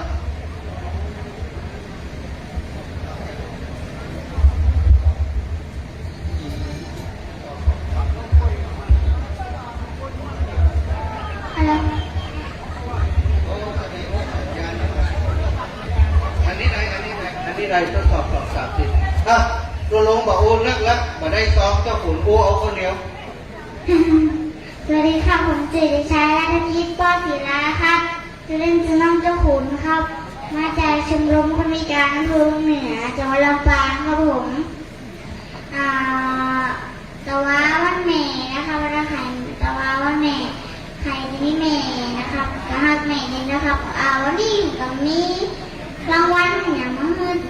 ได้กับรางวัลที่คุณห้องเพลงนะครับห้องเพลงที่ทุกคนได้ฟังผัวความบันเทิงนะครับผมแต่ก็เพลงนี้หมอบให้แม่ทุกคนแล้วก็หมอบให้แม่จริงๆคนเลยนะครับผมเพลงนี้จะว่าเพลงเรื่องความเรื่องแม่ครับผมนานานานา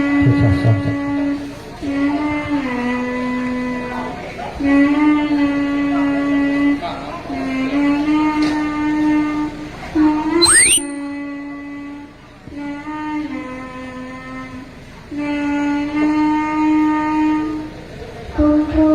สั่งให้เขียนเรียงความเรื่องแม่ฉันบอกให้ส่งให้ทันวันพรุ่งนี้คุณหน้ากันทานอาหารเคยมีแค่คนไปไม่มีเพลงกล่อมใดไม่มีห่มผ้าไม่เคยอุ่นเลยกอดหมอนไม่เคยอุ่นใจนอนหลับไปอย่างเดียวได้ทุกทีไม่มีอะไรจะเขียนให้ครูได้อ่านพรุ่งนี้วันหน้าก็ตากกันละน้ำตาถ้าแม่ฟังอยู่ไม่ว่าแม่อยู่ไหนไม่ว่าแม่เป็นใครช่วยส่งรักกลับมาถ้าแม่ฟังอยู่คิดถึงหนูหน่อยนะหนูขอสัญญาว่าหนูจะเป็นเด็กดีนานานานา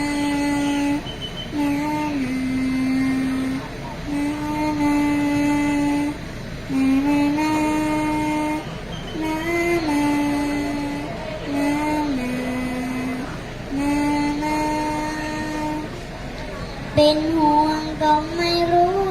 ดูแลก็ไม่คุ้นก่อนแม่อุ่นจริงๆมันจริงไหมเพราะหน้ากันอาหารเคยมีแค่ฝันไปไม่มีเพลงกล่อมใดไม่มี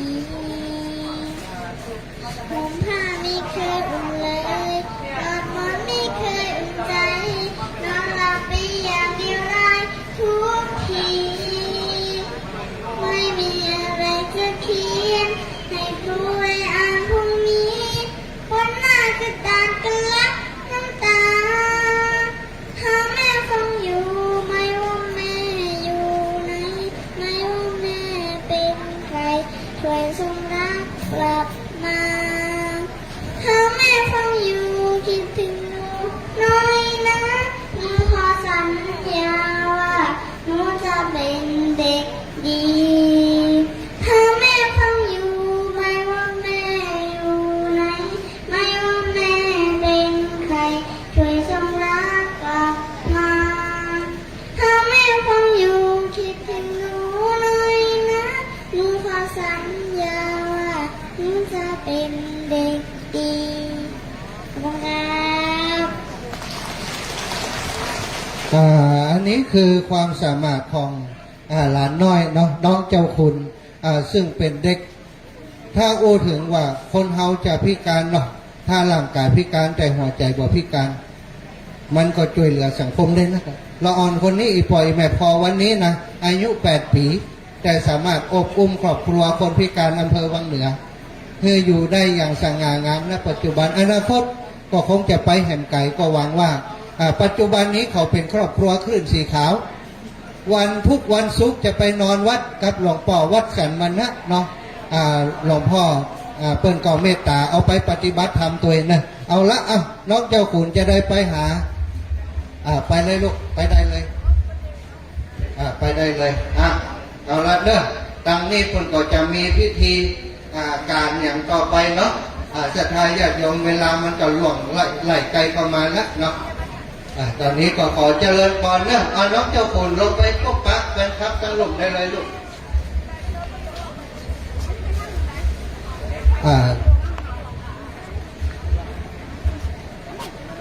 กับนิมนต์นะตอนนี้ครูบาอาจารย์ทุกรูปทุกองค์เนาะที่อยู่ในบริเวณพิธีนี้ก็ดีแล้วก็ขอกราบเมตตานะกราบนิมนต์กราบพระรัตนาหลวงพ่อท่านเจ้าอาวาสวัดโสพนารามวัดห้วยงูในนะกราบนิมนต์หลวงพ่อเนอะครับหลวงพ่อตอนรับศรัทธาญาติโยมอยู่ที่กุฏิอยู่ตอนนี้กราบนิมนต์หลวงพ่อมายังบริเวณพิธีที่ศาลาพิธีที่นี่ได้เลยศรัทธาญาติโยมอีพ่ออีแม่ตอนนี้เนาะเฮาได้ปักต้นสตังต้นพระป่าตามวัดวาอารามต่างๆตามที่ครูบาอาจารย์ได้จัดไว้คือเป็นที่เรียบร้อยแล้วเนาะสำหรับยอดปัจจัยที่เขาปักไปแล้วใดต่อใดอย่างใดนั้นเดี๋ยวครูบาอาจารย์เพิ่งจะแจ้งให้ได้รับทราบตอนที่เขาไปที่วัดพระบาทอุดมโดยตอนนี้กราบนิมนต์นะหลวงพ่อท่านอาจารย์เจ้าอาวาสเนาะกราบนิมนต์หลวงพ่อได้เข้ามาสู่ศาลาที่จะประกอบพิธีวันนี้ได้มาใช้สถานที่ของวัดห้วยงูในวัดโสพนารามสถาญาติโยมโดยความเมตตาของหลวงพ่อเจ้าอาวาสและตังผู้นำหมู่บ้านผู้นำชุมชนได้อนุญาตเนาะได้ยินดีต้อนรับคณะของคลื่นสีขาวที่มาทำกิจกรรมตานเตียนพรรษาที่วัดพระบาทอุดมน้ำบ่อสาวาซึ่งถ้าเขาจะไปจุกันที่ปุ้นเตรียมกันที่ปุ้นบางของเขาก็บ่ได้กินมาถึงโอ้วุ่นวายครูบาอาจารย์ก็เลยได้นัดหมายกันว่าเขามาพบปะกันที่นี่ก่อนเพื่อจะให้ศรัทธาญาติโยมที่เดินทางมาไกลพี่น้องจากลำปางมากัน5-6กันรถตู้พร้อมกับครูบาอาจารย์เนาะท่านรองเจ้าคณะอำเภอเมืองปานท่านพระครูโสพลพัฒนวิกรมหลวงพ่อเจ้าคณะอำเภอวังเหนือพระมหานพดลสุวรรณเมธีเป็นผู้อำนวยการวิทยาลัยสงฆ์นครลำปางก็ได้เดินทางมาร่วมกิจกรรมในครั้งนี้โดยศรัทธาและก็ครูบาอาจารย์ในคลื่นสีขาวของเฮาทุกรูปทุกองค์ที่ศรัทธาญาติโยมทั้งหลายได้ฟังรายการจากทางสถานีวิทยุในเครือข่ายคลื่นสีขาวท่านอาจารย์เปิ้นก็ได้เดินทางมากันครบหมดนะโดยการนำของท่านอาจารย์พระครูอภิวัฒนวิกรมท่านอาจารย์เฮาเนี่ยทางศรัทธามาตะวานนี่ก่อนนึกว่าพระน้อยจัดเก้าอี้ที่นี่นะก็มาเตรียมงานตั้งแต่ตะวานแล้วเนาะฉะนั้นตอนนี้ถ้าท่านอาจารย์พร้อมแล้วก็ขอกราบนิมนต์ท่านอาจารย์พระครูอภิวัฒนวิกรมครับผมเดี๋ยวเราจะคือศรัทธาญาติโยมทั้งหลายได้ต้อมจิตต้อมใจโดยการสวดบทอิติปิโสช่วงตีรอคณะกรรมการเพิ่นรวบรวมปัจจัยแห่งสักประมาณ10 นาทีศรัทธาเฮาอุตส่าห์เดินทางมาไกลลุกตั้งแต่เจ้ามืดเพื่อว่าจะมาร่วมบุญกันในวันนี้ก็ขอให้ต้อมจิตต้อมใจกันดีๆสวดอิติปิโสพร้อมกันขอกราบนิมนต์อาจารย์ท่านพระครูสุเมธธรรมเสวีเจ้าวาดวัดม่อนฤาษีได้นำศรัทธาญาติโยมทั้งหลายได้ร่วมสวดอิติปิโสครับขอกราบนิมนต์ครับ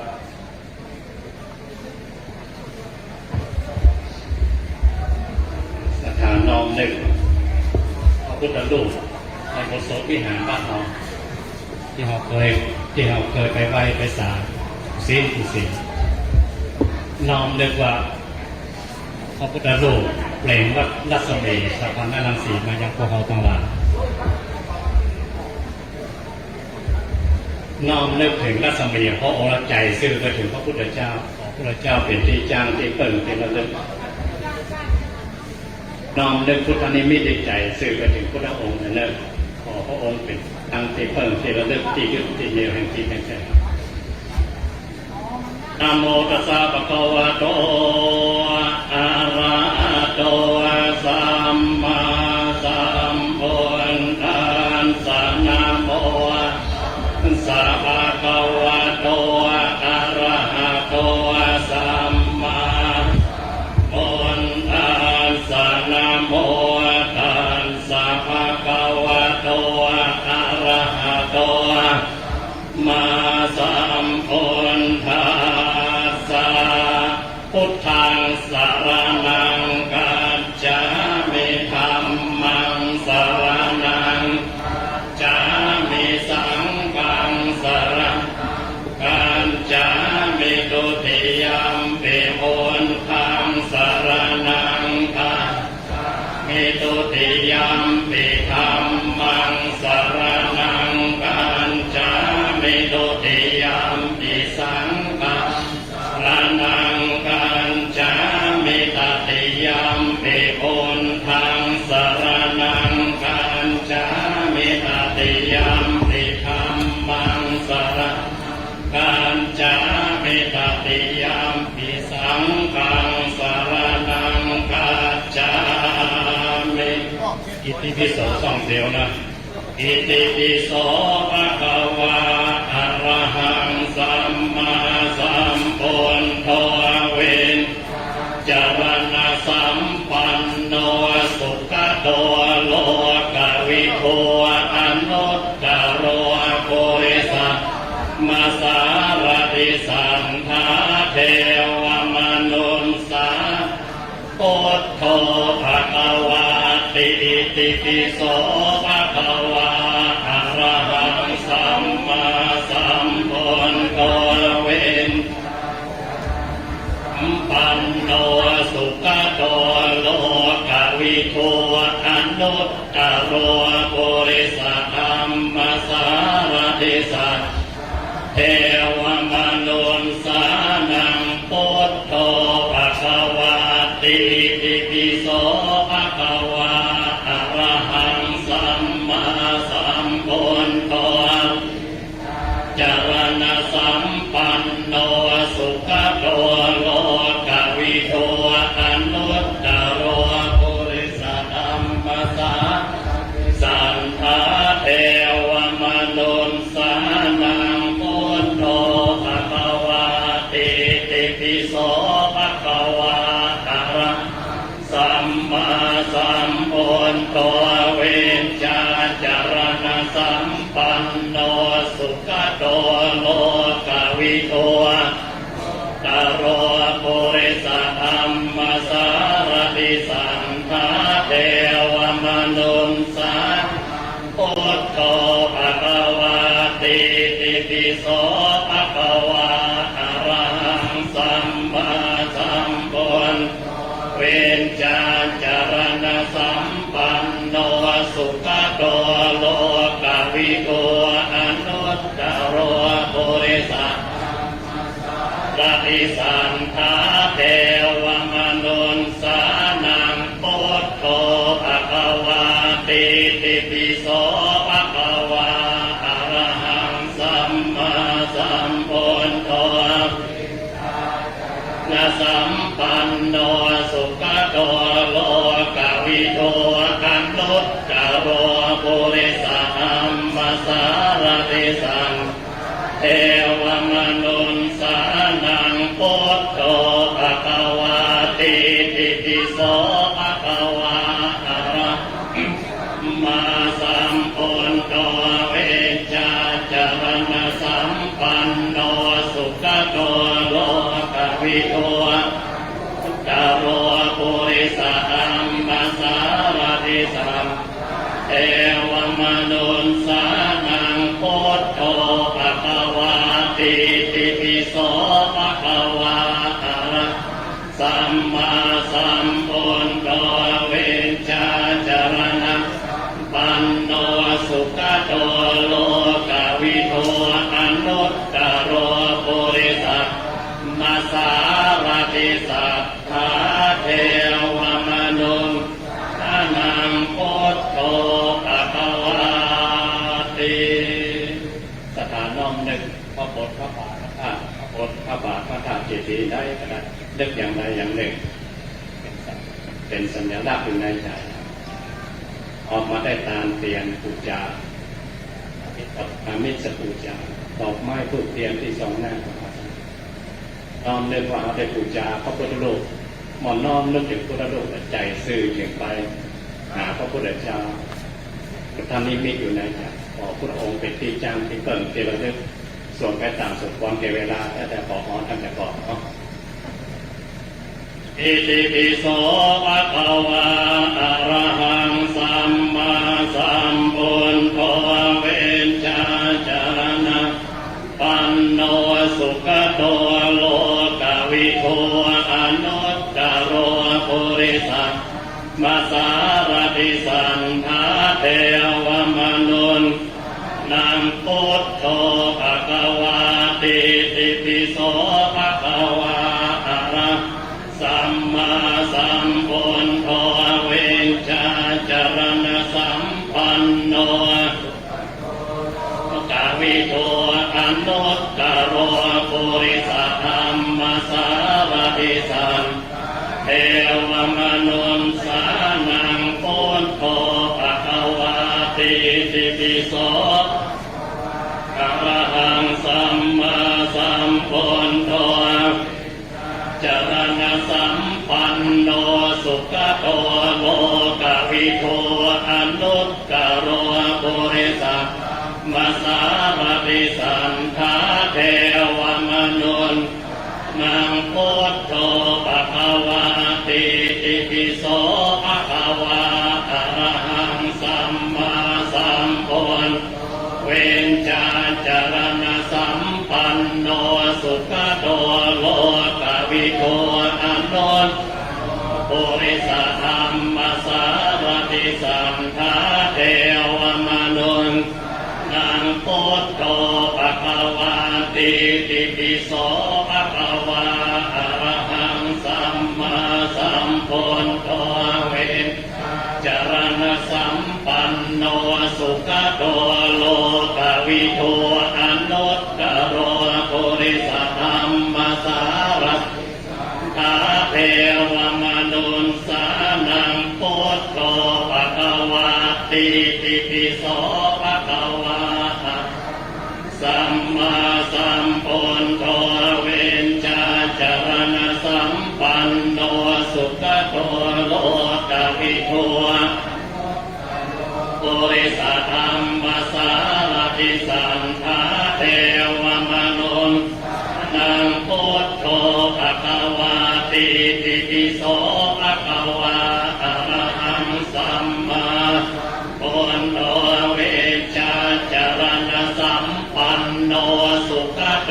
โลกวิโทอนุตตโรปุริสัมมาสารติสันทาเทวมนุน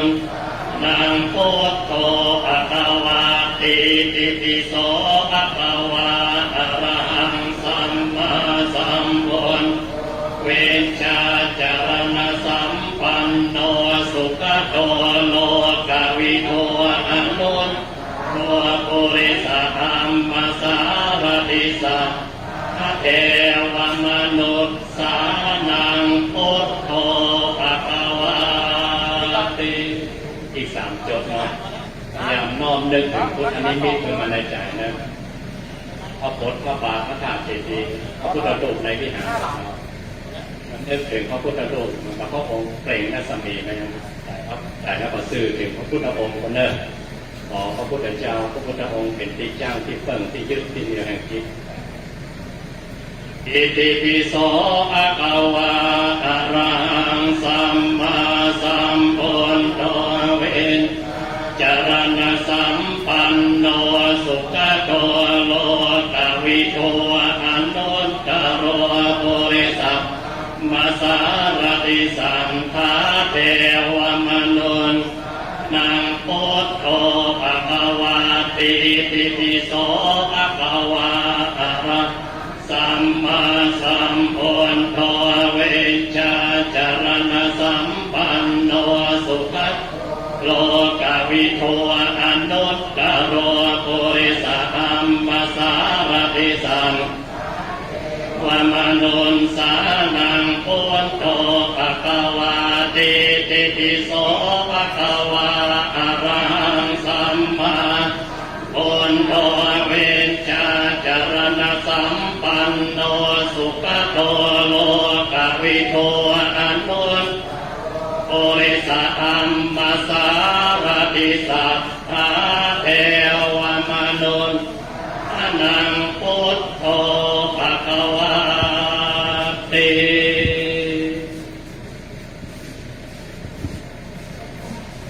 เราท่านทั้งหลายได้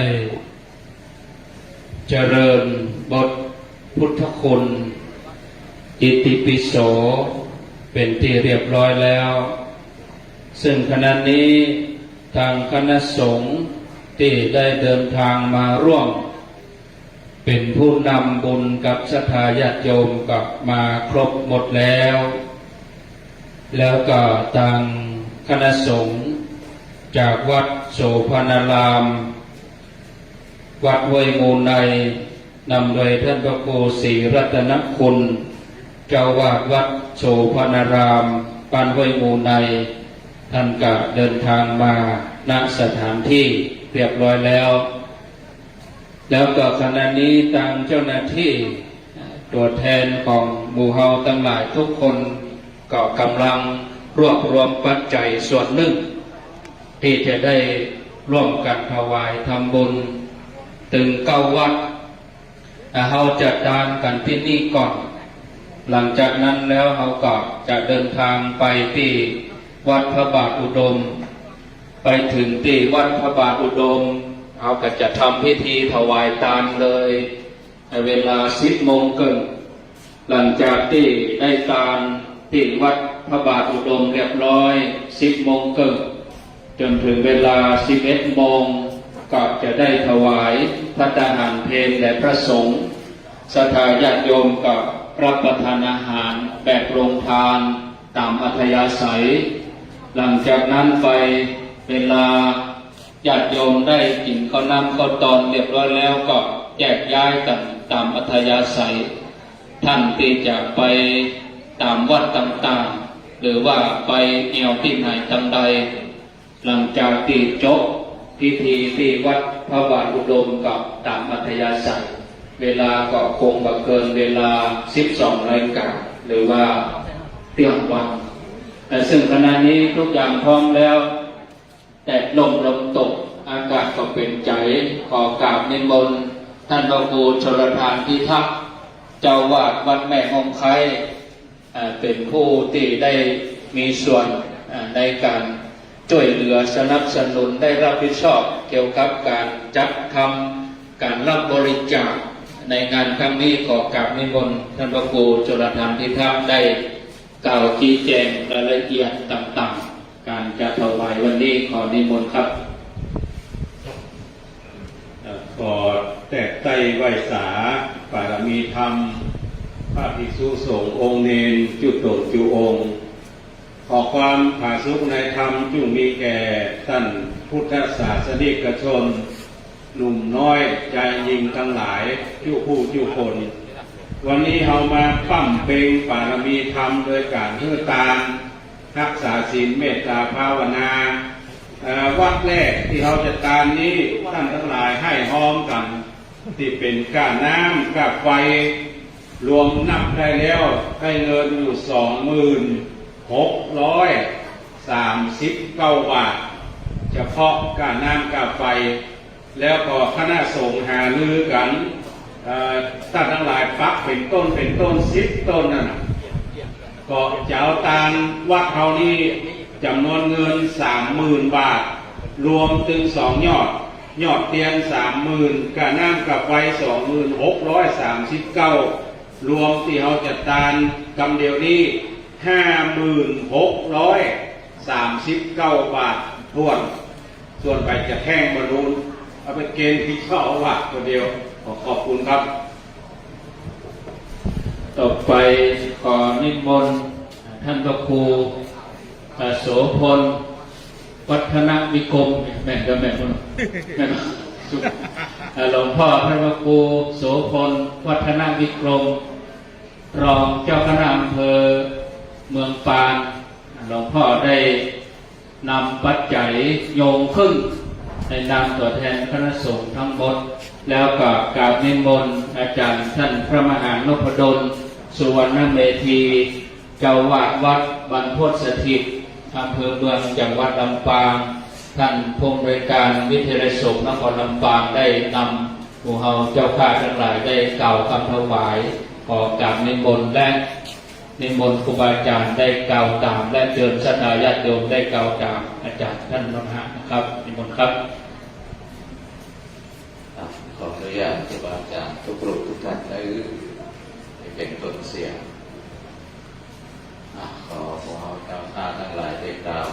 สามจบพร้อมกันนะโมตัสสะภะคะวะโตอะระหะโตสัมมาสัมพุทธัสสะนะโมตัสสะภะคะวะโตอะระหะโตสัมมาสัมพุทธัสสะนะโมตัสสะภะคะวะโตอะระหะโตสัมมาสัมพุทธัสสะยัคเคพันเตสังโฆปฏิชานาตุมะยังพันเตเอตังปะทีปะยุตังสัพพลิวาลังเตมาสังพุทธัสสะปูชนัฏฐายะอิมัสสมิงอุโปสถาคาเลนิยาเทมะสาธุโนพันเตอะยังเตมาสังพุทธัสสะปูชนัฏฐายะปะทีปะยุคัสสะอานัสสะ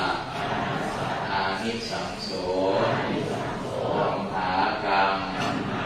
ปีคัตตังอิตายะสุขายะสัมวัตตุข้าแต่พระสงฆ์ผู้เจริญ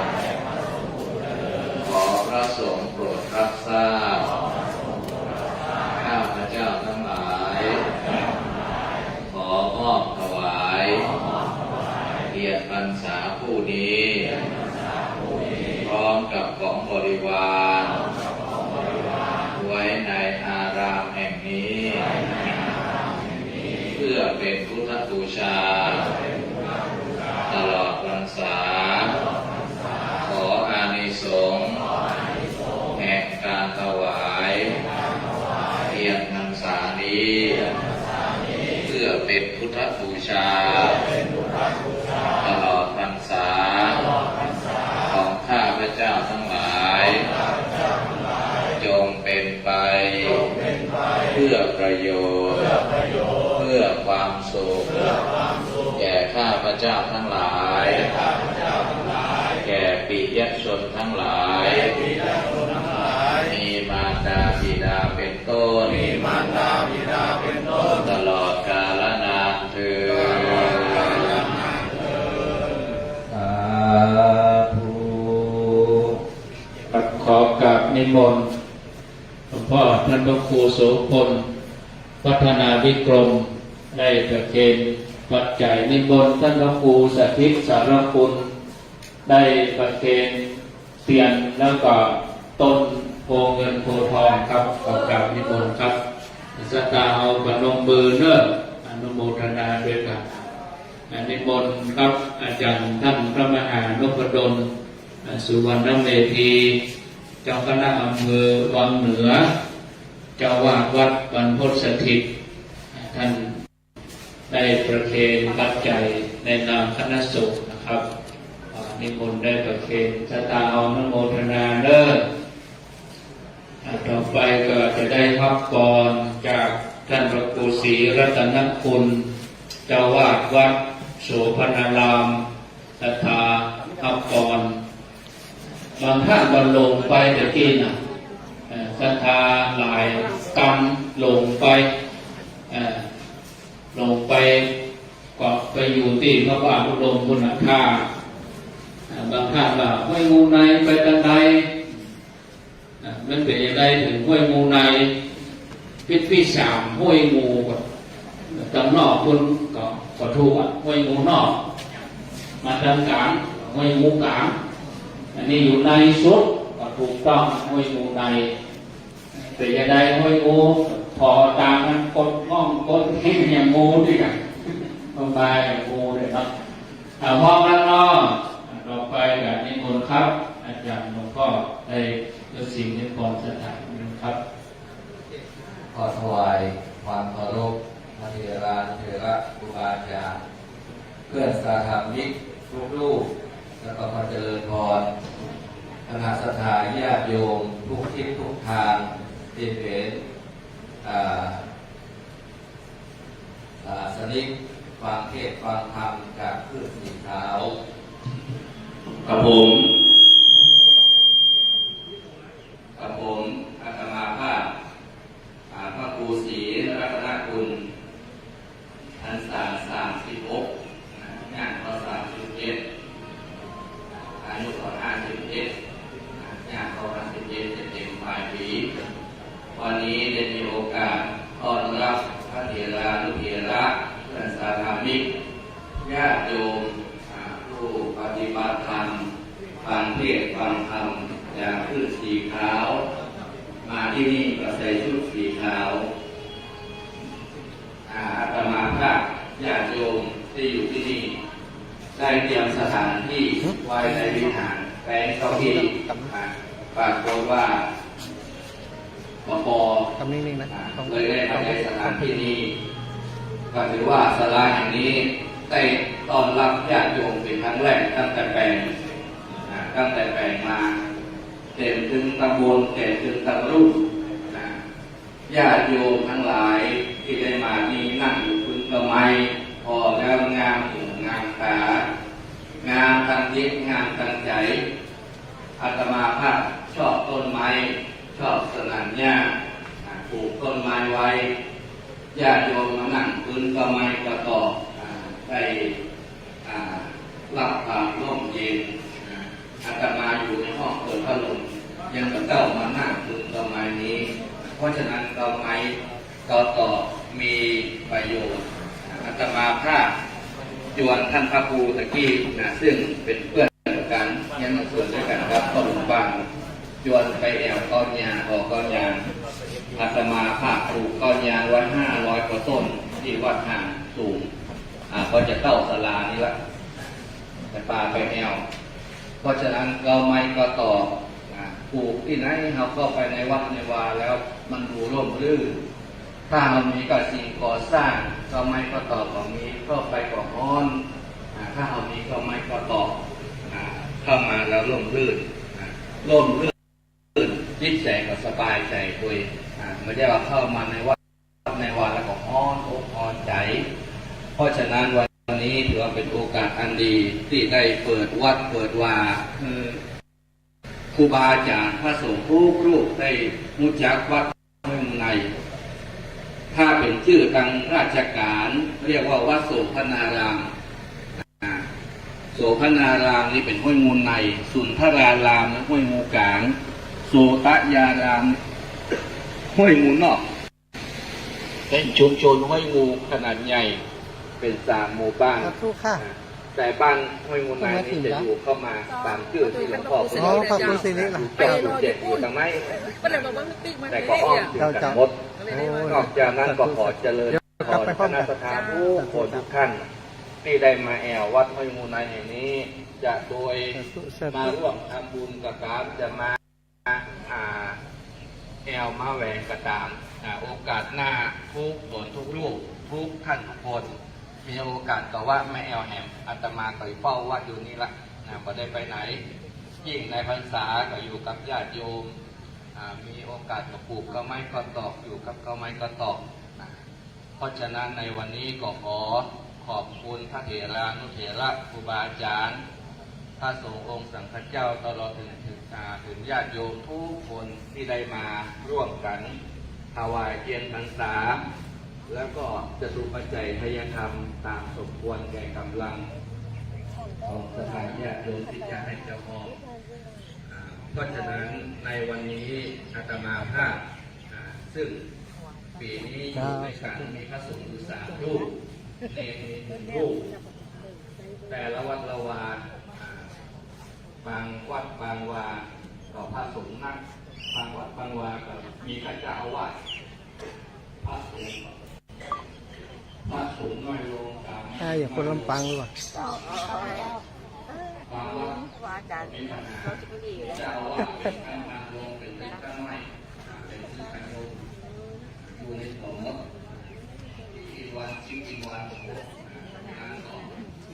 ปัญหาต่อไปในข้างหน้าแต่ก็ หมูจังฟ้อนเลี้ยงปกเป้าเอาวังเหนือมาป๋อมนี่มันต้าเนอะฮะถ้าแข่งนี่ขอมต้านะเอาวังเหนือมาเปาะนี่สุดยอดวันที่26ไปฟ้อนพุ่นเนาะที่26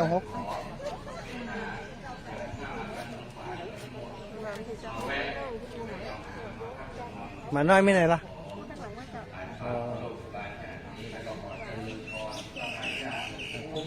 อันนี้มาขายก็มาแจกขาย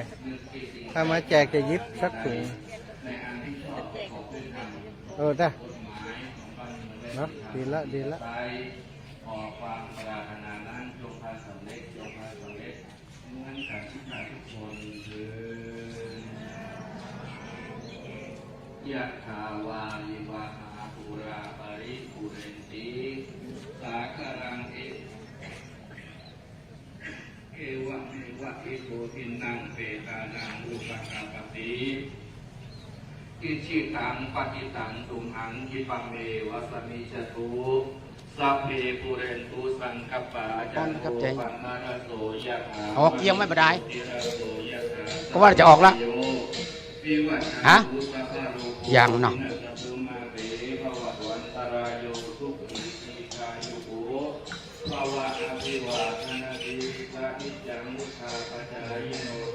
แล้วก็ยังมี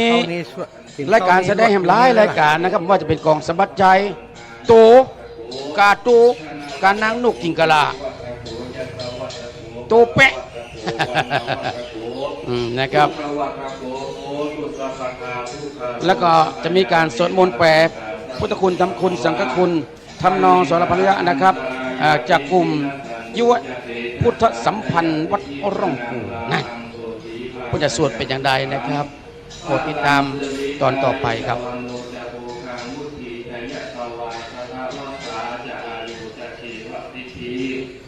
จะไปเริ่มนะครับวันนี้ทำบุญ9 วัดครับถวายเตียนข้าวภาษา9 เล่มพร้อมกับมหานกยูงครับรอที่จะอวยพรด้วยใจทุกท่านได้ประสบผลสำเร็จแล้วแต่แรงอธิษฐานแล้วแต่แรงกรรมแรงบุญของแต่ละคนเอาทำบุญมานักเอาทำบุญมาน้อยนะครับอยู่ที่แรงบุญแรงกรรมเอาทำบุญมานักอธิษฐานกรรมเดียวได้ละเพราะว่าแรงบุญหนุนส่งนะครับถ้าเอาทำบุญมาน้อยเอาก็ใช้เวลาน้อยอาจจะ2 เดือน3 เดือนเล็กสำลิดผลกันปีกันแล้วแต่บุญกรรมที่เราทำแล้วแต่แรงกรรมที่เราได้ละขึ้นมาแหละครับเขาทำดีย่อมได้ดีครับทำดีย่อมได้ดีทำชั่วย่อมได้ชั่วจบแล้วครับวันนี้ทดลองมาได้ครับแล้วล่ะครับเอาแล้วตบมือครับตอนนี้ตั้งตัวโอ้อันนี้เป็นกองยาวนะครับแต่ว่ามันสั้นไปหน่อยกองยาวนะครับนี่ก็เป็นเยาวชนอันนี้หน้าที่สนับสนุนครับเพราะว่าตอนรุ่นนี้ได้ขนาดนี้สุดยอดนะครับนี่ขอชมเชยถึงครูบาอาจารย์ทุกท่านเลยนะครับที่เป็นจากชมรมน้อยหนานนะครับจากเวียงปรับโพนะครับก็เป็นอย่างสูงนะครับระดับต่อไปนะครับ